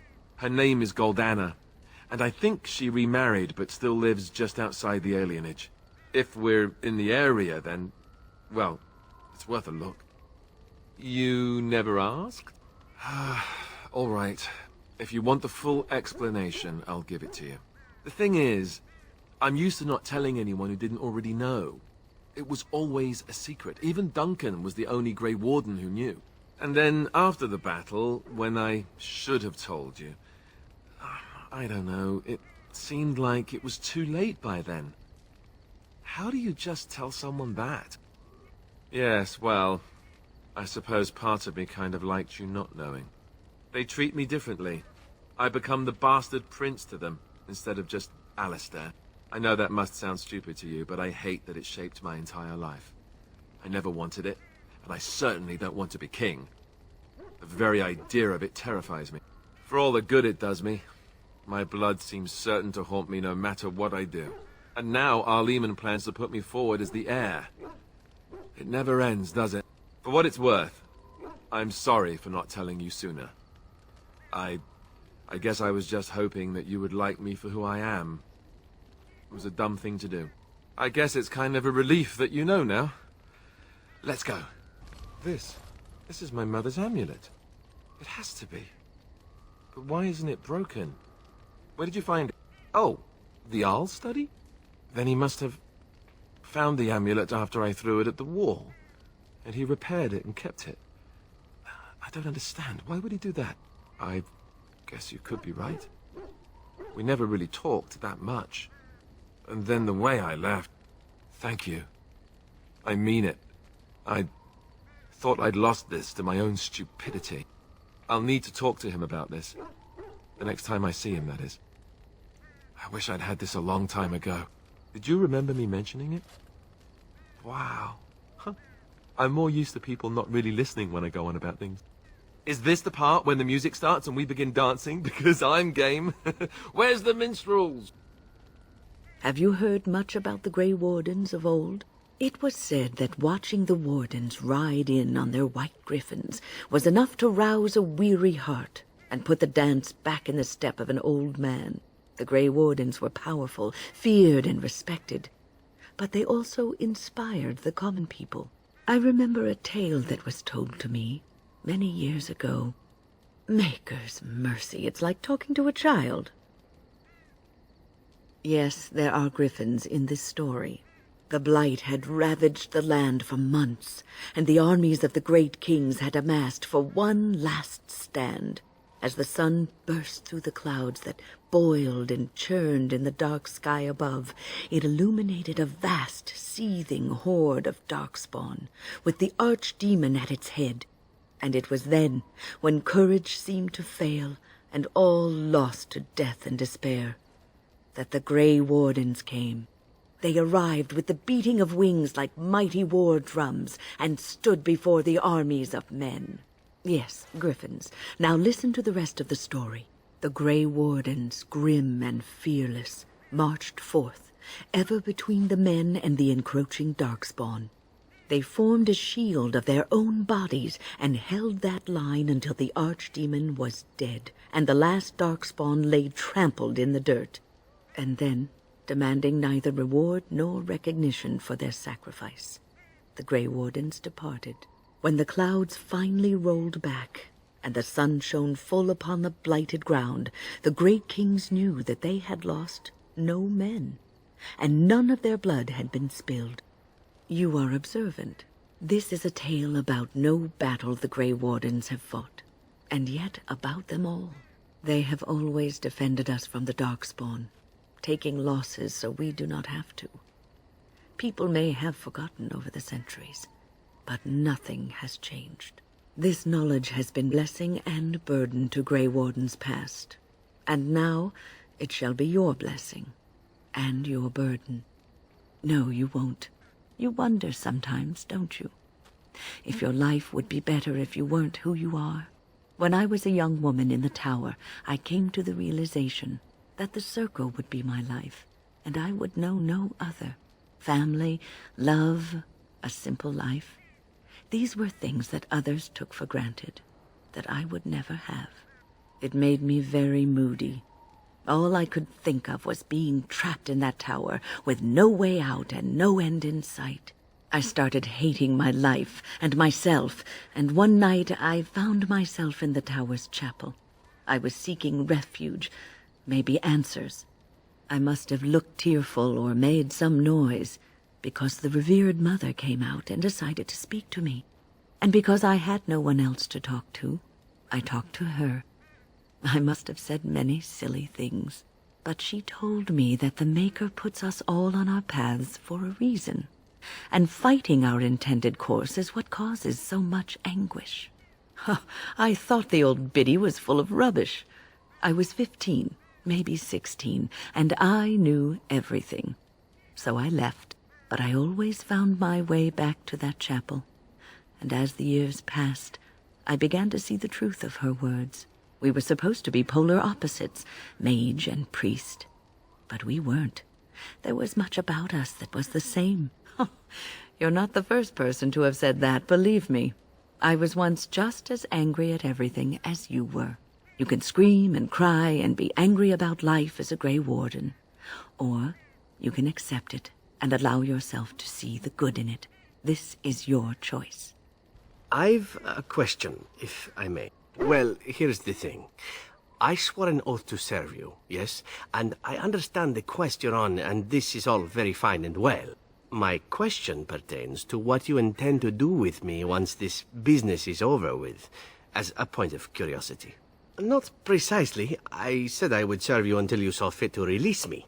One simply assumes that once your Grey Warden business is finished, you would have no need of an assassin to follow you about. Am I wrong? Indeed. I might even be glad to call myself such, come to think of it. It is good to know what my options might be, but that is for another time. For now, we have much to do, yes? Not everyone, but a beautiful woman like yourself. Why not? I'm sure you draw many stares from men and even other women. Does this bother you? Then I shall stop. Please accept my apologies. Now that that is out of the way, shall we move on? With my eyes fastened elsewhere, I assure you. Well, the crows would have you believe that it is an involved process that takes years of training, the sort that tests both your resolve and your endurance. Survive that process and maybe, just maybe, you're good enough to start being considered one of them. But quite frankly, the truth is that all it requires is a desire to kill people for a living. It's surprising how well one can do in such a field. I don't know about that. It's simply a slightly different skill set from your average killer as I see it. An assassin simply specializes in striking from stealth, and in maximizing that first attack to be as lethal as possible. Debilitate your foe, either by poison or by crippling their limbs, makes any follow-up combat you need to engage in that much simpler. See? Getting paid for the act is beside the point. An assassin is more a tactical choice than a lifestyle. Of course, the crows like to pretend that their abilities are trade secrets, shrouded in shadows and wrapped in a blanket of mystery. So let's just keep this between you and me, shall we? I suppose the crows are already furious, yes? What harm is another tweak to their nose? If you wish to be trained in the basics of an assassin, I can certainly show you. Or anyone else who is also a rogue. It shall be fun. I will make it fun, I promise. Well now, I imagine that's a very fair question. Being an assassin, after all, is a living, at least as far as such things go. I was simply never given the opportunity to choose another way. So if that choice presents itself, why should I not seize upon it?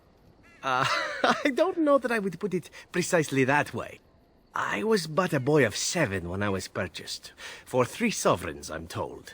Which is a good price, considering I was all ribs and bone and didn't know the pommel of a dagger from the pointy end. The crows buy all their assassins that way. Buy them young, raise them to know nothing else but murder. And if you do poorly in your training, you die. Of course, you compete against your fellow assassins, and those who survive are rightfully proud of it. In Antiva, being a crow gets you respect. It gets you wealth, gets you women, and men, or whatever it is you might fancy. But that does not mean doing what is expected of you always. And it means being expendable. It's a cage, if a gilded cage. Pretty, but confining. I certainly hope so. I have earned the crows a great deal of money, and none of it has come easily. As for what I'll do in the future, presuming that there is one, I truly can't imagine. It might be interesting to go into business for myself, for a change. Far away from Antiva, of course. For now, naturally, I go where you go. Everything changes, my friend. Come now, enough chit-chat. Talking about the crows summons them, you know. Any Antivan fishwife could tell you so. And why not? There are many things to enjoy about being a crow in Antiva. You are respected, you are feared, the authorities go out of their way to overlook your trespasses, even the rewards are nothing to turn your nose up at. As for the killing part, well, some people simply need assassinating. Or do you disagree? Now there's an interesting word, innocent. How many men do you know who can claim to be truly innocent? But if you're talking generalities, such as children and relatives and bystanders and such, never on purpose. But it happens. It's unfortunate, but death comes to us all. If not me, then some wasting disease, or a fall down the stairs, or at the hands of a darkspawn. It's all relative in the end. Death happens, as we like to say, and when I get paid for it, death happens more often. As far as enjoying the act of killing itself, why not? There is a certain artistry to the deed, the pleasure of sinking your blade into their flesh and knowing that their life is in your hands. It is not pleasure, per se, nothing sexual. It is more a sense of satisfaction, a feeling of power. Does that make sense? No matter.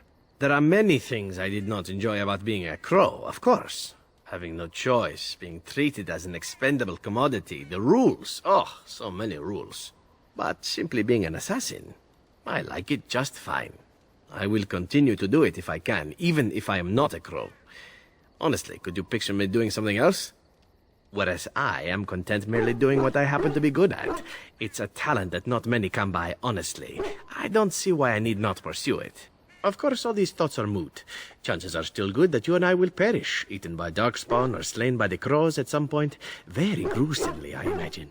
But it is pleasant enough to chat about. Come, let's move on while our boots still have some wear in them. Oh, you wish to know about Antiva, do you? The only way to truly appreciate it would be to go there. It is a warm place, not cold and harsh like this Ferelden. In Antiva it rains often, but the flowers are always in bloom, or so the saying goes. Every land has its assassins. Some are simply more open about their business than others. I hail from the glorious Antiva city, home to the royal palace. It is a glittering gem amidst the sand, my Antiva city. Do you come from someplace comparable? Oh, I have never seen that place. I am sure it has its charms, and its dogs. You know what is most odd? We speak of my homeland, and for all its wine and its dark-haired beauties and the lilo flutes of the minstrels, I miss the leather the most. I mean the smell. For years, I lived in a tiny apartment near Antiva City's leather-making district, in a building where the crows stored their youngest recruits, packed in like crates. I grew accustomed to the stench, even though the humans complained of it constantly. To this day, the smell of fresh leather is what reminds me most of home more than anything else. Oh, not so long, I know. It is my first time away from Antiva, however, and the thought of never returning makes me think of it constantly. Before I left, I was tempted to spend what little coin I possessed on leather boots I spotted in a store window. Finest Antivan leather. Perfect craftsmanship. But I was a fool to leave them. I thought, Zevran, you can buy them when you return as a reward for a job well done. More the fool I, no? True, and it's a comforting thought. One simply never knows what is to come next. How could I have suspected I would end up defeated by a beautiful Grey Warden, a woman who then spares my life? I could not. Quite right you are. I see the Grey Wardens do not recruit fools. Now, if it is all the same to you, I would prefer not to speak more of Antiva. It makes me wistful and hungry for a proper meal. My adventures? I'm hardly an old man just returned from across the ocean, am I? Should I shake my fist at nearby children while I talk about the good old days? Oh, well, if a racist crack like that doesn't cajole me into telling a tale, then nothing will. Let's see, my second mission ever for the Crows was a bit intriguing. I was sent to kill a mage who had been meddling in politics. In Antiva, nobody is too important to escape the reach of the Crows. They've killed kings and queens. That is simply how it is. As it turned out, the mage in question was quite a delightful young woman. Long, divine legs, as I recall. I caught her in a carriage on her way to escape to the provinces. After I killed her guard, she got down on her hands and knees and begged for her life. Rather aptly, I might add. So I joined her in the carriage for the night and left the next morning. Yes, but not on purpose, actually. The woman had actually convinced me to speak to the Crows on her behalf. What can I say? I was young and foolish at the time. Then, as I was kissing her goodbye to return to Antiva City, she slipped on the threshold and fell backwards out of the carriage. Broke her neck. Shame, really, but at least it happened quickly. At first, yes. Well, not upset. Surprised is really a better word. Then I found out that she had told the driver to take her to Janellen instead. She had planned to lose me in the provinces. I would have looked very foolish to the Crows. As it was, my master was very impressed that I had done such a fine job of making it look like an accident. The circle of Magi was unaware of foul play, and everyone was happier all around. I suppose, but she was dead. She didn't need to be happy. It was after that when I learned that one needn't let a pretty face go to your head. Professionalism was key. That's my moral of the day, you see. And one that not everyone learns, I'm sad to say. But that's enough tale spinning from me for the moment. Talking about the mage has made me a bit nostalgic, I'm afraid. Ah, the good old days. That smell. This is Antivan leather, isn't it? I would know that anywhere. I don't know how you found it, but thank you. Now, if only you could find me a prostitute or two. A bowl of fish chowder and a corrupt politician. I'd really feel like I was home. And they fit as well. Marvelous!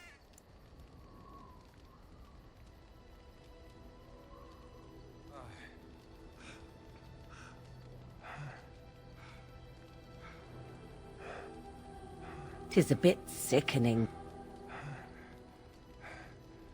The little Templar is all grown up, and apparently he plays well with others. Mm-hmm. He must be pleasant enough in bed, for surely I cannot imagine anyone enduring his conversation.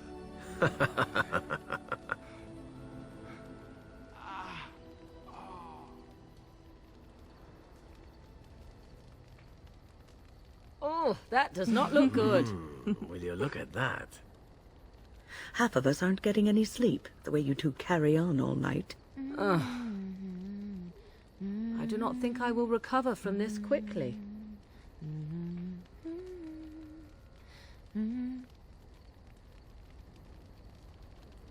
Might I offer you a bit of advice, my good friend Alistair? I like my hair the way it is, thank you.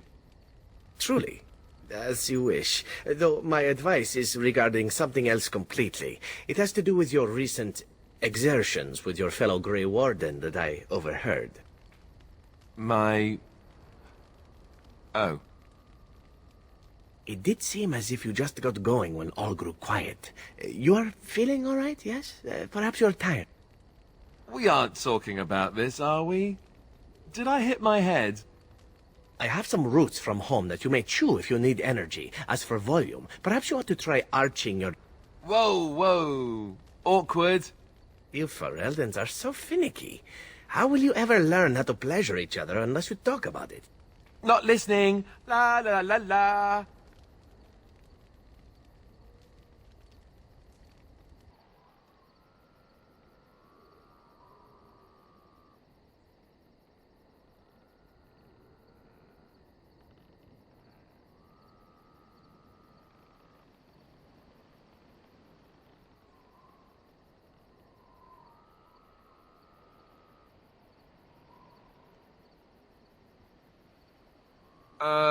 Hello?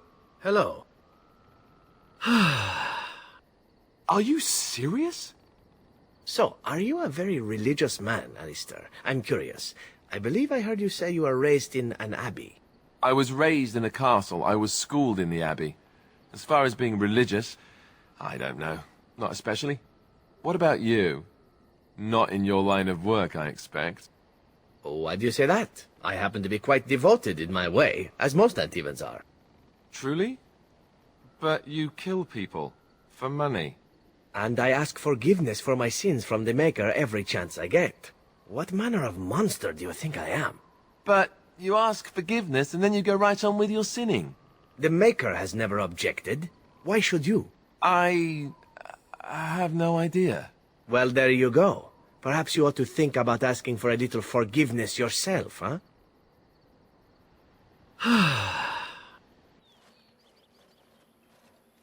Stop right there, outsider. The Dalish have camped in this spot. I suggest you go elsewhere, and quickly. I find that hard to believe. What business could we Dalish possibly have with a group like yours? Seeing as you are obviously no simple trespasser, I will leave it to the Keeper to decide the importance of your business. In the camp, I suggest you keep your hands to yourself, and remember that our Eos are still trained on you. Follow me.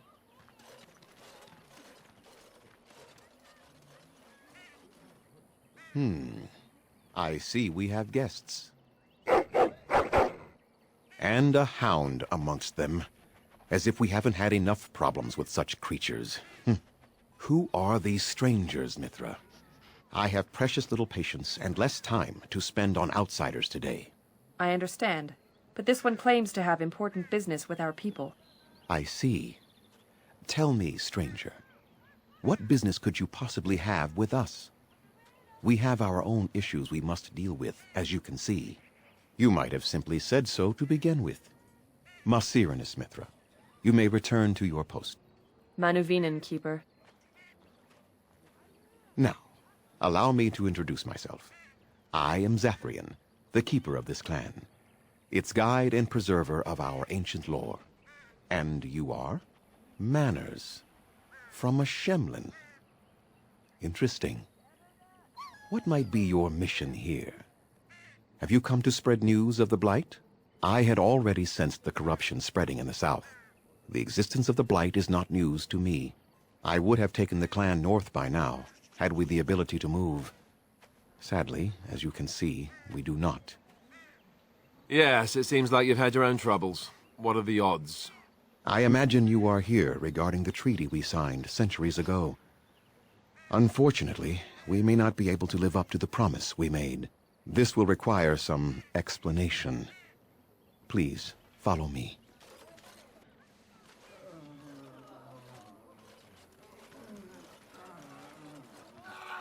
The clan came to the Brazilian forest 1 month ago, as is our custom when we enter this part of Ferelden. We are always wary of the dangers in the forest, but we did not expect the werewolves would be lying in wait for us. They ambushed us, and though we drove the beasts back, much damage was done. Many of our warriors lie dying as we speak. Even with all our magic and healing skill, we will eventually be forced to slay our brethren to prevent them from becoming beasts. The Blight's evil must be stopped, but we are in no position to uphold our obligations. I am truly sorry. The affliction is a curse that runs rampant in their blood, bringing great agony and then ultimately either death or a transformation into something monstrous. The only thing that could help them must come from the source of the curse itself, and that would be no trivial task to retrieve. Within the Brazilian forest dwells a great wolf. We call him Witherfang. It was within him that the curse originated, and through his blood that it has been spread. If he is killed and his heart brought to me, perhaps I could destroy the curse. But this task has proven too dangerous for us. I sent some hunters into the forest a week ago, but they have not returned. I cannot risk any more of my clan. I must warn you that more than werewolves lurk in the Brazilian forest. It has a history full of carnage and murder, you see. Where there is so much death, the veil separating the spirit realm from our own becomes thin, allowing spirits to possess things, living or dead. But if you can indeed help, then I wish you luck. Then I suggest you see Master Verathorn. I will instruct him to put aside some supplies for you, the kind that the hunters use. I must return to caring for my people. Creator's speed on your way.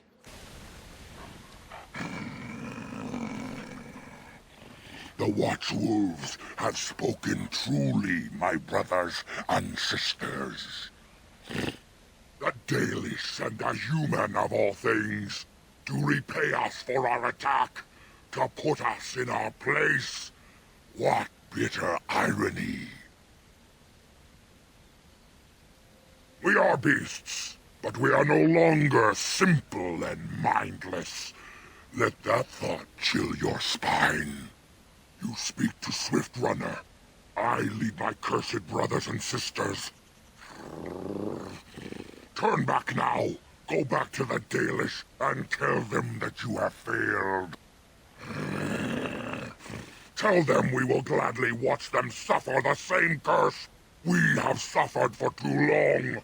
We will watch them pay. Was it not Zathrian who sent you? He wishes only our destruction, never to talk. We have never met, he and I. He would not survive the experience. I swear it. You know nothing, do you? Nothing of us, and even less of those you serve. You are a fool, and we are done talking. Run from the forest while you can. Run to the Dalish and tell them they are doomed. I do not wish to fight you either, but we cannot trust you. Come, brothers and sisters, let us retreat. The forest has eyes of its own, and it will deal with intruders as it always has. We are invaded. Intruders have deceived their way into the forest's heart. Fall back to the ruins. Protect the lady!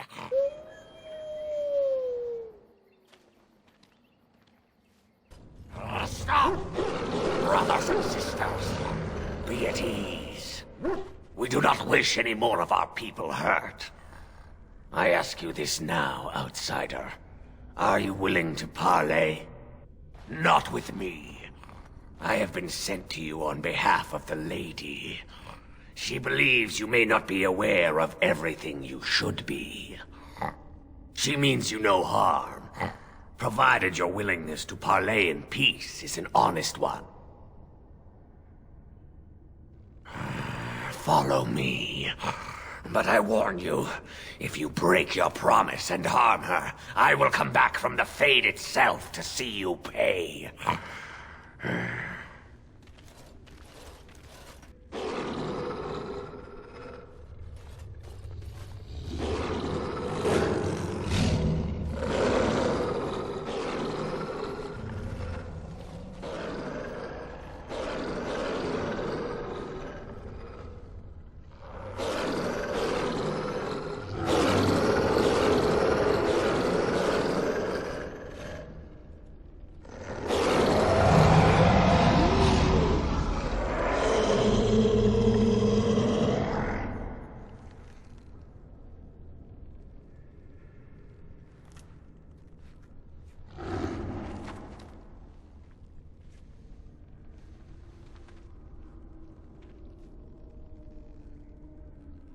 I bid you welcome, mortal.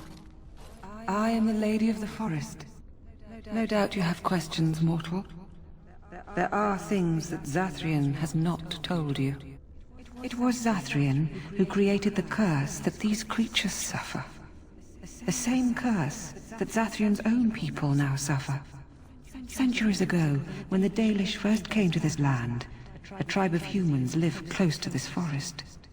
They sought to drive the Dalish away. Zathrian was a young man then. He had a son and daughter he loved greatly.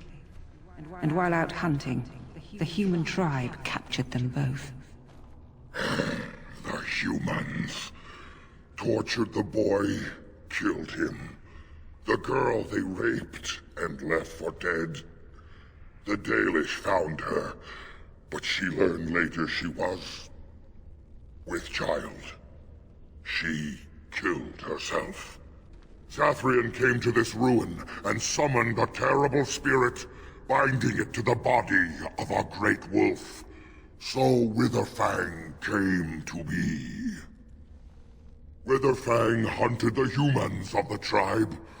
Many were killed, but others were cursed by his blood, becoming twisted and savage creatures.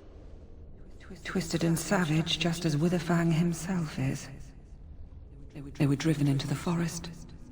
When the human tribe finally left for good, their cursed brethren remained, pitiful and mindless animals. Until I found you, my lady. You gave me peace. I showed Swiftrunner that there was another side to his bestial nature. I soothed his rage and his humanity emerged. And he brought others to me. They are still cursed, mortal. The bestial side of their nature cannot be denied, and this places them forever outside of the company of their people. We seek to end the curse. The crimes committed against Zathrian's children were grave, but they were committed centuries ago by those who are long dead. Word was sent to Zathrian every time the landships passed this way, asking him to come, but he has always ignored us. We will no longer be denied. We spread the curse to his people, so he must end the curse to save them. Please, mortal. You must go to him. Bring him here. If he sees these creatures, hears their plight, surely he will agree to end the curse. I like this plan. Well, I do not like this plan at all. Inciting these poor creatures to attack the Dalish. Are you mad? Then our plan is unchanged. You must go to Zathrian and bring him here to us. If Zathrian comes, I shall summon Witherfang. I possess that power. I also have the power to ensure Witherfang is never found. Tell Zathrian this. If he does not come, if he does not break the curse, he will never find Witherfang, and he will never cure his people. And we shall await your return. Outside of this chamber, the passage leading back to the surface has been opened for you. Return with Zathrian as soon as you can.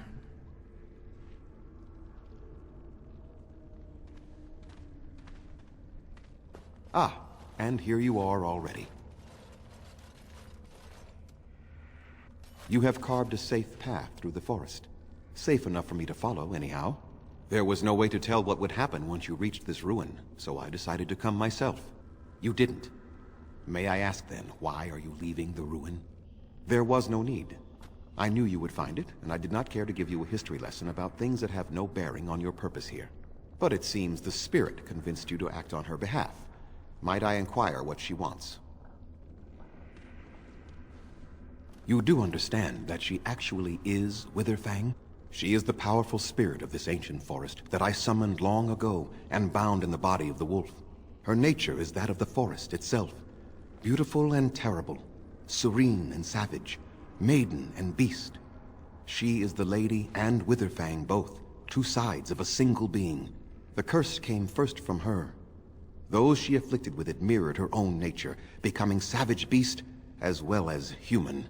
They attacked my clan, and they were the same savages then that they have ever been. They deserve to be wiped out and not defended.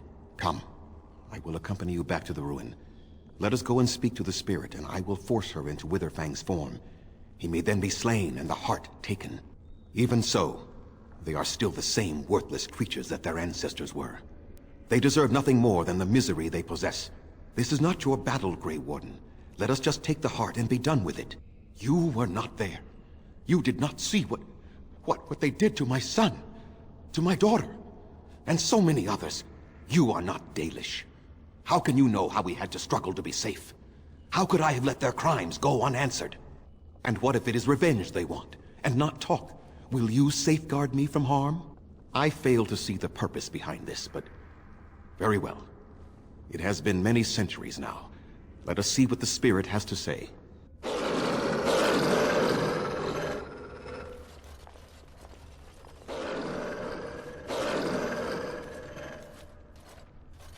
So here you are, Spirit. She is the Lady of the Forest. You will address her properly. You've taken a name, Spirit? And you've given names to your pets? These beasts who follow you? It was they who gave me a name, Zathrian. And the names they take are their own. They follow me because I help them to find who they are. Who they are has not changed from whom their ancestors were. Wild savages, worthless dogs. Their twisted shape only mirrors their monstrous hearts. He will not help us, lady. It is as I warned you. He is not here to talk. No, I am here to talk, though I see little point in it. We all know where this will lead. Your nature compels it, as does mine. It does not have to be that way. There is room in your heart for compassion, Zathrian. Surely your retribution is spent. My retribution is eternal, Spirit, as is my pain. This is justice, no more. Are you certain your pain is the only reason you will not end this curse? Have you told the mortal how it was created? And so he did. Witherfang and I are bound as one being. But such powerful magic could not be accomplished without Zathrian's own blood. Your people believe you have rediscovered the immortality of their ancestors, Zathrian, but that is not true. So long as the curse exists, so do you. No! That is not how it is! No. The curse has a life of its own, though Zathrian's life depends on it. His death plays a part in its ending, however. Then we kill him! We tear him apart now! For all your powers of speech, you are beasts still. What would you gain from killing me? Only I know how the ritual ends, and I will never do it. Ha! You see? We must kill them all! See? They turn on you as quickly. Do what you have come here to do, Grey Warden, or get out of my way. We're standing for what's right here, no matter what. Then you die with them. All of you will suffer as you deserve.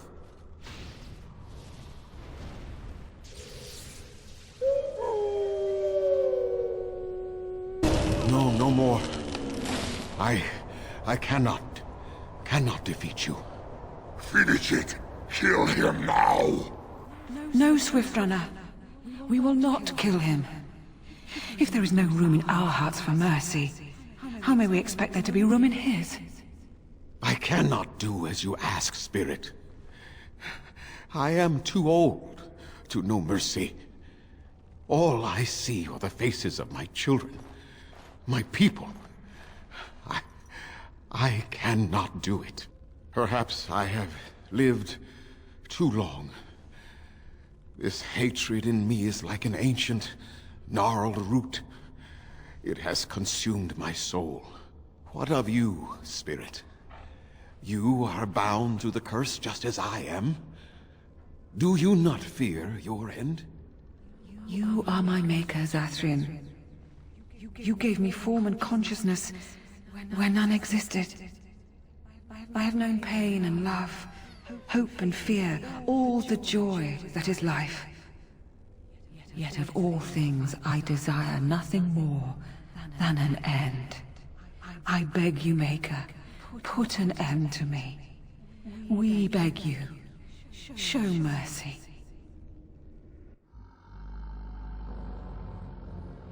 You shame me, Spirit. I am an old man, alive long past his time. Then you'll do it? You will end the curse? Yes, I think it is time. Let us put an end to it all.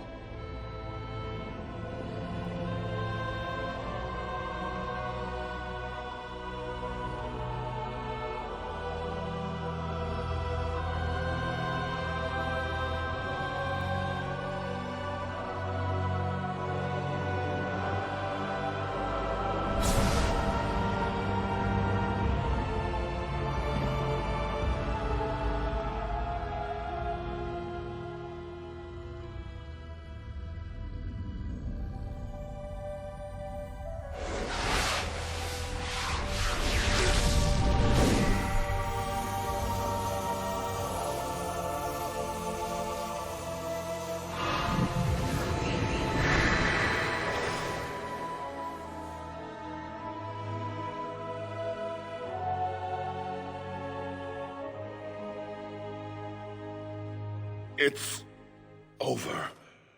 She's gone, and we're human. I can scarcely believe it. Compared to the beast inside that we had to fight every moment, this is just fine. It feels glorious.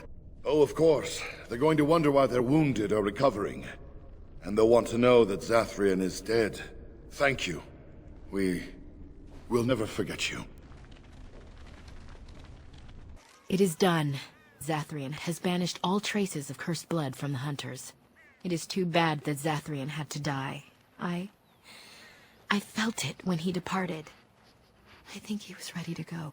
It will be difficult to fill Zathrian's shoes. He was our keeper for many centuries, and he will be sorely missed. But I am keeper now. Let me say it officially then. I hereby swear to uphold the terms of the ancient contract our people formed with the Grey Wardens. Call, and we shall come, with great speed and purpose, and we shall strike at your foes. This I swear. It has been a long time since the Dalish marched to war, but I trust that in the end, we shall make a difference for you. In studying Mother's grimoire, do you wish to hear what I have... 'Tis not what I expected. I had hoped for a collection of her spells, a map of the power that she commands. But this is not it. Disturbed? Yes, perhaps that is the right word.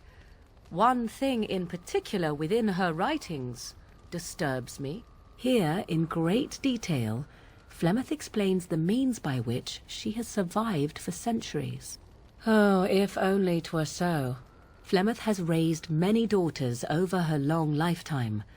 There are stories of these many witches of the wilds throughout chastened legend, yet I have never seen a one, and always wondered why not. And now I know. They are all Flemeth.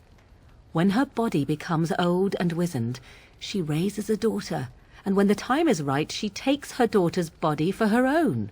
Indeed, that is primarily what this tome details, the various daughters that Flemeth has acquired, their preparation and training. I recognize all of it. I am to be her next host. This is my purpose. Whatever spark of the demon that made her what she is remains within her, keeps her from dying of old age, but her body deteriorates. Eventually she would be so wizened as to be senseless and immobile. So she must seek a new body, a fresh body, and start the cycle anew. I am uncertain. According to her writings, certain hosts are better than others. The more a host is prepared, the quicker the transition will be. I am sorry. This simply takes me by surprise. I would have thought I would have had some inkling, some notion. Flemeth is capable of many things. I was a fool not to suspect her capable of using me for her own self-preservation. I do not know. Perhaps 'tis as she said, the Darkspawn threaten her as much as they threaten anyone else. Or perhaps she believes that this journey will make me more powerful. According to the tome, if the host is already powerful and trained in magic, it takes far less time for Flemeth to settle in. Not by any natural means. Perhaps I should take this as a vote of confidence from her on my capabilities. Or perhaps she simply wished me gone from the Korkari wilds so she could prepare her ritual in peace. A disturbing thought. There is only one possible response to this. Flemeth needs to die. I will not sit about like an empty sack waiting to be filled. Flemeth must be slain, and I need your help to do it. Because if she is slain while I am near, I am not certain that she will not simply be able to take possession of me right there. So obviously I cannot be the one to do it. Then what needs to be done is for you to go back to Flemeth's hut in the Korkari wilds without me. Confront her and slay her quickly. I doubt she will truly be dead even then, but it will take her years to find a new host and recover her power, if that is even possible. The thing I must have is her true grimoire. With it, I can defend against her power in the future. Everything else in her hut is yours. Not really, but the sooner the better, no? She would like everyone to think she is invincible, but I highly doubt that is the case. And besides that, you are not truly killing her. I am grateful. The sooner this can be done, the sooner it will set my mind at ease. Flowers? For me? They smell lovely, and there's something so familiar about them. These were my mother's flowers. She would sprinkle the dry petals amongst her clothes. Oh, they smell just like her. Thank you so much. I was just thinking about what happened to the elves, and I'm reminded of a song sung to me many years ago. It was when my mother died, and this wise elven woman comforted me and told me that we shouldn't fear death or hate it. Death is just another beginning. One day, we must all shed our earthly bodies to allow our spirits to fly free. It's a beautiful sentiment, I think. One that brings peace and hope to the grieving.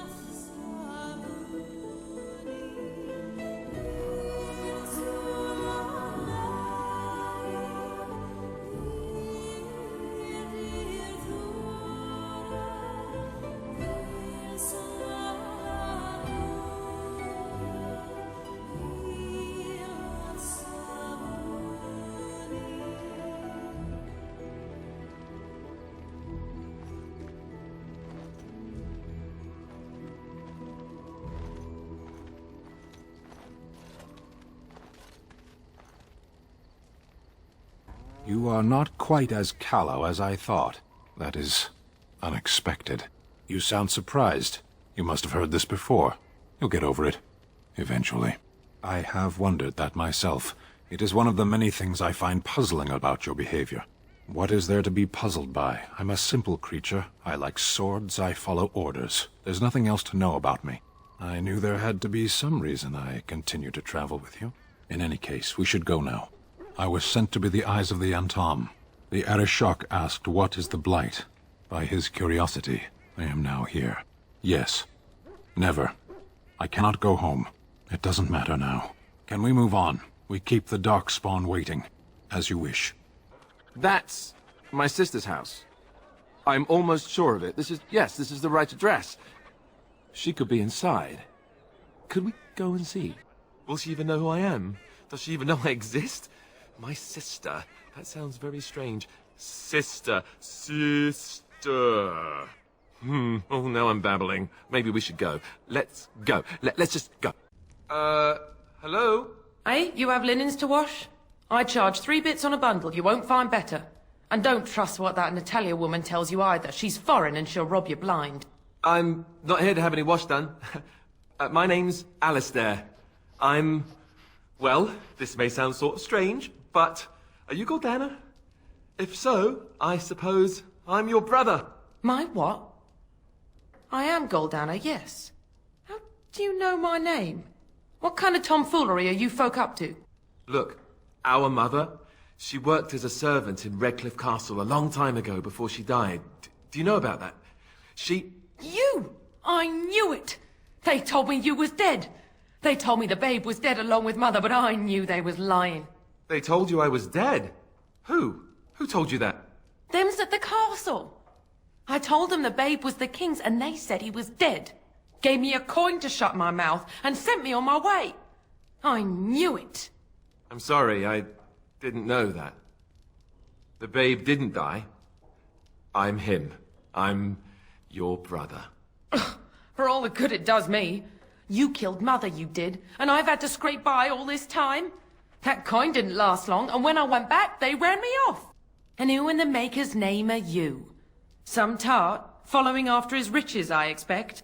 Hey, don't speak to her that way. She's my friend and a Grey Warden, just like me. Oh, I see. A prince and a Grey Warden too. Well, who am I to think poorly of someone so high and mighty compared to me? I don't know you, boy. Your royal father forced himself on my mother and took her away from me. And what do I got to show for it? Nothing. They tricked me good. I should have told everyone. I got 5 mouths to feed. And unless you can help with that, I got less than no use for you. I'm sorry, I don't know what to say. Well, he found it. And what good is that to me? None, that's what. Unless he can see to it that his family lives as it should. I suppose maybe I could give her some money for my nieces and nephews. 15 sovereigns, maybe? Would you let me give her that? Then here, Goldana, take this money. I know it's not much, but... You, a prince, marching in here with your fancy armor and such, and this is all you got to offer? You must think I'm very stupid. No, wait, I don't think that at all. I want to help, if I can. You want to help? You go to whatever high and mighty folks you run with, and you tell them you've got nephews and nieces that aren't living as they've a right to. You do that! Yes, it really seems that way, doesn't it? I wasn't expecting my sister to be so... I'm starting to wonder why I came. I don't know why you came either, or what you expected to find. But it isn't here. Now get out of my house, the both of you. It's her house. Let's just get out of it and leave her alone. Well, that was not what I expected, to put it lightly. I'm sorry I gave her any money at all. This is the family I've been wondering about all my life? That gold-digging harridan? I can't believe it. I guess I was expecting her to accept me without question. Isn't that what family is supposed to do? I feel like a complete idiot. Yes, I'm sorry too. I guess I should have known better. Let's just go. I don't want to talk about this anymore. I think I owe you an explanation for what happened. You should know that something happened to me at the tower before you came along. Remember my apprentice, Petra? She encountered a demon in the tower. It would have killed her had I not intervened. I saved her life that day, but I did not survive that encounter with the demon. Let me explain fully. I engaged a very powerful demon to rescue Petra. It sapped me of all my energy and will and left me drained. It took everything I had to defeat it. And when I was done, I no longer had the strength to keep my heart beating. I remember my life ebbing away. Everything receded from me. Sound, light. I remember being enveloped in complete, impenetrable darkness. And then I sensed a presence enfolding me and cradling me, whispering quietly to me. The sensation is impossible to describe. I was being held back, firmly but gently, as a mother would a child, eager to slip from her grasp. I felt life and warmth flowing through my veins again. I began to be aware of small sounds and the discomfort of my hip pressing into the cold stone of the tower floor. The Fade contained spirits both benevolent and malicious. The benevolent spirits seldom make themselves known, because they want nothing from mortals, unlike the demons. It was one of these spirits that saved me. Without it, I would be dead. And it has not left me. It is with me, even now, bonded to me. You see, I am supposed to be dead. It is the spirit that is keeping me in this world. And this is not the way of things. Perhaps the spirit did not expect this, but it is weakening gradually. I am living on borrowed time. I do not know. I can feel when the spirit weakens, so I should have fair warning. But come, let us not talk about this. There is time yet. Look, before we go any further, I want to say something. I appreciate that you brought me to see my sister, and that you were there to talk me down after we left. You're a true friend, and I love you. I just wanted to tell you that. Well, now that that's out of the way,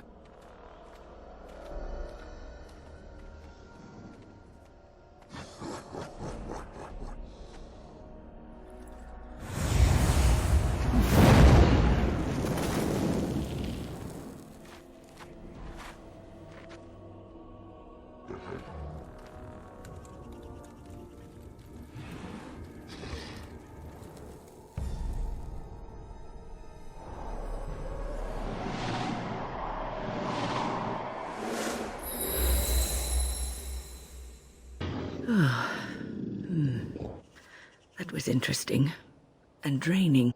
I called forth the spirit that sustains me so that it could lend us aid. I did not realize it would take this much out of me. It seemed a good idea at the time, if a little rash. I think it may have weakened the spirit a little. Well, we can't all be quick-wit McSmartypants now, can we? Apparently you have the monopoly on cleverness. You've done me a service. That fool Imrek was barking for a week. Are all humans so touched? You are free to enter Orzammar, Grey Warden, though I don't know what help you will find.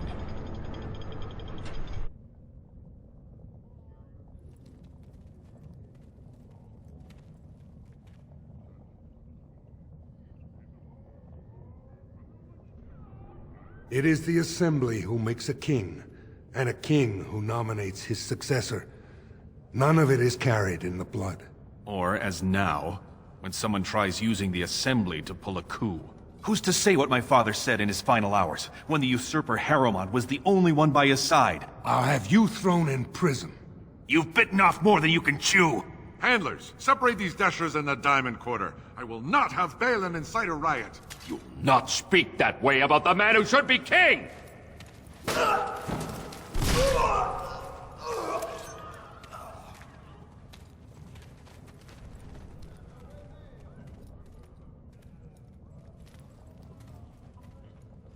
Vieta, Surfacer.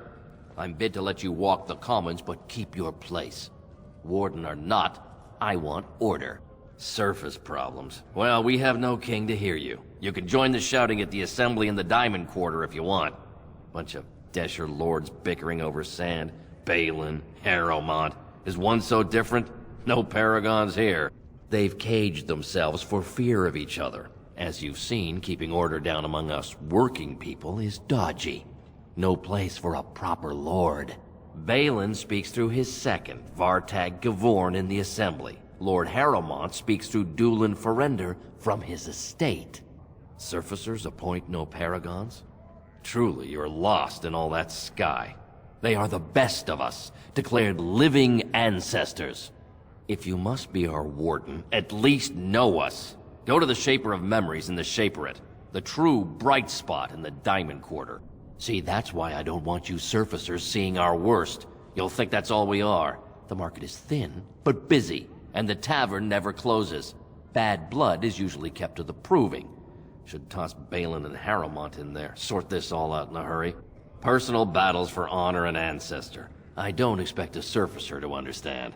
If you must be our warden, at least know us. Go to the Shaper of Memories in the Shaperate, the true bright spot in the Diamond Quarter. Well enough, as I've said. Spend your coin if you want friends, stand in the proving if you have enemies. Yes, you should. I heard there was a Grey Warden here. I am Dulin Ferender, second to Lord Harrowmont, King Endrin's own choice as successor. Word is spreading that the surface may suffer a blight. It is shameful we are not in a better position to help. That may be, and that is a terrible risk for the surface. But even if the world would end tomorrow, Lord Harrowmont cannot ignore Balin today. He cannot afford to trust anyone of unproven loyalties. That's a generous offer. If you mean it, you might attend the proving today. The Deshers take it very seriously, and unfortunately, Balin found some way to blackmail or intimidate House Harrowmont's best fighters into stepping down. It would certainly make your loyalties loud and clear. Balin would never work with anyone who humiliated him in that way. Harrowmont would have no fear of meeting with you then. Excellent. The arena is located off the Commons. Talk to the Proving Master and tell him you're entering Lord Harrowmont's roster. The key fighters we lost were Guidon and Beisel. You can look for them in the fighters' preparation chambers behind the ring. And be sure it's before the fights begin. After the first bout, no one may change the roster. If you need to find me again, I will wait in the Tapster's Tavern off the Commons. There is no better place to hear gossip. Perhaps even word of your victory. The proving will begin shortly. I'm sure you can find a place in the stands. Or were you here to take part in the fight? Well, that's a surprise. Never thought the Grey Wardens would take an interest in our king.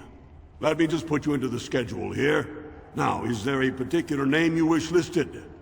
We'll just call you Grey Warden, seeing as those human names are a real burr to pronounce. We actually have an opening in the first round. Are you ready to start? That's what I like to hear. I will warn you, though. This is your last chance to make preparations or meet the competition. Once the fights begin, there are no new additions to the roster. All withdrawals are treated as losses and a sign of the ancestors' disfavor. Do you want to start, or would you like some time? The fighters' quarters are behind the ring. Go down to the ring, then. I'll be right there. This is a glory proving, fought under the eyes of the Paragons of Orzammar to honor the memory of King Endrin. Only 2 warriors remain. Fighting for his royal cousin Balin, Piotr Idukan has led his team to triumph over every unit so far. Challenging him on behalf of Lord Harrowmont, the Grey Warden has risen from nothing to stand at the competition's summit. Each will lead a full unit of 4 soldiers to see once and for all whom the ancestors favor. You fight well, but your judgment is questionable. The throne will never leave House Idukan. Last one standing will be declared victor. Fight! The winner is the Grey Warden! Congratulations! You defeated the man Prince Trian himself once called the Horns of my army. Do you deny this Grey Warden has earned the championship? Then it is my honor to declare this Grey Warden champion of the Proving, who has shown that the Ancestors favor Lord Harrowmont. The Ancestors speak through you. Congratulations, Warden. Atrasvala, champion. I hear your performance in the Proving was nothing short of amazing. I must thank you for bringing both Baisel and Guidon back into the fight. His lordship was touched to see his old friends stand for him. There can no longer be any doubt where your sympathies lie. If you're ready, Lord Harrowmont will see you now. His lordship is looking forward to meeting you.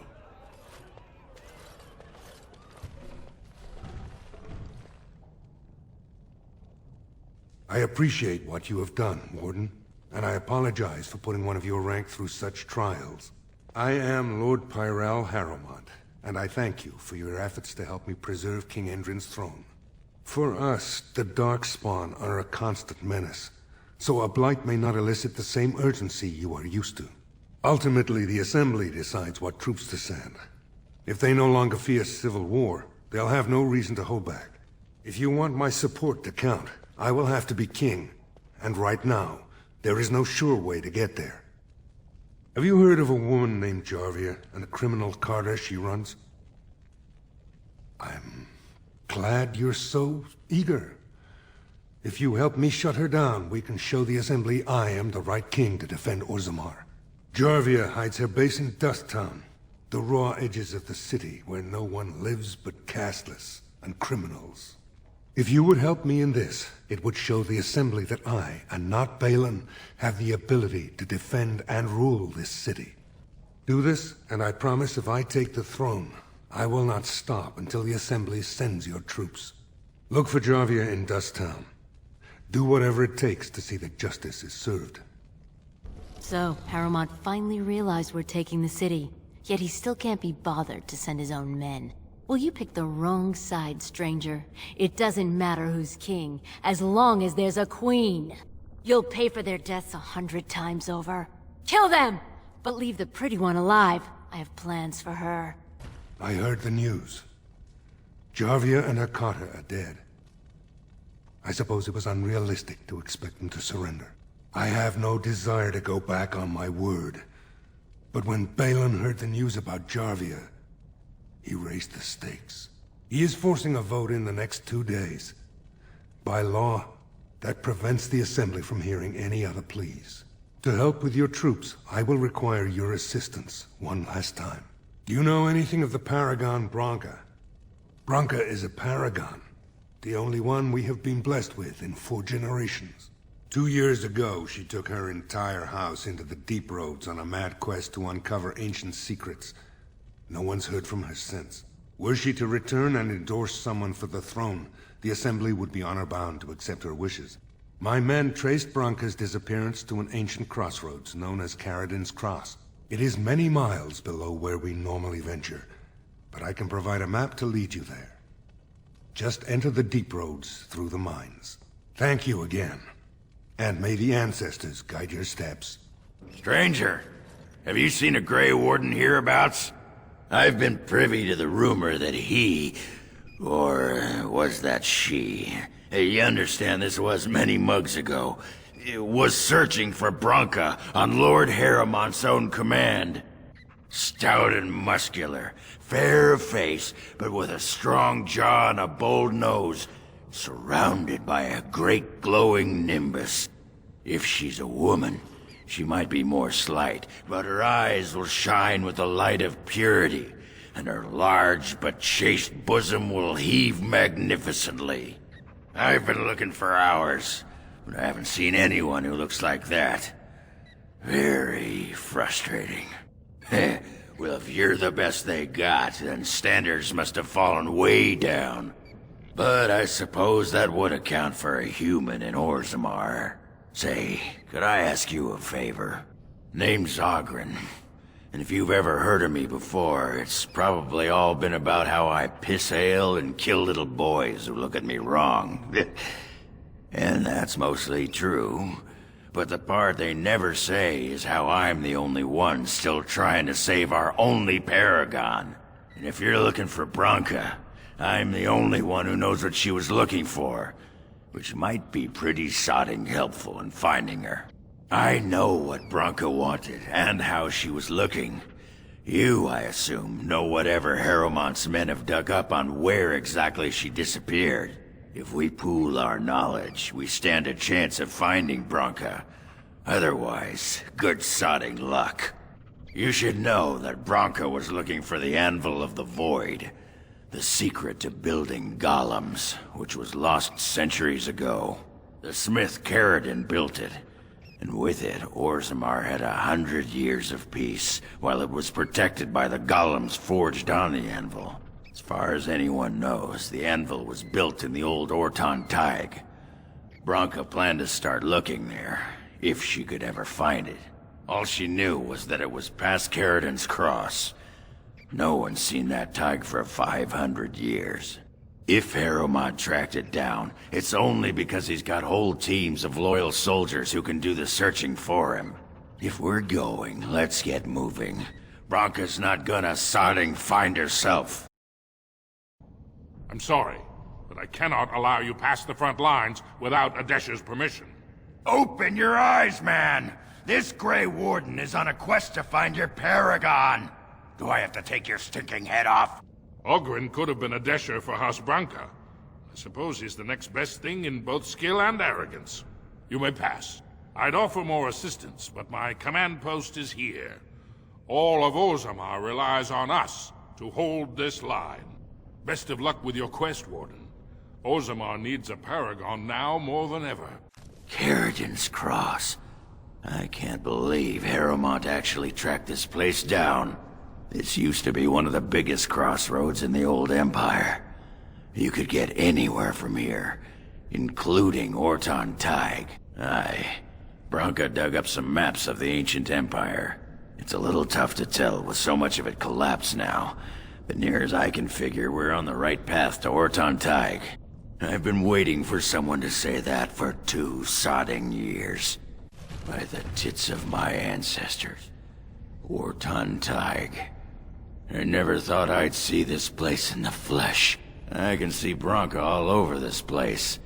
She always took chips from the walls at regular intervals when she was in a new tunnel. Checked their composition. If she was still here, though, she'd have sentries out by now.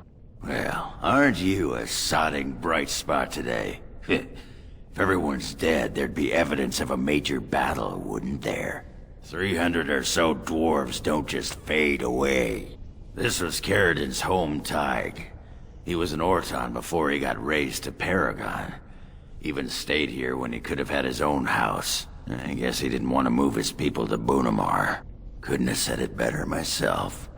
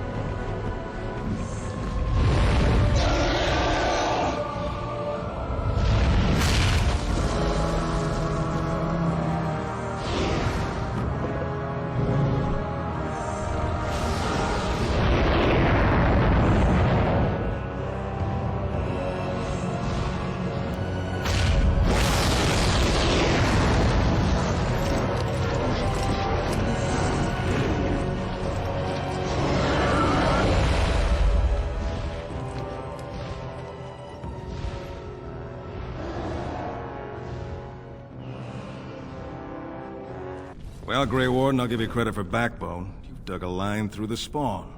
Still no sense in your head, but you've got skill. We die in the eyes of our brothers so we can fight without fear. It offers redemption for the promise of the greatest sacrifice. That's all you need to know. To say more invites judgment, or worse, imitation. Why? The other kingdoms only care when the Darkspawn march in the light. But they are always here, always pushing. Your nightmare is my everyday.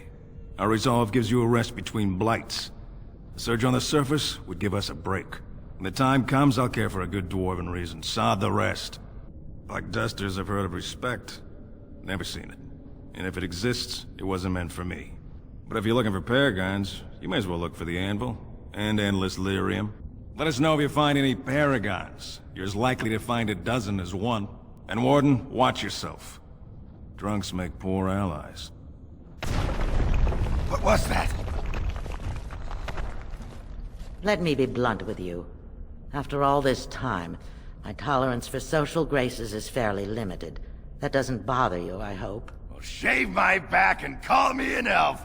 Bronca, by the stone! I barely recognized you. Oghren. It figures you'd eventually find your way here. Hopefully you can find your way back more easily. And how shall I address you? Hired sword of the latest lordling to come looking for me? Or just the only one who didn't mind Oghren's ale breath? Be respectful, woman. You're talking to a Grey Warden. Ah, so an important errand boy, then. I suppose something serious has happened. Is Endrin dead? That seems most likely. He was on the old and wheezy side. A king won't defeat a blight. We've had 40 generations of kings, and lost everything. I don't care if the Assembly puts a drunken monkey on the throne. Because our protector, our great invention, the thing that once made our armies the envy of the world, is lost to the very darkspawn it should be fighting. The Anvil of the Void. The means by which the ancients forged their army of golems and held off the first archdemon ever to rise. It's here, so close I can taste it. Harrowmont could have been pulled dead from his mother's womb and history would read no differently. I'm looking for the one thing that will return our days of glory. The anvil lies on the other side of a gauntlet of traps designed by Caridin himself. My people and I have given body and soul to unlocking its secrets. This is what's important. This has lasting meaning. If I succeed, the Dwarven people benefit. Kings, politics, all that is transitory. I've given up everything and would sacrifice anything to get the Anvil of the Void. Enough questions. If you wish me to get involved with this imbecilic election, I must first have the Anvil. There's only one way out, Warden. Forward. Through Caridin's maze, and out to where the Anvil waits. What has this place done to you? I remember marrying a girl you could talk to for 1 minute and see her brilliance. I am your paragon.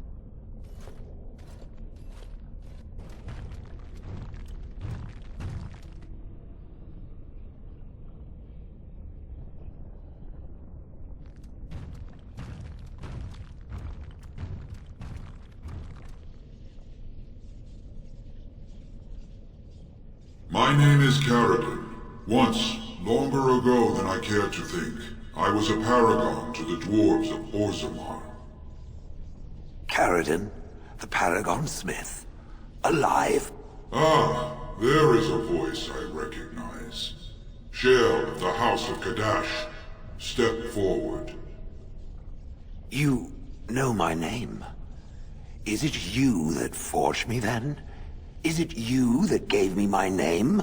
Have you forgotten then? Ah, it has been so long. I made you into the golem you are now, Shale. But before that you were a dwarf, just as I was. The finest warrior to serve King Baldur, and the only woman to volunteer. The only woman? A dwarf? I laid you on the anvil of the void, here in this very room, and put you into the form you now possess. The anvil of the void. That is what we seek. If you seek the anvil, then you must care about my story, or be doomed to relive it. Though I made many things in my time, I rose to fame and earned my status based on a single item, the anvil of the void.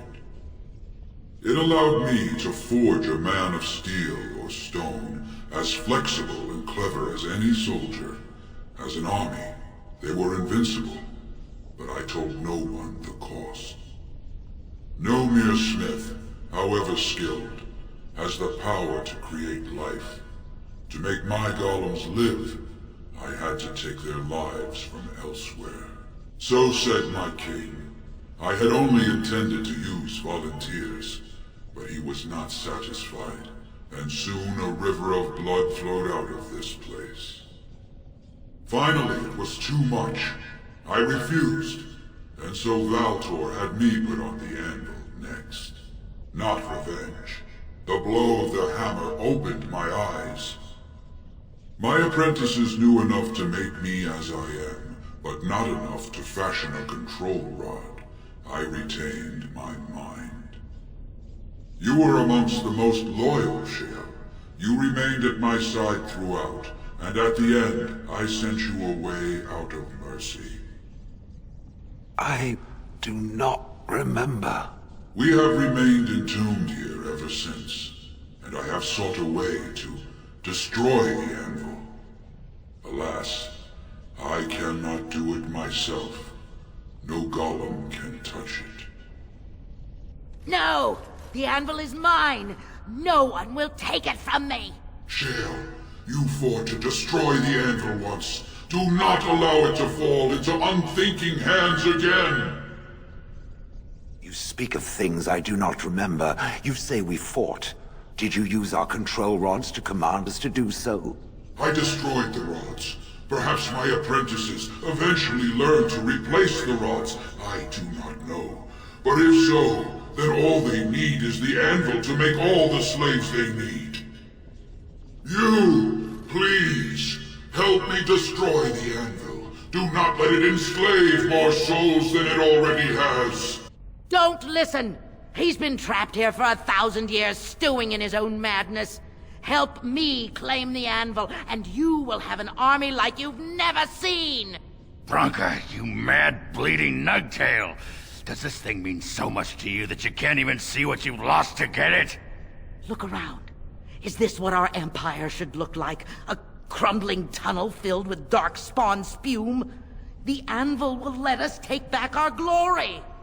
So it fights with Caradin? Good. That seems right. Thank you, stranger. Your compassion shames me.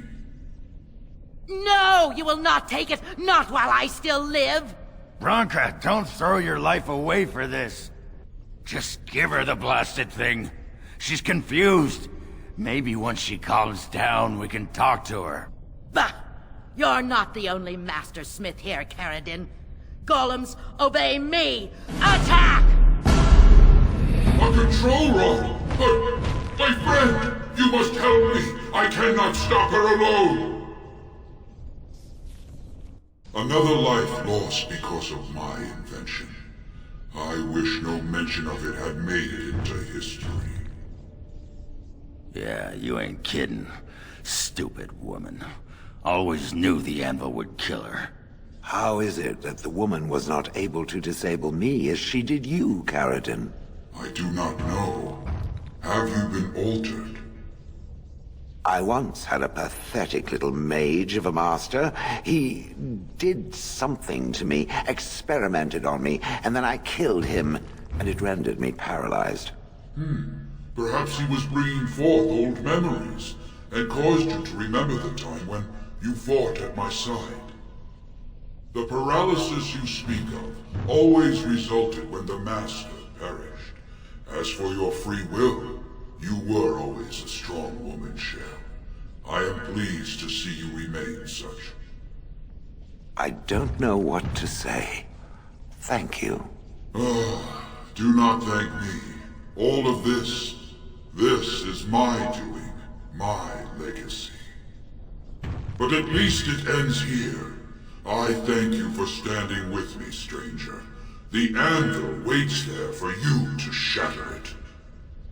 Is there any boon I can grant you for your aid? A final favor before I am freed from my burden? For the aid you've given me, I shall put hammer to steel one last time, and give you a crown for the king of your choice.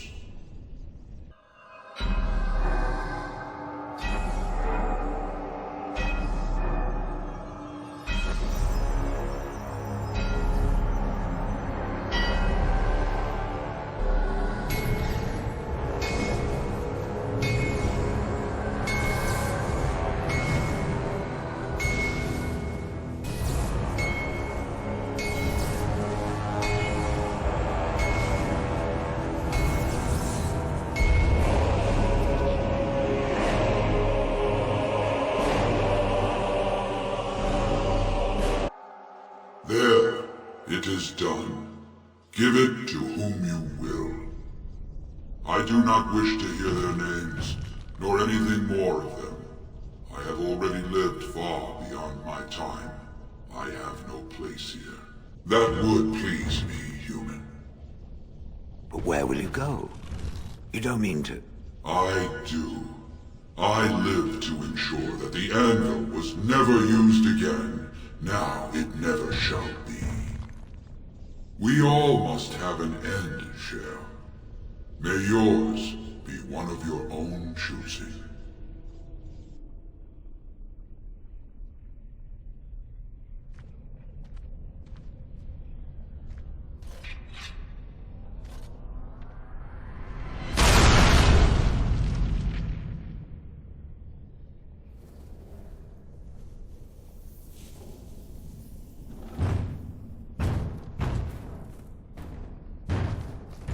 You have my eternal thanks, stranger. A trust and I'll turn sharp. May you always find your way in the dark.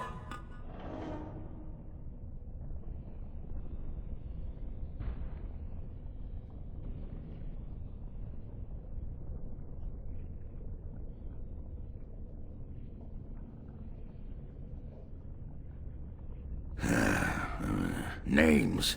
Long list of dwarves. Wait, hold on. We honor who have made this sacrifice.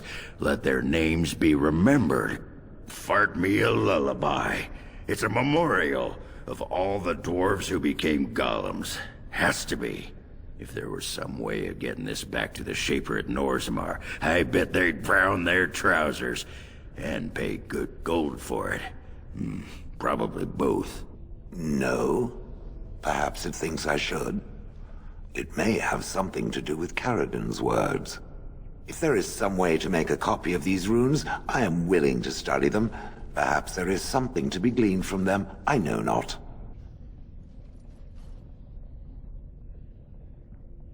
Well, that pretty much beat the sod out of how I imagined it.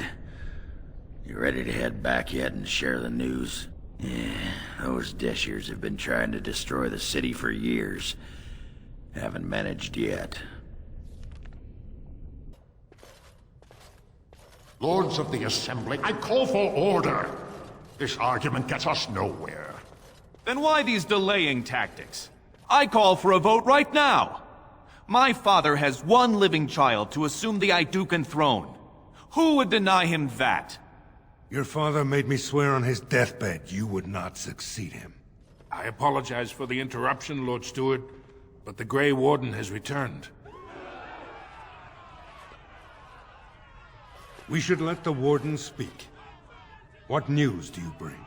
Caridin was trapped in the body of a golem. This Warden granted him the mercy he sought, releasing him and destroying the Anvil of the Void.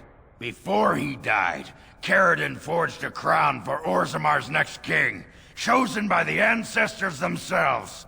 And we are supposed to trust this? The word of a drunken sot and a Grey Warden known to be in Harrowmont's pocket? Silence! This crown is of Paragon make, and bears House Ortan's ancient seal. Tell us, Warden, whom did Caridin choose? The Grey Warden knows nothing about us. Why would a Paragon entrust someone like this with such a weighty decision? This is ridiculous! We've argued in these chambers for too long. The will of the Paragon is that the Grey Warden decide. I appreciate your forthrightness, Warden. You have acted with grace through this entire torturous process.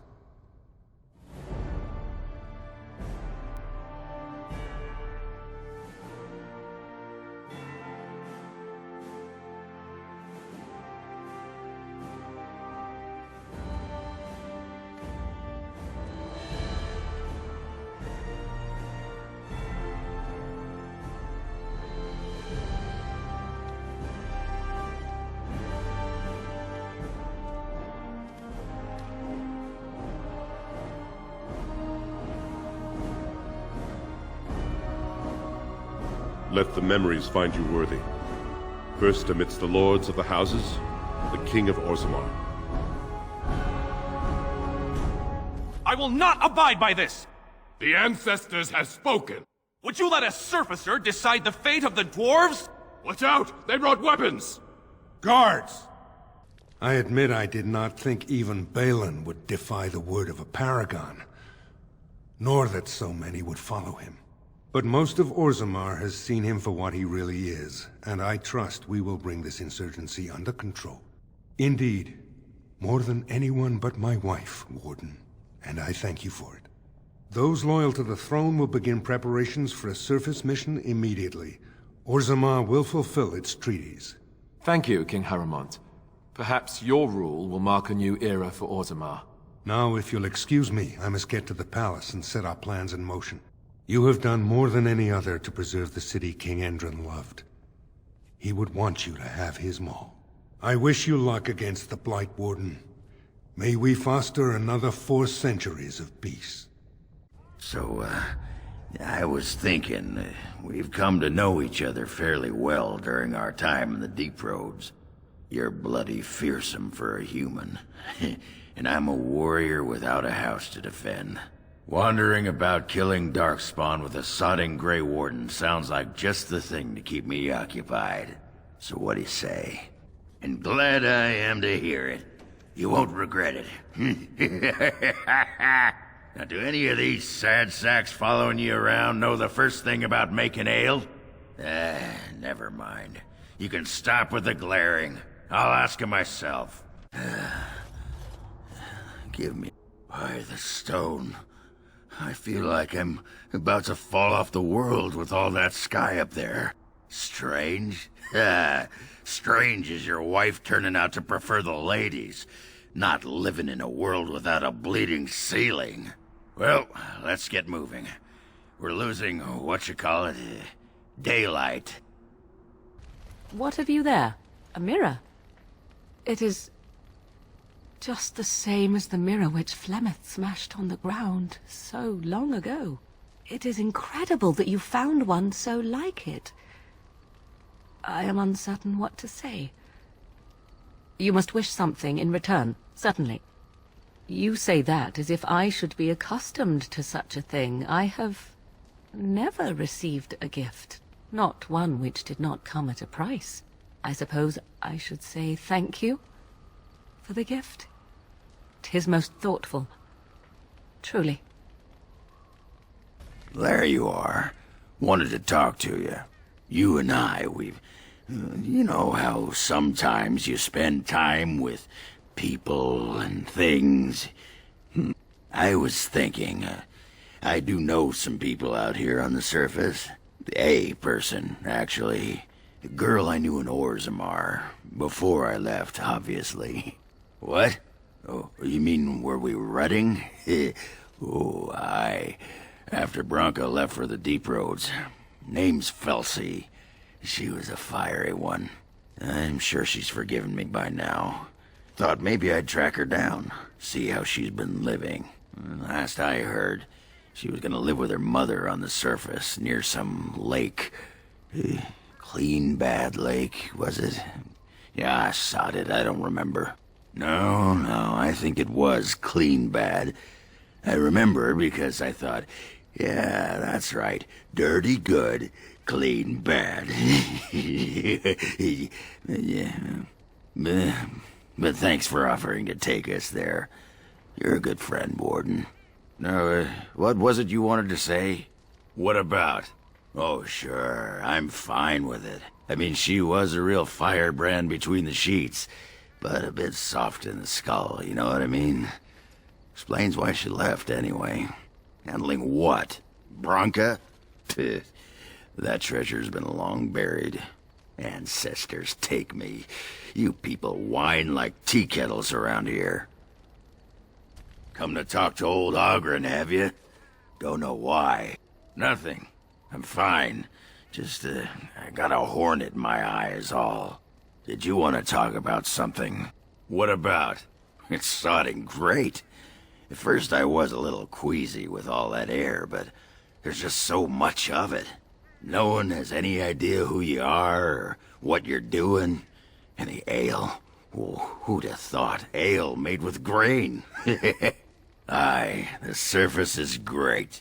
It's like a big, bright world of filth without a ceiling. My kind of place. Hey, let's go find something to kill, huh?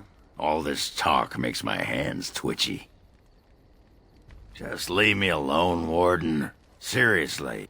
Upset. Ugh. I don't get upset. I get drunk. Did you want to talk about something? What about?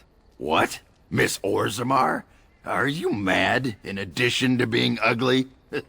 They treated me like a puddle fly back there. I'm never going back. All right. All right then. And so you return. Lovely Morrigan has at last found someone willing to dance to her tune. Such enchanting music she plays, wouldn't you say? Which one, I wonder? What has Morrigan told you? What little plan has she hatched this time? That she does. The question is, do you? Ah, but it is an old, old story. One that Flemeth has heard before, and even told. Let us skip right to the ending, shall we? Do you slay the old wretch as Morrigan bids, or does the tale take a different turn? Morrigan wishes my grimoire? Take it as a trophy. Tell her I am slain. I go. Perhaps I surprise Morrigan one day. Or I may simply watch. It would be interesting to see what she does with her freedom. Enlightening, even. Would you give an old woman that? Shame. What will it be, then? It is a dance poor Flemeth knows well. Let us see if she remembers the steps. Thank the ancestors. Another minute of her cackling and I'd be heaving up breakfast. Come. She will earn what she takes. I'd have it no other way.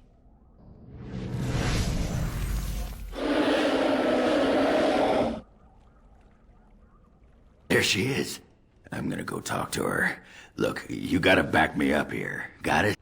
You haven't met her, I take it. Just be ready to pry her off when she throws herself at me. We don't want to make a scene here. Well, don't pry her off me too soon. I mean, a little scene's all right. Are you sure you're not a baker? 'Cause you got a sodding nice set of buns. Akron, is that you? Yeah, in the flesh, baby. What are you doing here? Just trying to kick back with a pint. Fighting Darkspawn's a lot of sodding work, you know? You're fighting Darkspawn? It was a bit of pain, but it was a personal favor for the King of Orzammar, you understand? The whole surface to choose from, and you just happened to come to my tavern? What? Oh, right. It's fate, Felsi. What can I say? Fate? The ancestors must have a sense of humor, then. Sure they do. You've had a good look at Lady Helmy, haven't you? If her face isn't a joke the ancestors are playing, I'm a Bronto's behind. So, Lady Helmy must be a paragon of beauty, then. I've been thinking about you, Felsi. What do you want, Ogren? Nothing. Just thought I'd see how you were doing is all. Well, maybe that and grease up the Bronto, if you know what I mean. Well, you've seen me. You'll have to go back to Orzammar for the Bronto. Wait, you're leaving? You just got here. I haven't called you a shaft rat yet. Well, you can't keep the archdemon waiting. You hurt its feelings, it might just turn the whole blight around and go home. Nobody wants that. Well, you don't need to fight it right now, do you? I mean, you could have a pint first. You could call me a surly Bronto. I could tell you that you smell like nut droppings. I'll tell you what, I got some things I gotta do, but I'll come back for that pint when things are settled, you frigid deep stalker. Fine, but you better not keep me waiting, you worthless copper-plated swordcast. Wouldn't dream of it. I await your command. Now I have time to find some way to prevent Flemeth from stealing my body in the future, even without her grimoire. For she will be back. One day, I have no doubt of that. And if I cannot protect myself, one day I will track her down again in whatever body she inhabits, and she will die again, and again if need be. But there is no need to think of such things now. I have you to thank for saving me, so let us return to the task of dealing with the Darkspawn, no?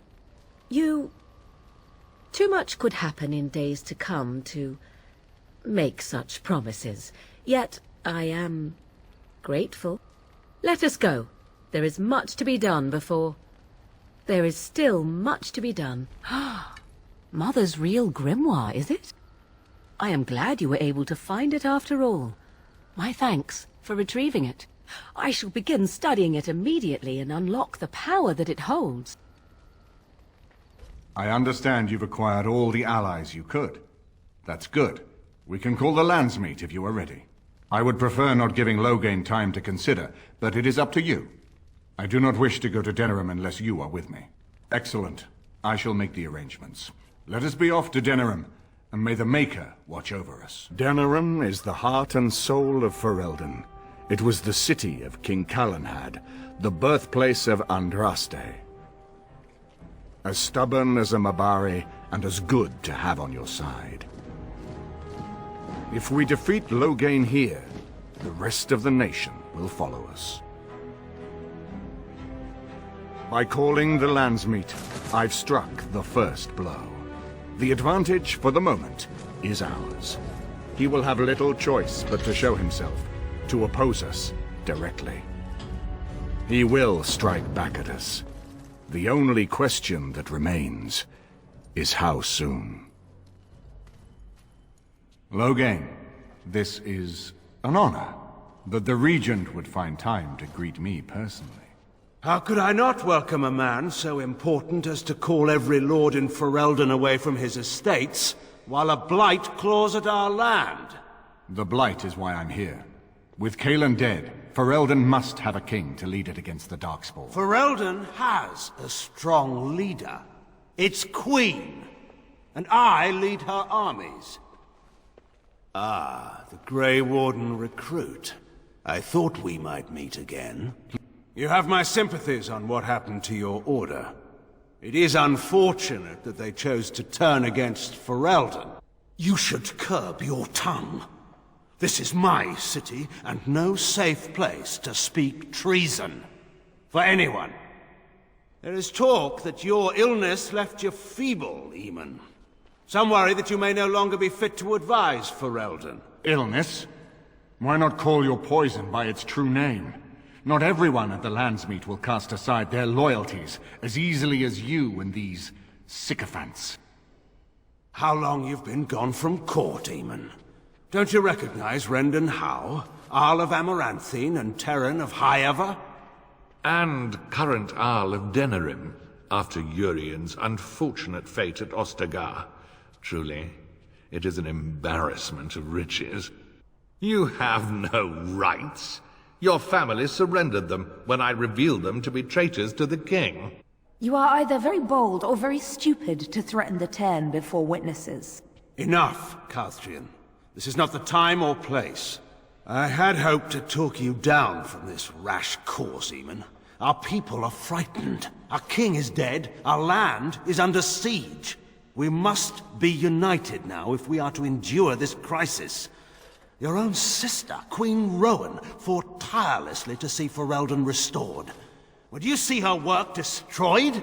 You divide our nation and weaken our efforts against the Blight, with your selfish ambitions to the throne.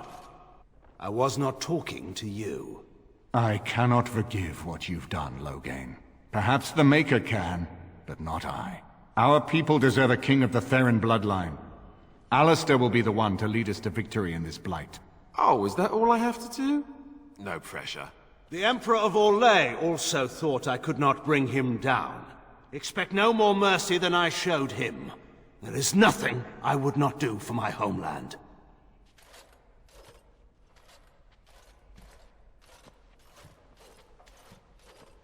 Well, that was bracing. I didn't expect Loghain to show himself quite so soon. Calling the Landsmeet is only the start.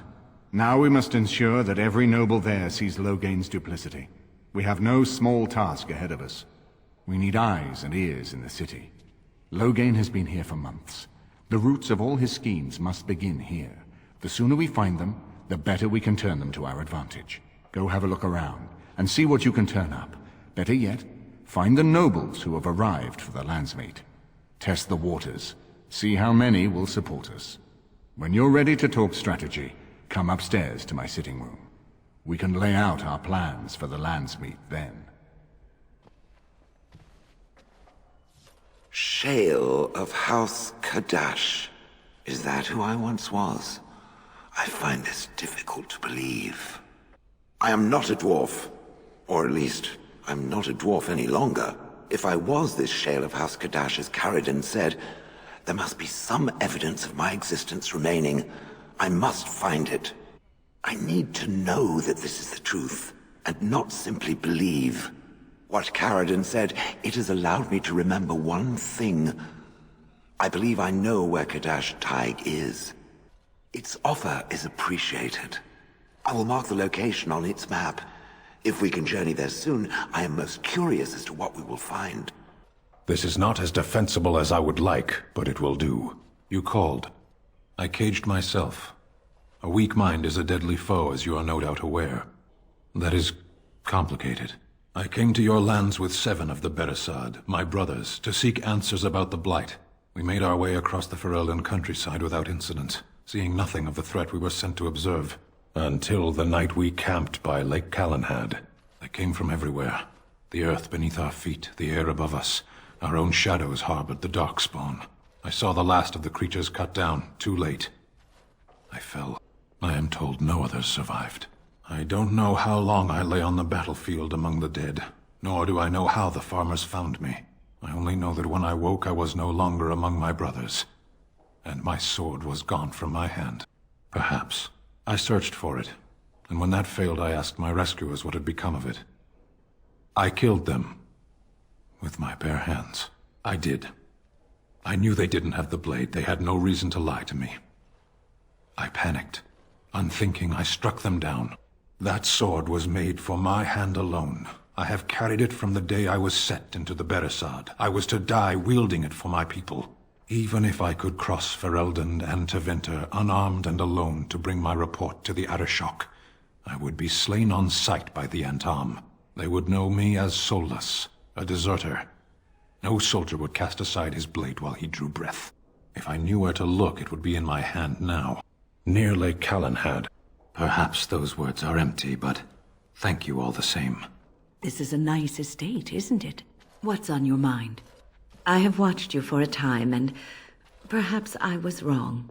There seems to be something special between the two of you. He seems less guarded when in your company, allows himself to relax, and he seems genuinely happy. I think I was too harsh in my judgment before, and I am sorry. What you have may not last forever. Death and duty may part you, but love's worthiness is not diminished because of that. I should have seen this before. Instead, you learn to cherish every precious moment that you spend together, knowing that it may be the last. And for those of us watching, well, it brings warmth to these old bones to know that something so beautiful can be found in the midst of chaos and strife. You know, I could get to like this. The last time I came to Denerim, I stayed at an inn so filthy the bedbugs had fleas. This is a nice change from having to sleep in the woods, isn't it? Something I can help with? Denerim is Ferelden's most important city, yes? This is the seat of power, the jewel in the crown of the king. She is Ferelden's heart. Her walls are strong, but within them lies so much beauty, just like the country and the people. Right here, old pal. Well, what do you think? I mean, she was my wife. I spent 2 years trying to save her while she was off boffing that tramp and feeding my cousins to the Darkspawn. And now she's dead, and there's no way to ever make things better. I guess I could use a bit of the old mortar and pestle if you're digging my trench. Yeah, you said it. I was starting to think of my pants as a home away from home. You want to get moving now? My throat's sore from all this relating. If one more servant asks if I would like a change of clothes, I will set the house on fire. What comes, my friend? Ah, Warden. I trust you've made yourself comfortable.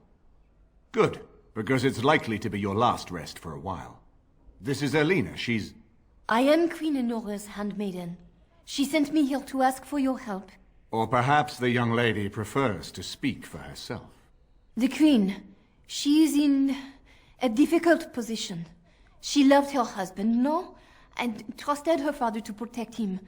When he returns with no king and only dark rumors, what is she to think? She worries, no? But when she tries to speak with him, he does not answer. He tells her not to trouble herself. My queen suspects she cannot trust her father. And Logan, he is very subtle, no? But Renton Howe, he is privy to all the secrets and not so subtle. So she goes to Howe. A visit from the queen to the new Isle of Denham is only a matter of courtesy. And she demands answers. He calls her every sort of name, traitor being the kindest, and locks her in a guest room. I think her life is in danger. I heard Howe say she would be a greater ally dead than alive, especially if her death could be blamed on Earl Eamon. We may have no choice but to trust Honora. The Queen is well loved. If Logain succeeded in pinning her death on me, I'm not sure that's a risk we can afford to take. I have some uniforms. Earl Howe hires so many new guards every day. A few more will not cause much stir. I will show you to the servants' entrance. We must slip in and out with my queen before anyone is the wiser. I will go ahead to Howe's estate. Meet me there as soon as you can. I haven't been here in a while. They've changed the dining room. Something you need, mate. This is it. Kadash Taig. Perhaps. It may also be where I was found. These ruins are always overrun by vermin. There may be something noteworthy further in, however. What is this? This I remember.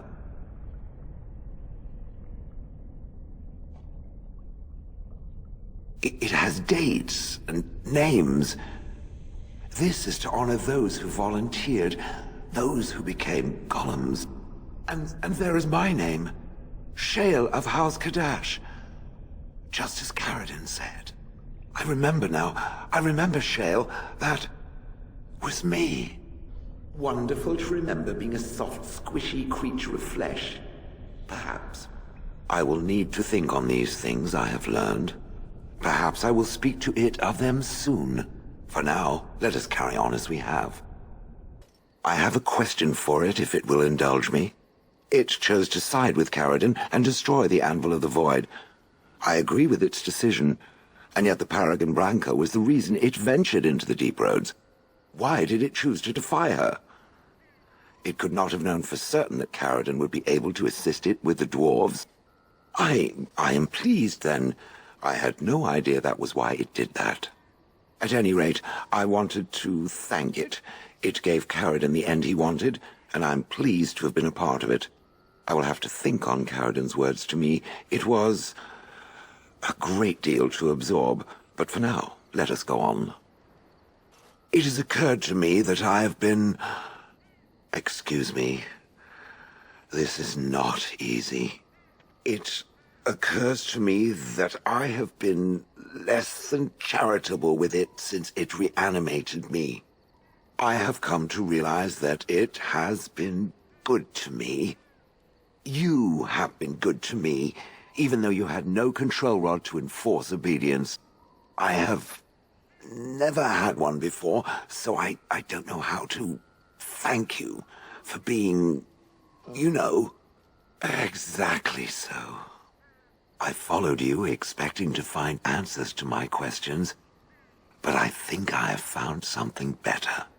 Oh, let us not speak of this awkward bonding moment ever again. To the road. 'Tis a curious thing. I do not know how else to describe it. No, nothing is wrong. It is a little embarrassing to admit, in fact. I am reminded of our first meeting in the wilds. I had been in animal form for some time, watching your progress. I was intrigued to see such a formidable woman, obviously more potent than the men she traveled with. Yet I resented it when Flemeth assigned me to travel with you. I assumed that, at best, you would drive me from your company as soon as we left the wild. I am aware that I have little talent for forming friendships. to put it lightly. 'Tis something I know nothing of, nor ever thought I needed. Yet when I discovered Flemeth's plans, you did not abandon me. Whatever your reasons, you fought what must have been a terrible battle without hope of real reward. And that is what I do not understand. Of all the things I could have imagined would have resulted when Flemeth told me to go with you, the very last would have been that I would find in you a friend, perhaps even a sister.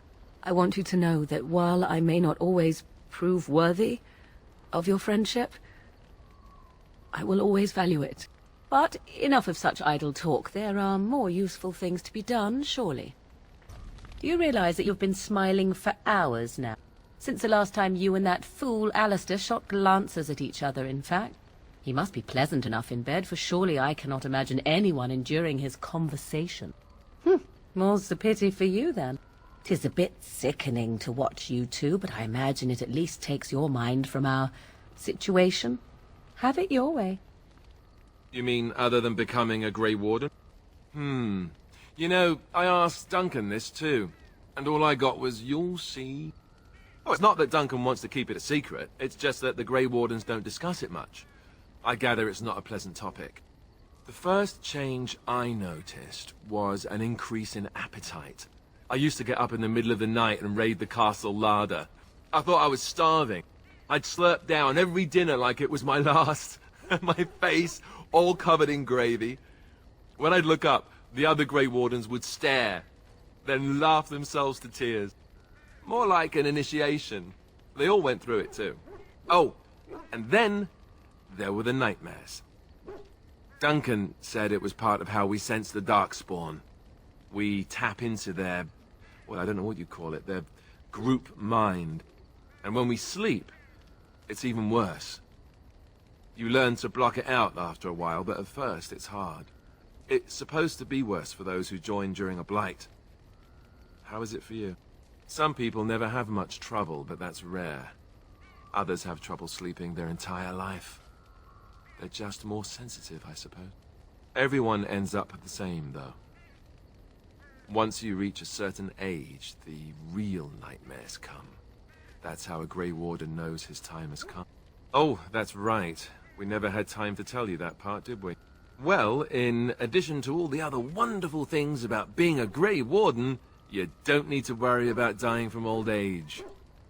You've got 30 years to live, give or take. The taint, it's a death sentence. Ultimately, your body won't be able to take it. When the time comes, most Grey Wardens go to Orzammar and die in battle rather than waiting. It's tradition. You'll always find Darkspawn down where the dwarves are. The oldest Grey Wardens head to the deep roads for one last glorious battle. Not that there's a shortage of Darkspawn during a blight, but that's the tradition. The dwarves respect us for it. And you wondered why we kept the joining a secret from the new recruits. And there you have it. You know, Duncan, he started having the nightmares again. He told me that in private. He said it wouldn't be long before he'd go to Orzammar himself. I guess he got what he wanted. I just wish it had been something worthy of him. I know. Ending the blight should make this all worthwhile, right? And so here is the mighty Grey Warden at long last. The crows send their greetings once again. And where is Zevran? I don't see him with you. How very disappointing. Don't bother. I know very well he travels with you. Here I am, Taliesin. Tell me, were you sent, or did you volunteer for the job?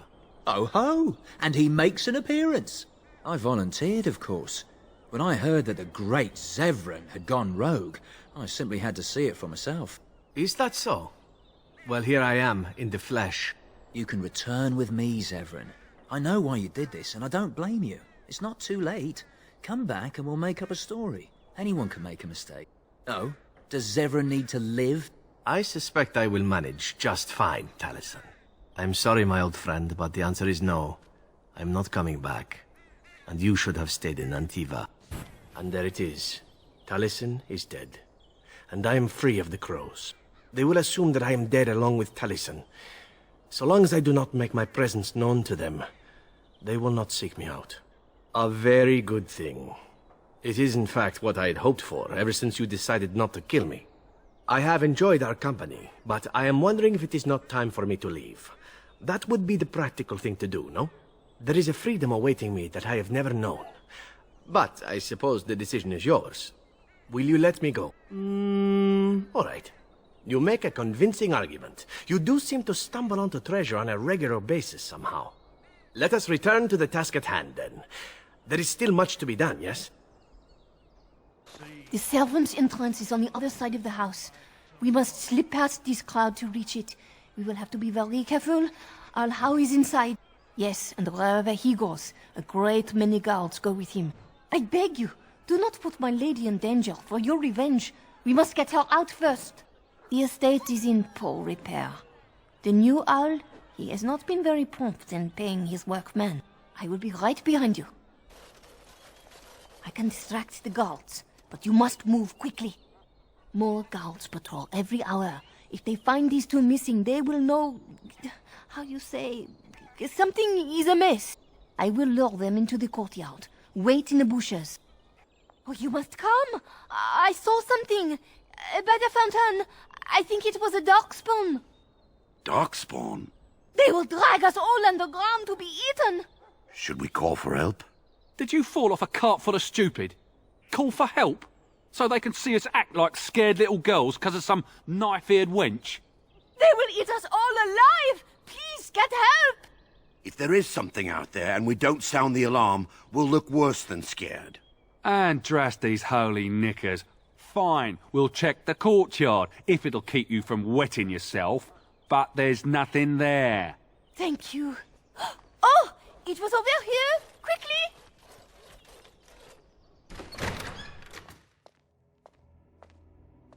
What? Who goes there?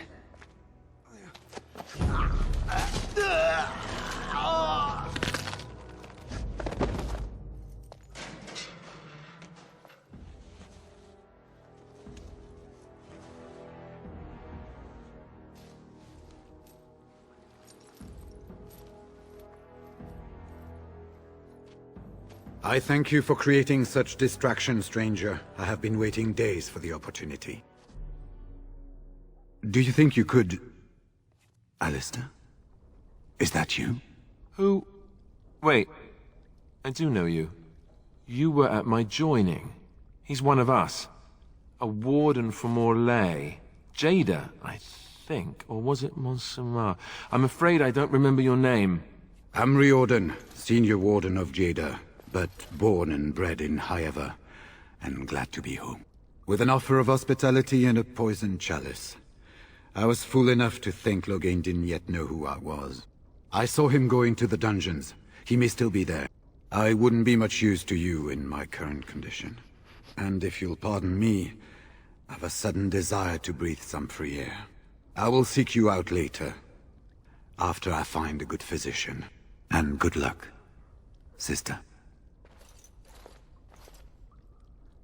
Well, look here. Bryce Coustland's little Spitfire, all grown up and still playing the man. I thought Loghain made it clear that your pathetic family is gone and forgotten. A clumsy appeal, child. He was a traitor to me and a coward to his nation. Trips to Orlais, gifts from old enemies, all while I sank in obscurity.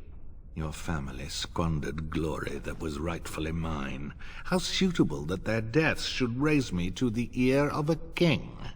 If you think you can take this from me, that I will allow it, you are very much mistaken.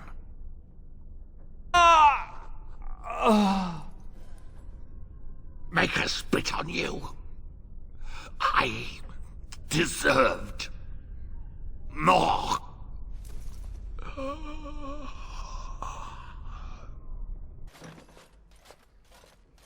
My thanks. Funny. Very funny. We must go quickly and avoid notice. If House people find me, I'll be killed. And my people will insist on escorting me back to the palace, where my father may also have me killed. Warden, in the name of the Regent, I am placing you under arrest for the murder of Rendon Howe and his men-at-arms. Surrender, and you may be shown mercy. Why stop now? Calthrion is all that stands between us and freedom. Are you sure this is what you wish? I'm surprised this ended peacefully. Bring the Wardens. Loghain doesn't care about the rest. Eamon, we have a problem. We have very little time for chat. We need to work out a plan. Calm down. What has happened? The Wardens have been captured. What? How could this happen? Never mind that. The question is how to free her.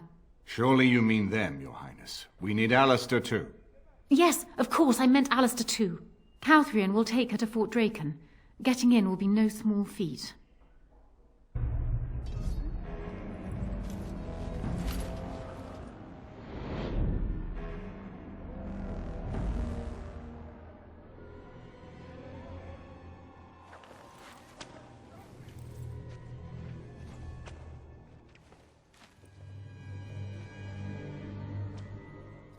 Oh, you're awake. I was starting to worry. I'm not entirely sure. It's not the Royal Palace dungeon, I think. Too orderly. Fort Draken, perhaps. That doesn't really bode well for us. Who do you think will come? Oh, I wish I could see that. One person assaulting Fort Draken all alone. I hope you're right. State your business. The ladies of Denerim have sent a gift for the hard-working soldiers of Fort Draken. Several hundred lovely knitted scarves. That's very nice, ma'am, but nobody told us it was coming. They wanted it to be a surprise. They were so concerned about our troops catching cold. Fine. Wait over there. I'll get the captain. All right, what's this about? We have a gift for the good soldiers of the fort from the ladies of Denerim, Captain. A gift? They're the loveliest scarves, all made from fine Redcliffe wool. You know, for our boys. We wouldn't want you catching cold. Fine, fine. Take it to the main hall. It's good to see you in one piece. Now let's get out of here. Maker's breath. It's good to see you in one piece, my friend. Indeed. We have been praying for your safe return, Warden. We will need to work together, and quickly. My father has gone mad. I didn't believe it at first, but he is gripped by a paranoia so severe it prevents him from seeing sense. He saw me as a threat. Yet even now, I'm certain he will be telling the nobles you are dangerous murderers that have kidnapped and mind-controlled me. He may even believe it. Perhaps. It will be more difficult for him, but if my father says the Grey Wardens are the enemy, many will believe it. He is a legend. It's true. Our position in the Landsmeet is not strong, and this does little to help us. At least that snake Howe is dead. That alone will not be enough, however. My father is committed to his path. You will need ammunition for the Landsmeet, and there I can help. You have only just arrived in the city, so perhaps you are unaware of some recent events. Denerim has been in turmoil since Ostagar. Many people here are angry or grieving. Strangely, the unrest is worst in the alienage. Few elves accompanied the army. They should have little reason to be upset, which means that Howe and my father must have given them reason. I don't know what is happening there, but I am certain my father has his hands in it. A useful lead, Honora, but you could have sent this information with your maid. That is true. I feared for my safety as Howe's prisoner. But to tell the truth, I sent Elena to you because I hoped we might join forces. You need that evidence for the Landsmeet. But you also need a stronger candidate for the throne. You need me. I have no doubt Alistair is biddable enough, and decent, but even with his blood, he is no king. You think only I can see it? Not only that, Alistair is a Grey Warden. It will look like you are trying to put a Grey Warden on the throne, despite your claims. I am a neutral party, and I am already queen. Honora, you are indeed Kaelin's widow, but... I am the daughter of Ferelden's greatest general. Who do you think truly ruled this nation for the last 5 years? Kaelin. I am what this country needs, not an untrained king who does not even want the throne. I can help you stop my father. Consider what I have said. For now, I think I will retire to my room. Warden, when you have a moment, I ask that you speak to me in private.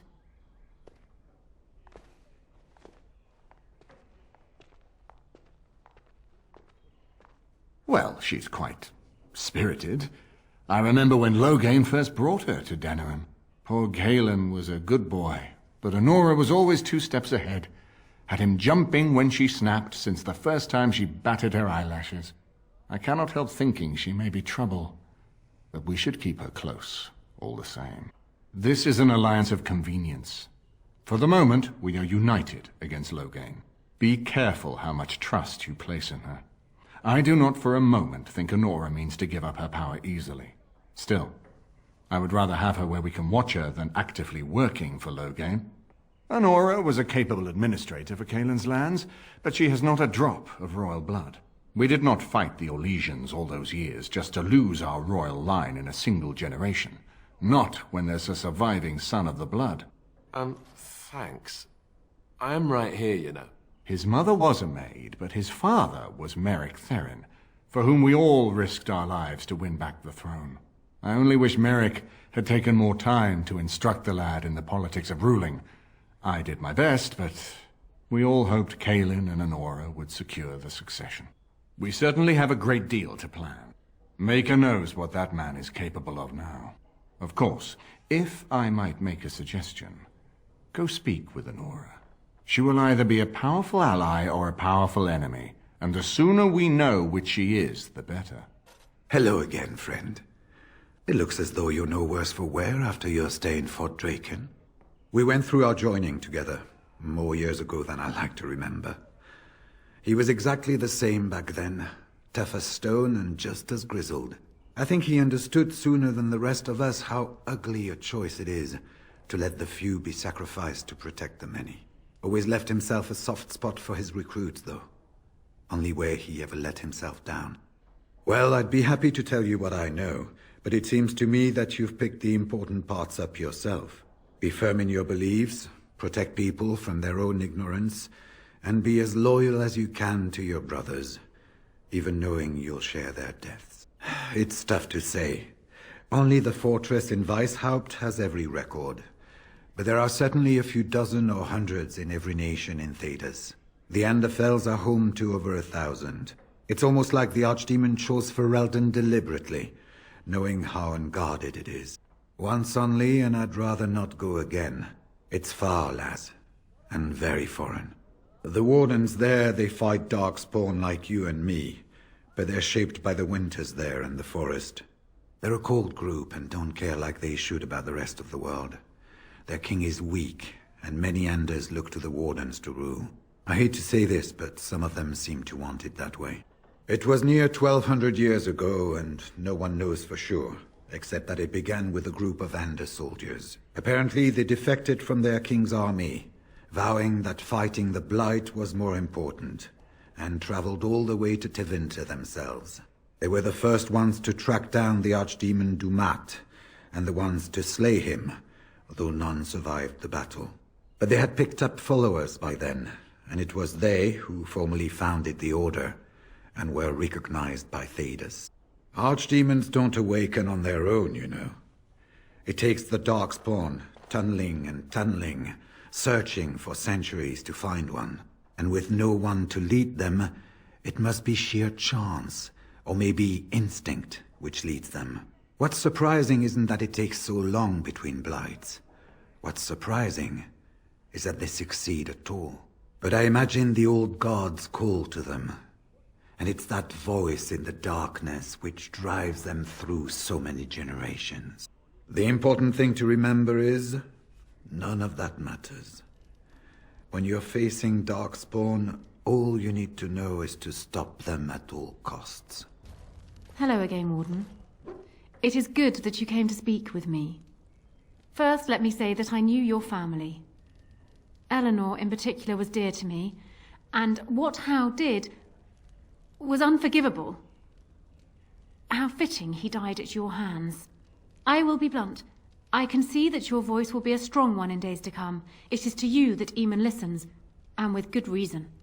My father must be stopped, but once that is done, Ferelden will need a ruler. I would welcome your support for my throne. For years, I have ruled this kingdom as Kaelin's queen. As much as they loved Kaelin, all of the Banon knew this to be so. Kaelin was a good man, but what is needed now is not another good man, but a good ruler. I sent Alina here not solely because I thought I needed help, but because I saw an opportunity for us both. I need your support, Warden, and you will need mine. Do you disagree? You are a fellow Grey Warden. What do you think of Alistair's potential to rule? Never mind his willingness. Alistair seems like a kind, well-meaning man, and biddable enough. These are admirable qualities, if not kingly ones. He also seems to be a fine Grey Warden, which is exactly why he should remain one and serve the kingdom by defeating the Darkspawn. Cailan knew of Alistair. It was Arl Eamon that kept Alistair out of the courts, as Merrick had desired. Oh, there are some who would follow Alistair out of respect for his Therin blood. The others would see this as Eamon grabbing for power. Who else do you think Alistair would turn to for help? Eventually, the nobility would return to the old days of constant warring with each other. Alistair's weakness would destroy everything Merrick built. My feelings towards Alistair have nothing to do with it. I barely know him.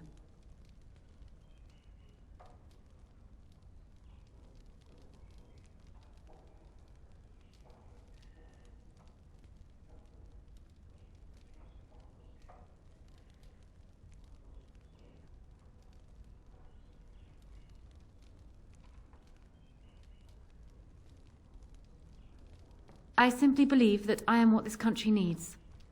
I will fight for what I believe. Would Alistair do the same? Thus, I say again, I would welcome your support for the throne if you would give it. Ah, there is to be no discussion then. Your loyalty to Alistair is admirable, if misplaced. If you change your mind, speak to me again. All I wish to do is talk. Warden, let me know if there's any assistance I can give you. We have much to do and little time. We need to do all that we can in the few days left to us before the Landsmeet. I've got children at home. I can't wait out here for another day. So go home. The best thing you can do for your children is not trust these charlatans. Everyone remain calm. We will help as many as we can today, so long as we can do this in an orderly fashion. Oh, you're helping us, are you, Shem? Like Valendrian and my Uncle Syrian, you helped them, didn't you? Helped them never to be seen again. We've explained this to you before, girl. More whining will not persuade us to let you into the quarantine to carry plague back out to the alienage. Quit trying to get us all killed, Shiani. Some of us have still got things to live for. If this spell of theirs works, why are half the people they quarantine perfectly healthy? What's wrong, Shem? Did you get bored and decide to come watch the elves die of plague? Wait. Sora's told me about you. You're the one who freed him from the dungeons. These foreigners say they're here to help with our outbreak of plague. Funny thing, though. All the people they help disappear. That's not true, and you know it, Shiani. Both my sisters got the Tevinter spell cast on them, and they're fine. Where's your niece, then? And my Uncle Syrian, and Valendrian? These foreigners have taken dozens of elves into that house over the last few weeks, and none of them have been seen again. One of them was our Haran, Valendrian. And I don't know what we're going to do if we don't get him back. They won't just let you in. Well, there is another entrance in the alley. There's no crowd watching, no mages, and only one guard. You can try. Those guards mean business. I am Caladrius, and you, I assume, must be the Grey Warden I've heard so much about. One can hardly get a word out of the Regent besides Warden these days. It's surpassed even gold in popularity. Yes, you would be curious about that, wouldn't you? I've heard that you're trying to erode Logain's support. It must be a difficult task, yes, like washing away a mountain. Perhaps you could use some help. Truth be told, there was always a limit to how long we were going to be able to operate here. We've paid for many of Logain's troops, but once the Landsmeet is done, we become inconvenient. So, here is my offer. 100 sovereigns from you for a letter with the seal of the Terran of Gwaren upon it, implicating him in all of this. Then, we leave a few days earlier than planned with our profits and remaining slaves unharmed.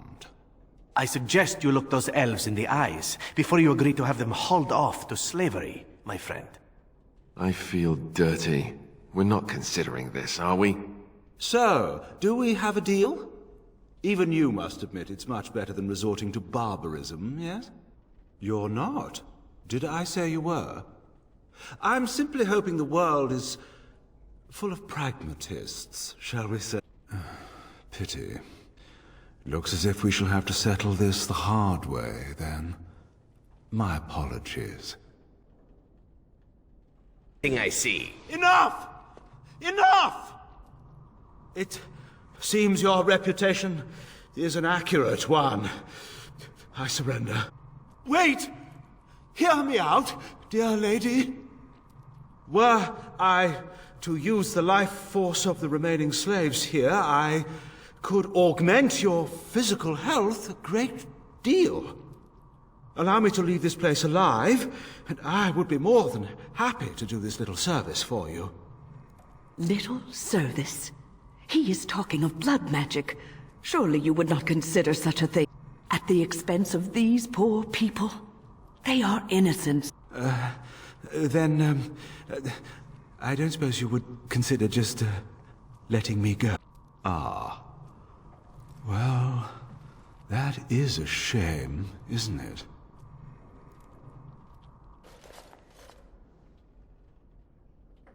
You don't look like a Tevinter. Not that it means much. Are you one of them? What happens to us now? Shiani? Did she send you here? Praise the Maker! We will not trespass long on your good graces. Come, everyone, let's go home. Ah, there you are. I was about to send out a search party. I've been hearing of a great commotion in the alienage.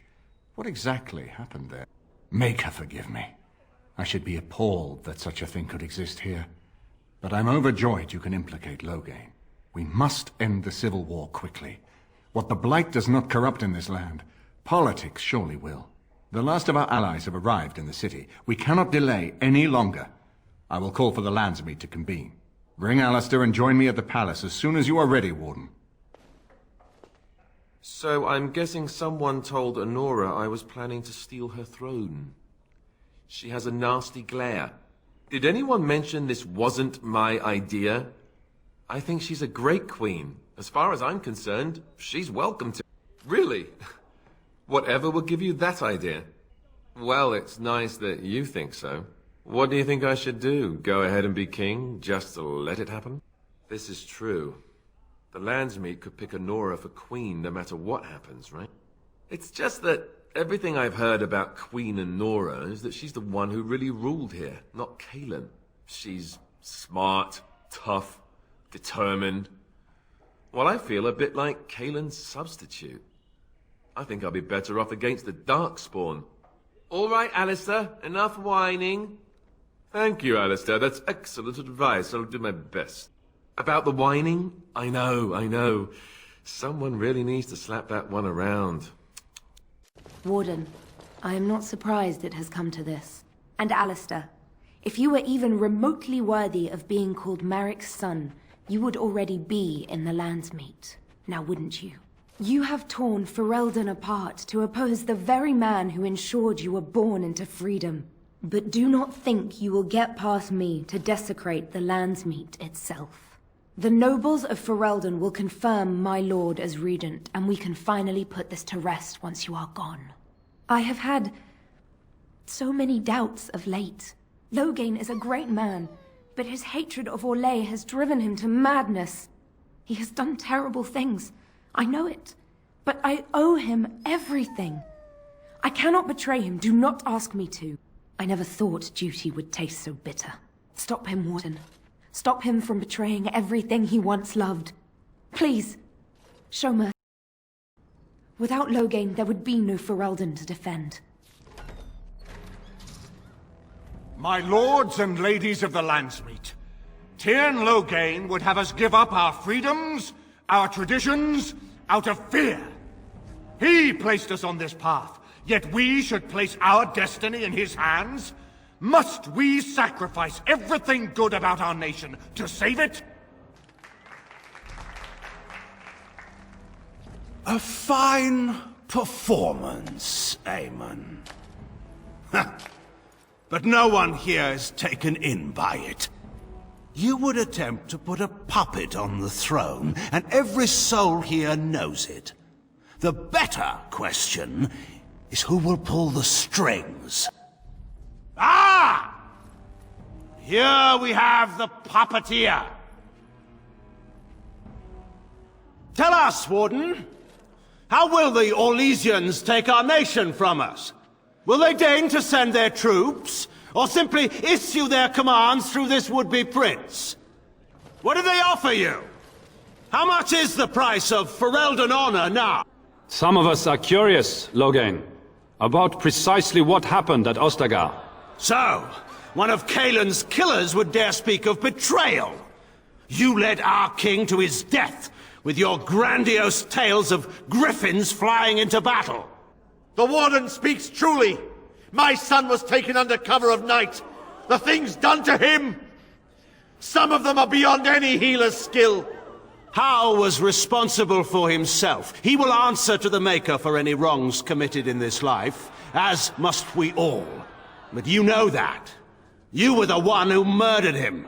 Whatever Hal may have done, he should have been brought before the Seneschal. There is no justice in butchering a man in his home. Selling elves. Explain this, Loghain. This is war. Did you believe it would be like the old tales? Knights with pennants flying over battlefields where all outcomes are decided simply and with honor. War is cruel. Every soul who fought alongside Marek knows this. And in it, there are no such things as innocence, only the living and the dead, and the degrees of guilt both bear. Sacrifices were made. If they were too great, the Maker will judge me for it. But enough of this. I have a question for you, Warden. What have you done with my daughter? You took my daughter, our queen, by force, killing her guards in the process. What arts have you employed to keep her? Does she even still live? I believe I can speak for myself. Lords and ladies of Ferelden, hear me. This Warden has slandered and defamed Ferelden's greatest hero in a bid to put an impostor on Merrick's throne. My father will always do what must be done for Ferelden, and it is clear to me now that you will not. Who here can say that Anora is not fit to rule this land? And who can say that this Alistair is? We know nothing of him, save that he may have royal blood. For 5 years, Anora has been queen, and proven herself worthy of the Theron name. She can lead our people through this crisis, and I can lead her armies. My lords and ladies, our land has been threatened before. It's been invaded and lost and won times beyond counting. We Fereldans have proven that we will never truly be conquered so long as we are united. We must not let ourselves be divided now. Stand with me, and we shall defeat even the Blight itself! The Warden. I'm with the Warden. Southreach stands with the Grey Wardens. Dragon's Peak supports the Warden! Western Hills is with you, Loghain. Maker help us. I stand by Loghain. We've no hope of victory otherwise. I'm with Loghain. Who else could defeat the Blight? Loghain, I'm with you. This bodes ill for us all. The Landsmeet has spoken. Following these Grey Wardens has cost us our king. We must not allow it to cost us our country. I charge Eamon, Alistair, and this Warden with treason. Take these traitors outside to await execution. To arms! We will not be taken without a fight! In the Maker's name, stop! We will have order. Agreed. Let there be no further bloodshed in the Landsmeet. Alistair's claim is challenged. In the days before King Calenhad, such claims were settled by duels. Alistair against Loghain. Will the Landsmeet agree? Yes, if it will avoid further bloodshed. But it must be fought according to tradition, by strength of arms only, in single combat until one party yields. Do you accept the terms? It is you or me the men will follow. So, let us fight for it. Prepare yourself.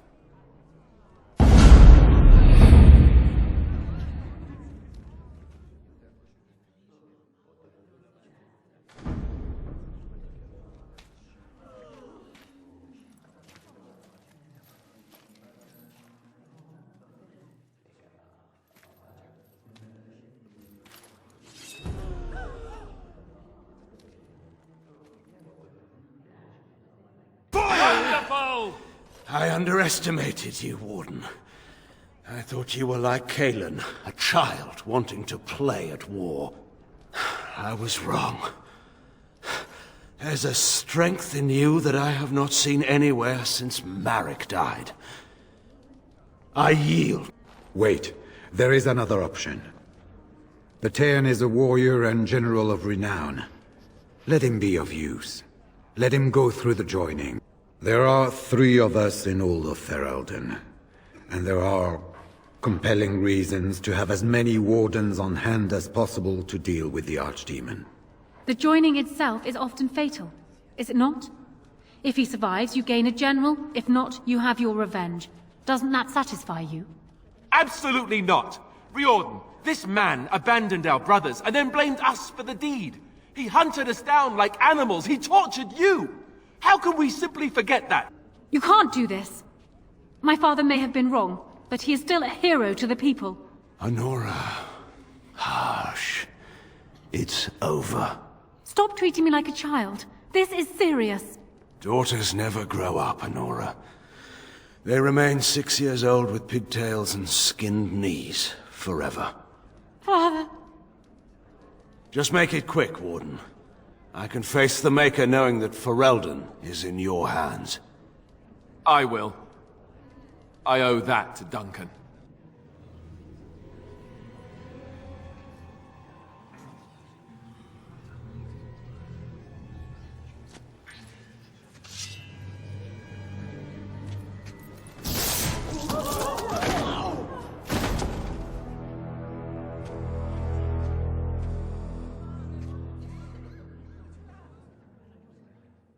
So it is decided. Alistair will take his father's throne.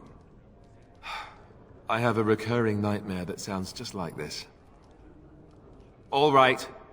Yes. I guess it's decided then. Honora, the Landsmeet has decided against you.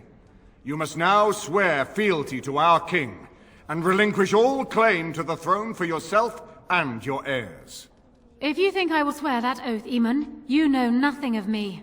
We cannot leave Ferelden in a state of civil war. We must have unity. If she will not swear fealty to you, Alistair, and renounce her claim to the throne, she is a threat to us all. What do you want me to do exactly? Kill her? I can't do that. I guess... put her in the tower for now. Lock her up. Maybe we can find somewhere to send her. Later. Thank you, Alistair. You show me mercy that I would not have shown you. Very well, then. Guards, take her away.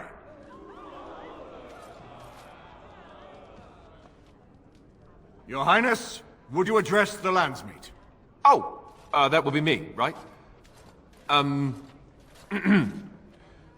I never knew him, but from all I've heard of my father, what defined him was his commitment to protecting this land. I may be Marek's son, but I am also a Grey Warden. I took an oath. I swore I would stand and fight the Darkspawn, no matter the cost to myself. I can't break that oath just to wear the crown. I have to go with my fellow Warden to face the Blight. When the Blight is over, I'll come back and take up my duties, whatever they are, as king. Until then, I think Al Eamon will have to be my regent. Then I can do Marek's memory no less honor than you do. I accept. And may the Maker bless your efforts against the Darkspawn. My fellow Grey Warden will, I hope, take Loghain's place as the leader of my armies. Shall we finish this thing together? Everyone, Get ready to march! It's going to take all of Ferelden's strength to survive this blight. But we will face it, and we'll defeat it! We'd better get going. Ferelden is depending on us.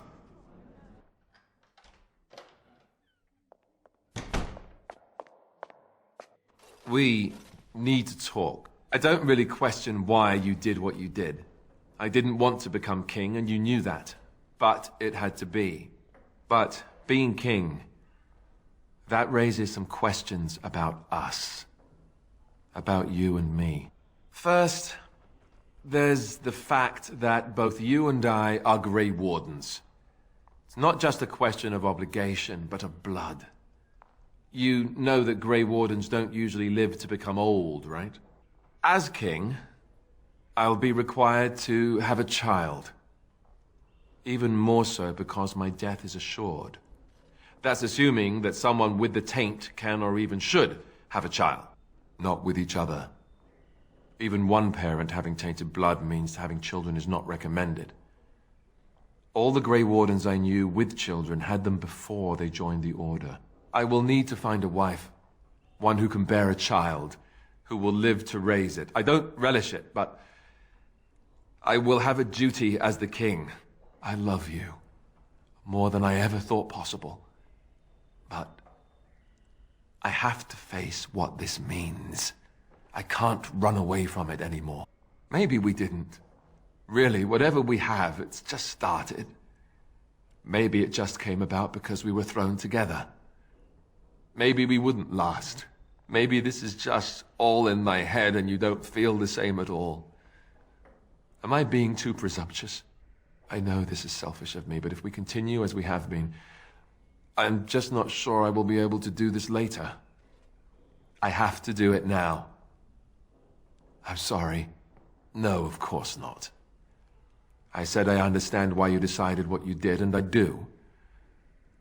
But at the same time, I cannot avoid what that entails. If I don't end it now, I fear I never will be able to.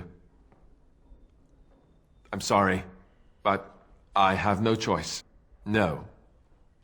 We still have our duty as Grey Wardens to fulfill. That hasn't changed. I'm sorry, too. I need to go back to the camp. Be by myself for a while. Al-Eamon has left for Redcliffe. He says the army has gathered there and is almost ready to march. As soon as we're ready, we should head to Redcliffe ourselves. The Blight awaits, right? Really? I was pretty sure we'd already said everything that needed saying. Well, you're going to have to. This isn't easy for me. Not becoming king, not... But I'm a Grey Warden. And so are you. We have a job to do. So please, let's focus on that. Everything else can't be changed now. It's you! The Grey Warden! Andraste's mercy that you got here when you did. I thought for sure these monsters were going to get me. They all fled to the castle this morning, before the Darkspawn arrived. I thought I could make it to my home and back before they got here, but it took me too long to get down here. What a relief you arrived. I'm going to get out of here before any more of those things arrive. Thank you again. It's a relief to see you unharmed. And you as well, Alistair. Or should I say your majesty? No, I wouldn't say that. Not yet, anyway. The Darkspawn that attacked Redcliffe were relatively few in number, I'm afraid. It was assumed the Horde was marching in this direction, but that is not true. Riordan tells us that the bulk of the Horde is in fact heading towards Denerim. They are perhaps 2 days away from the capital. What? Are we sure about that? I mean, if that's true... I ventured close enough to listen in, as it were. I am quite certain. There is, I'm afraid, one other piece of news that is of even greater concern. The Archdemon has shown itself. The dragon is at the head of the Horde. Make her preserve us. But we can't reach Denerim within 2 days, can we? It's too far. We must begin a forced march to the capital immediately with what we have. Denerim must be defended at all costs. And only the Grey Wardens can defeat the Archdemon. That is why we must go. Then we march, and hope the army we've collected here gives us the chance we need. Al-Eamon, how long before the army can set out? By daybreak. Then let's get them ready. I won't let all those people die without giving them a chance. I will give the orders at once, and will notify you the moment we are ready to march. That would be appreciated. Then if you and Alistair could meet me before you retire, we have Grey Warden business to discuss. I will have someone show you to your rooms. I suggest you all get some rest while you can. We will need it. You're both here. Good. You're new to the Grey Wardens, and you may not have been told how an archdemon is slain. I need to know if that is so. You mean there's more to it than just, say, chopping off its head? So it is true. Duncan had not yet told you. I had simply assumed. Tell me, have you ever wondered why the Grey Wardens are needed to defeat the Darkspawn? That is exactly what it involves. The Archdemon may be slain, as any other Darkspawn, but should any other than a Grey Warden do the slaying, it will not be enough. The essence of the beast will pass through the taint to the nearest Darkspawn and will be reborn anew in that body. The dragon is thus all but immortal. But if the Archdemon is slain by a Grey Warden, its essence travels into the Grey Warden instead. A Darkspawn is an empty, soulless vessel, but a Grey Warden is not. The essence of the Archdemon is destroyed, and so is the Grey Warden. Meaning the Grey Warden who kills the Archdemon dies? Yes. Without the Archdemon, the Blight ends. It is the only way. It warms my heart to see such courage, but do not hurry so to sacrifice your life. If possible, the final blow should be mine to make. I am the eldest, and the taint will not spare me much longer. But if I fail, the deed falls on you.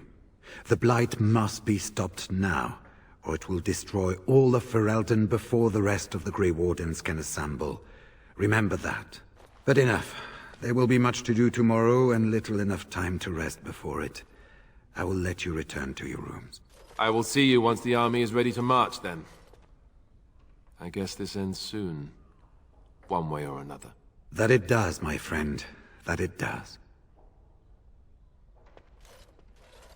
Do not be alarmed. It is only I. I am well. 'Tis you who are in danger. I have a plan, you see. A way out. The loop in your hole. I know what happens when the Archdemon dies. I know a Grey Warden must be sacrificed, and that sacrifice could be you. I have come to tell you that this does not need to be. I offer a way out for all the Grey Wardens, that there need be no sacrifice. A ritual, performed on the eve of battle, in the dark of night. It is old magic, from a time before the Circle of Magi was created. Some might call it blood magic, but that is but a name. There is far more to fear in this world than names. What I propose is this. Convince Alistair to lay with me, here tonight, and from this ritual, a child shall be conceived within me. The child will bear the taint, and when the Archdemon is slain, its essence will seek the child like a beacon. At this early stage, the child can absorb that essence and not perish. The Archdemon is still destroyed with no Grey Warden dying in the process. Not at all. It will become something different. A child born with the soul of an old god. After this is done, you allow me to walk away, and you do not follow. Ever. The child will be mine to raise as I wish. A wise decision. I shall wait here then while you go and speak with Alistair. I urge you to be convincing. I see you can't sleep either. I also saw Morrigan outside your room earlier, and the look she gave me. Ooh, that was icy even for her. Is something up? Oh. I guess whatever Morrigan had to say, it's big. This is what I get for becoming king. Everyone always brings you the bad news. So what is it then? Rats running amok? Cheese supplies run low? I can take it. Friends, I owe you everything. Even if you did go and make me king. Why? Why so ominous? I don't care for the sound of that. What are we talking about exactly? That's pretty funny. All right. Oh, now tell me, what's really going on? You're not joking. You're actually serious. What sort of magic calls for sex with Morrigan? What's this ritual supposed to do? Well, yes, I suppose I do, sure. Is that what the ritual does? It protects you? I just don't understand how this is supposed to work. How does Morrigan know this ritual? What kind of ritual are we talking about? Well, that's reassuring. Wait, no it isn't. Look, even if I was willing to do this, and I'm not saying I am, do you really think this is a good idea? You're my friend, but we're talking about Morrigan. All right, I do trust you, and I'll do it. Oh, where is she? Let's go and get this over with before I change my mind. 'Twould seem your talk is done. Great, this isn't a dream after all. What is it to be, then? Has a decision been reached? Oh, you know, dinner would have been nice. Maybe a bit of wine. Or you could knock me out first. Tempting. Still, I am glad to see that it has been done. Let us go somewhere more private, Alistair, and believe me when I say you will not hate this quite so much as you believe.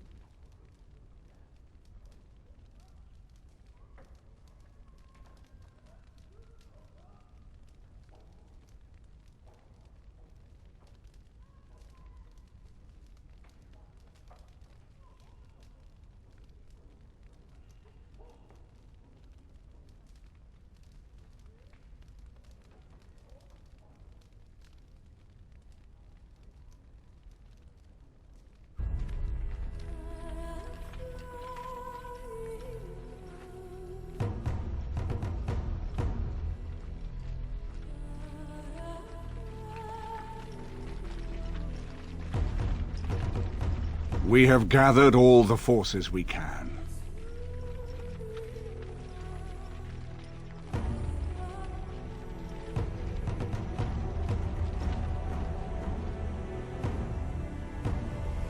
The Darkspawn Horde is sure to reach the capital before us. And so we must race to Denerim as quickly as we can. The lives of many thousands hang in the balance. We must not forsake them.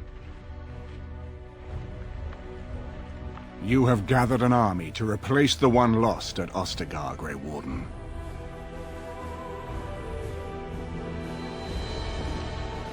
Let us pray that it will be enough.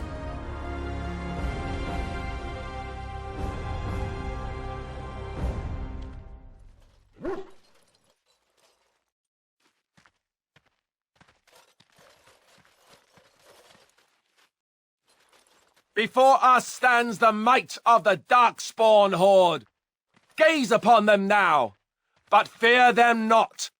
This woman beside me is a native of Ferelden, risen to the ranks of the Grey Wardens.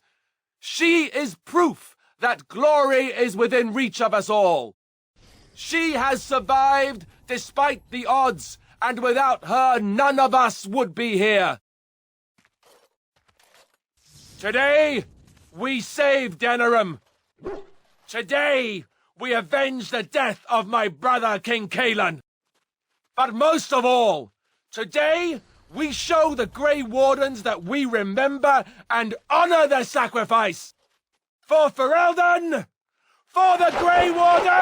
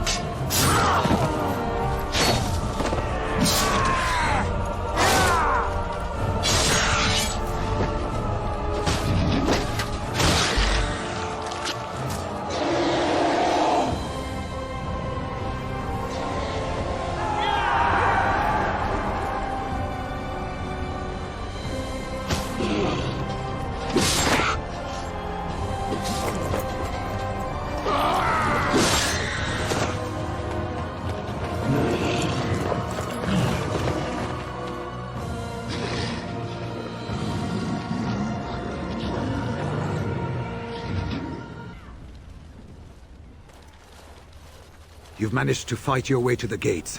We're doing better than I hoped. Surprising, isn't it? That will change quickly. Bloody nug runners are outnumbered 3 to 1. What are we to do now, Riordan? You have a plan, I assume? The army will not last long, so we need to move quickly to reach the Archdemon. I suggest taking Alistair and no more than 2 others with you into the city. Anyone you don't bring with you can remain here to prevent more Darkspawn from entering Denerim on our tails. We're going to need to reach a high point in the city. I'm thinking the top of Fort Draken might work. The top of... You want to draw the dragon's attention? We have little choice, though I warn you that as soon as we engage the beast, it will call all its generals to help it. I can sense 2 generals in Denerim. You may wish to seek them out before going to Fort Draken. I am sure that if we did slay those generals, it would stop the Darkspawn in the city from doing a lot of harm. It may also waste resources trying to find them. The decision is up to you. Neither of them are near Fort Draken currently, but there are too many Darkspawn here to tell you more. There are already several units of our allies within the city by now. They may be able to come to your assistance if you call them, but their strength will be limited. Now, who do you wish to take with you into the city? Fair enough. Anyone else will need to remain here and assist in keeping more Darkspawn from coming in the gates behind us. Who will lead them? Very likely. Good. That should be sufficient. Nothing you have done has prepared you for what you face now. May the Maker watch over you. So, this is it. You took in a drunken disgrace of an Orzammar warrior. You gave me a reason to fight, and the will to keep going. You helped me find the one woman in the sodding world who might put up with me. And you helped me get past Bronca so I could have someone new. I owe you a lot, Warden. I consider it a fine honor to die for you and your cause. We might, and we might not. I'm betting on not. Let the stone turn red from the blood of heroes. Today, I will be the warrior you taught me to be. So the Archdemon is next, is it? Part of me is glad that it has decided to leave me here at the gate, but the other part is apprehensive. I would almost say that I feel concern for something other than myself, even maybe for a soft, squishy companion. But that would be silly, wouldn't it? About me? I am not the one going up against a giant dragon with little more than wishful thinking. And, do try not to get swallowed whole. If the beast were to fly about afterwards and poop it out, irony would dictate that it would land on me. I couldn't take it. Well then, I suppose this is it. Have fun storming the castle.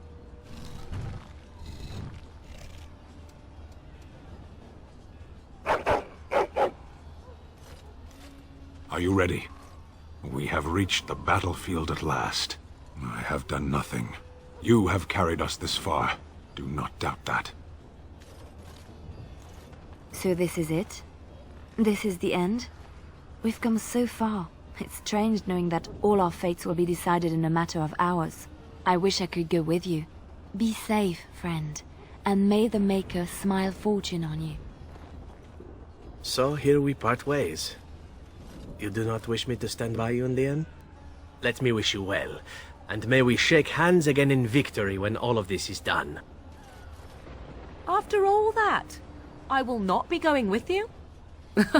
I would still see this to the end, but so be it. Let us part ways now. You go your way, to your destiny, and I go my way, to mine. I did not know what it meant to have a friend once, but you I would gladly consider such. Go, slay your archdemon. Live gloriously, my friend.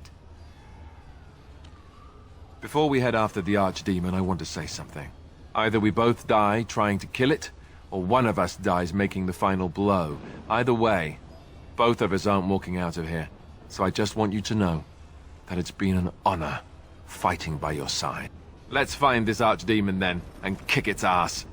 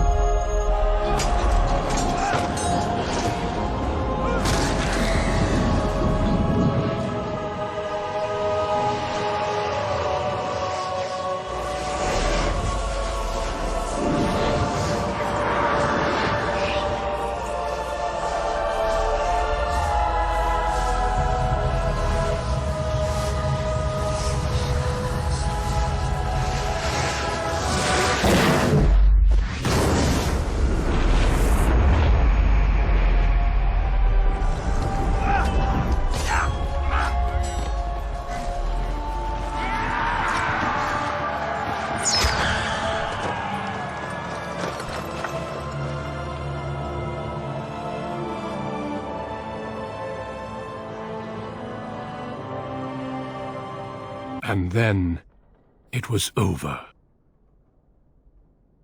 With the archdemon dead, the Darkspawn horde quickly crumbled. Most fled back into the deep roads. They would remain a threat in the years to come, but the blight had been ended before it had truly begun.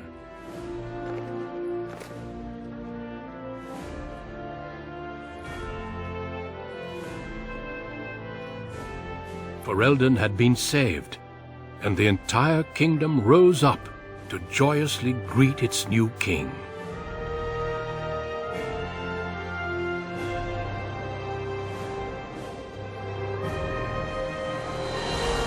Grey Warden stood redeemed, and a new age had begun. But at what cost? My friends, we are gathered to celebrate those responsible for our victory. Of those who stood against the Darkspawn siege of Denerim, there is one in particular who deserves commendation. The one who led the final charge against the archdemon remains with us still. An inspiration to all she saved that day. Ladies and gentlemen, may I present to you the hero of Ferelden, the first Grey Warden to defeat the Blight since Garahel 4 centuries ago. My friend, it is hard to imagine how you could have aided Ferelden more. I think it only appropriate that I return the favor. Is there any boon that you might request of Ferelden's king? If it is within my power, I will grant it. Now that's a very good point. I think we can begin with a monument here in Denerim, dedicated to the Grey Wardens who have fallen. Duncan, Riordan, all of them. And it is high time some scholars were collected to learn more about the Darkspawn. We'll face them again, with the dwarves as well as here. Let it also be known that the Arling of Amaranthine, once the land of Arl Howe, is now granted to the Grey Wardens. There they can rebuild, following the example of those who went before them. What are your plans? Will you remain with the Grey Wardens? That they do. I'm glad one of us is staying with them at least. There's a group of Ferelden citizens waiting outside to get a look at their hero. I suggest you make at least a brief appearance before they storm the gate. Just tell the guard at the door when you're ready. So it survived after all. My impression that all creatures made of flesh were hopelessly squishy was, premature. No doubt. It has proven to me, however, that fleshiness does not automatically mean squishiness. It has made me revise my opinion of its kind, my kind. I am, or at least was, a dwarf.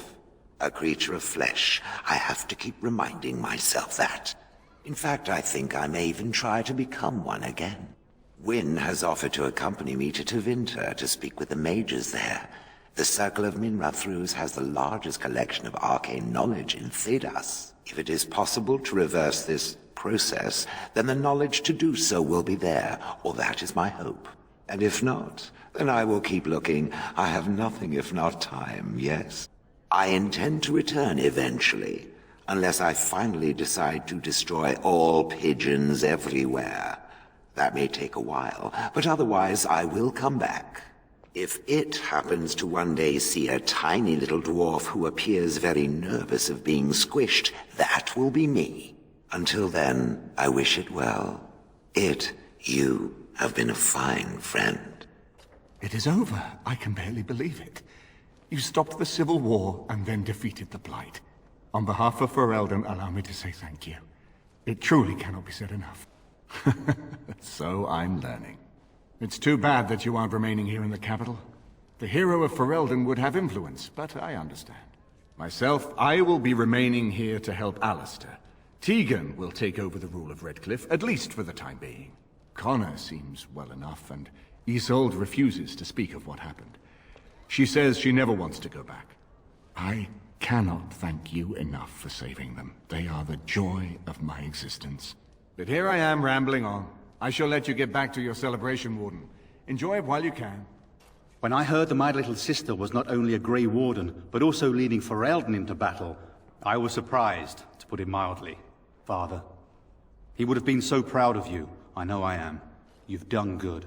Yes, I'm trying not to think too much about them. Hal was a greedy, traitorous bastard. I just wish I'd been there to help you kill him. At least Amaranthine now belongs to the Grey Wardens.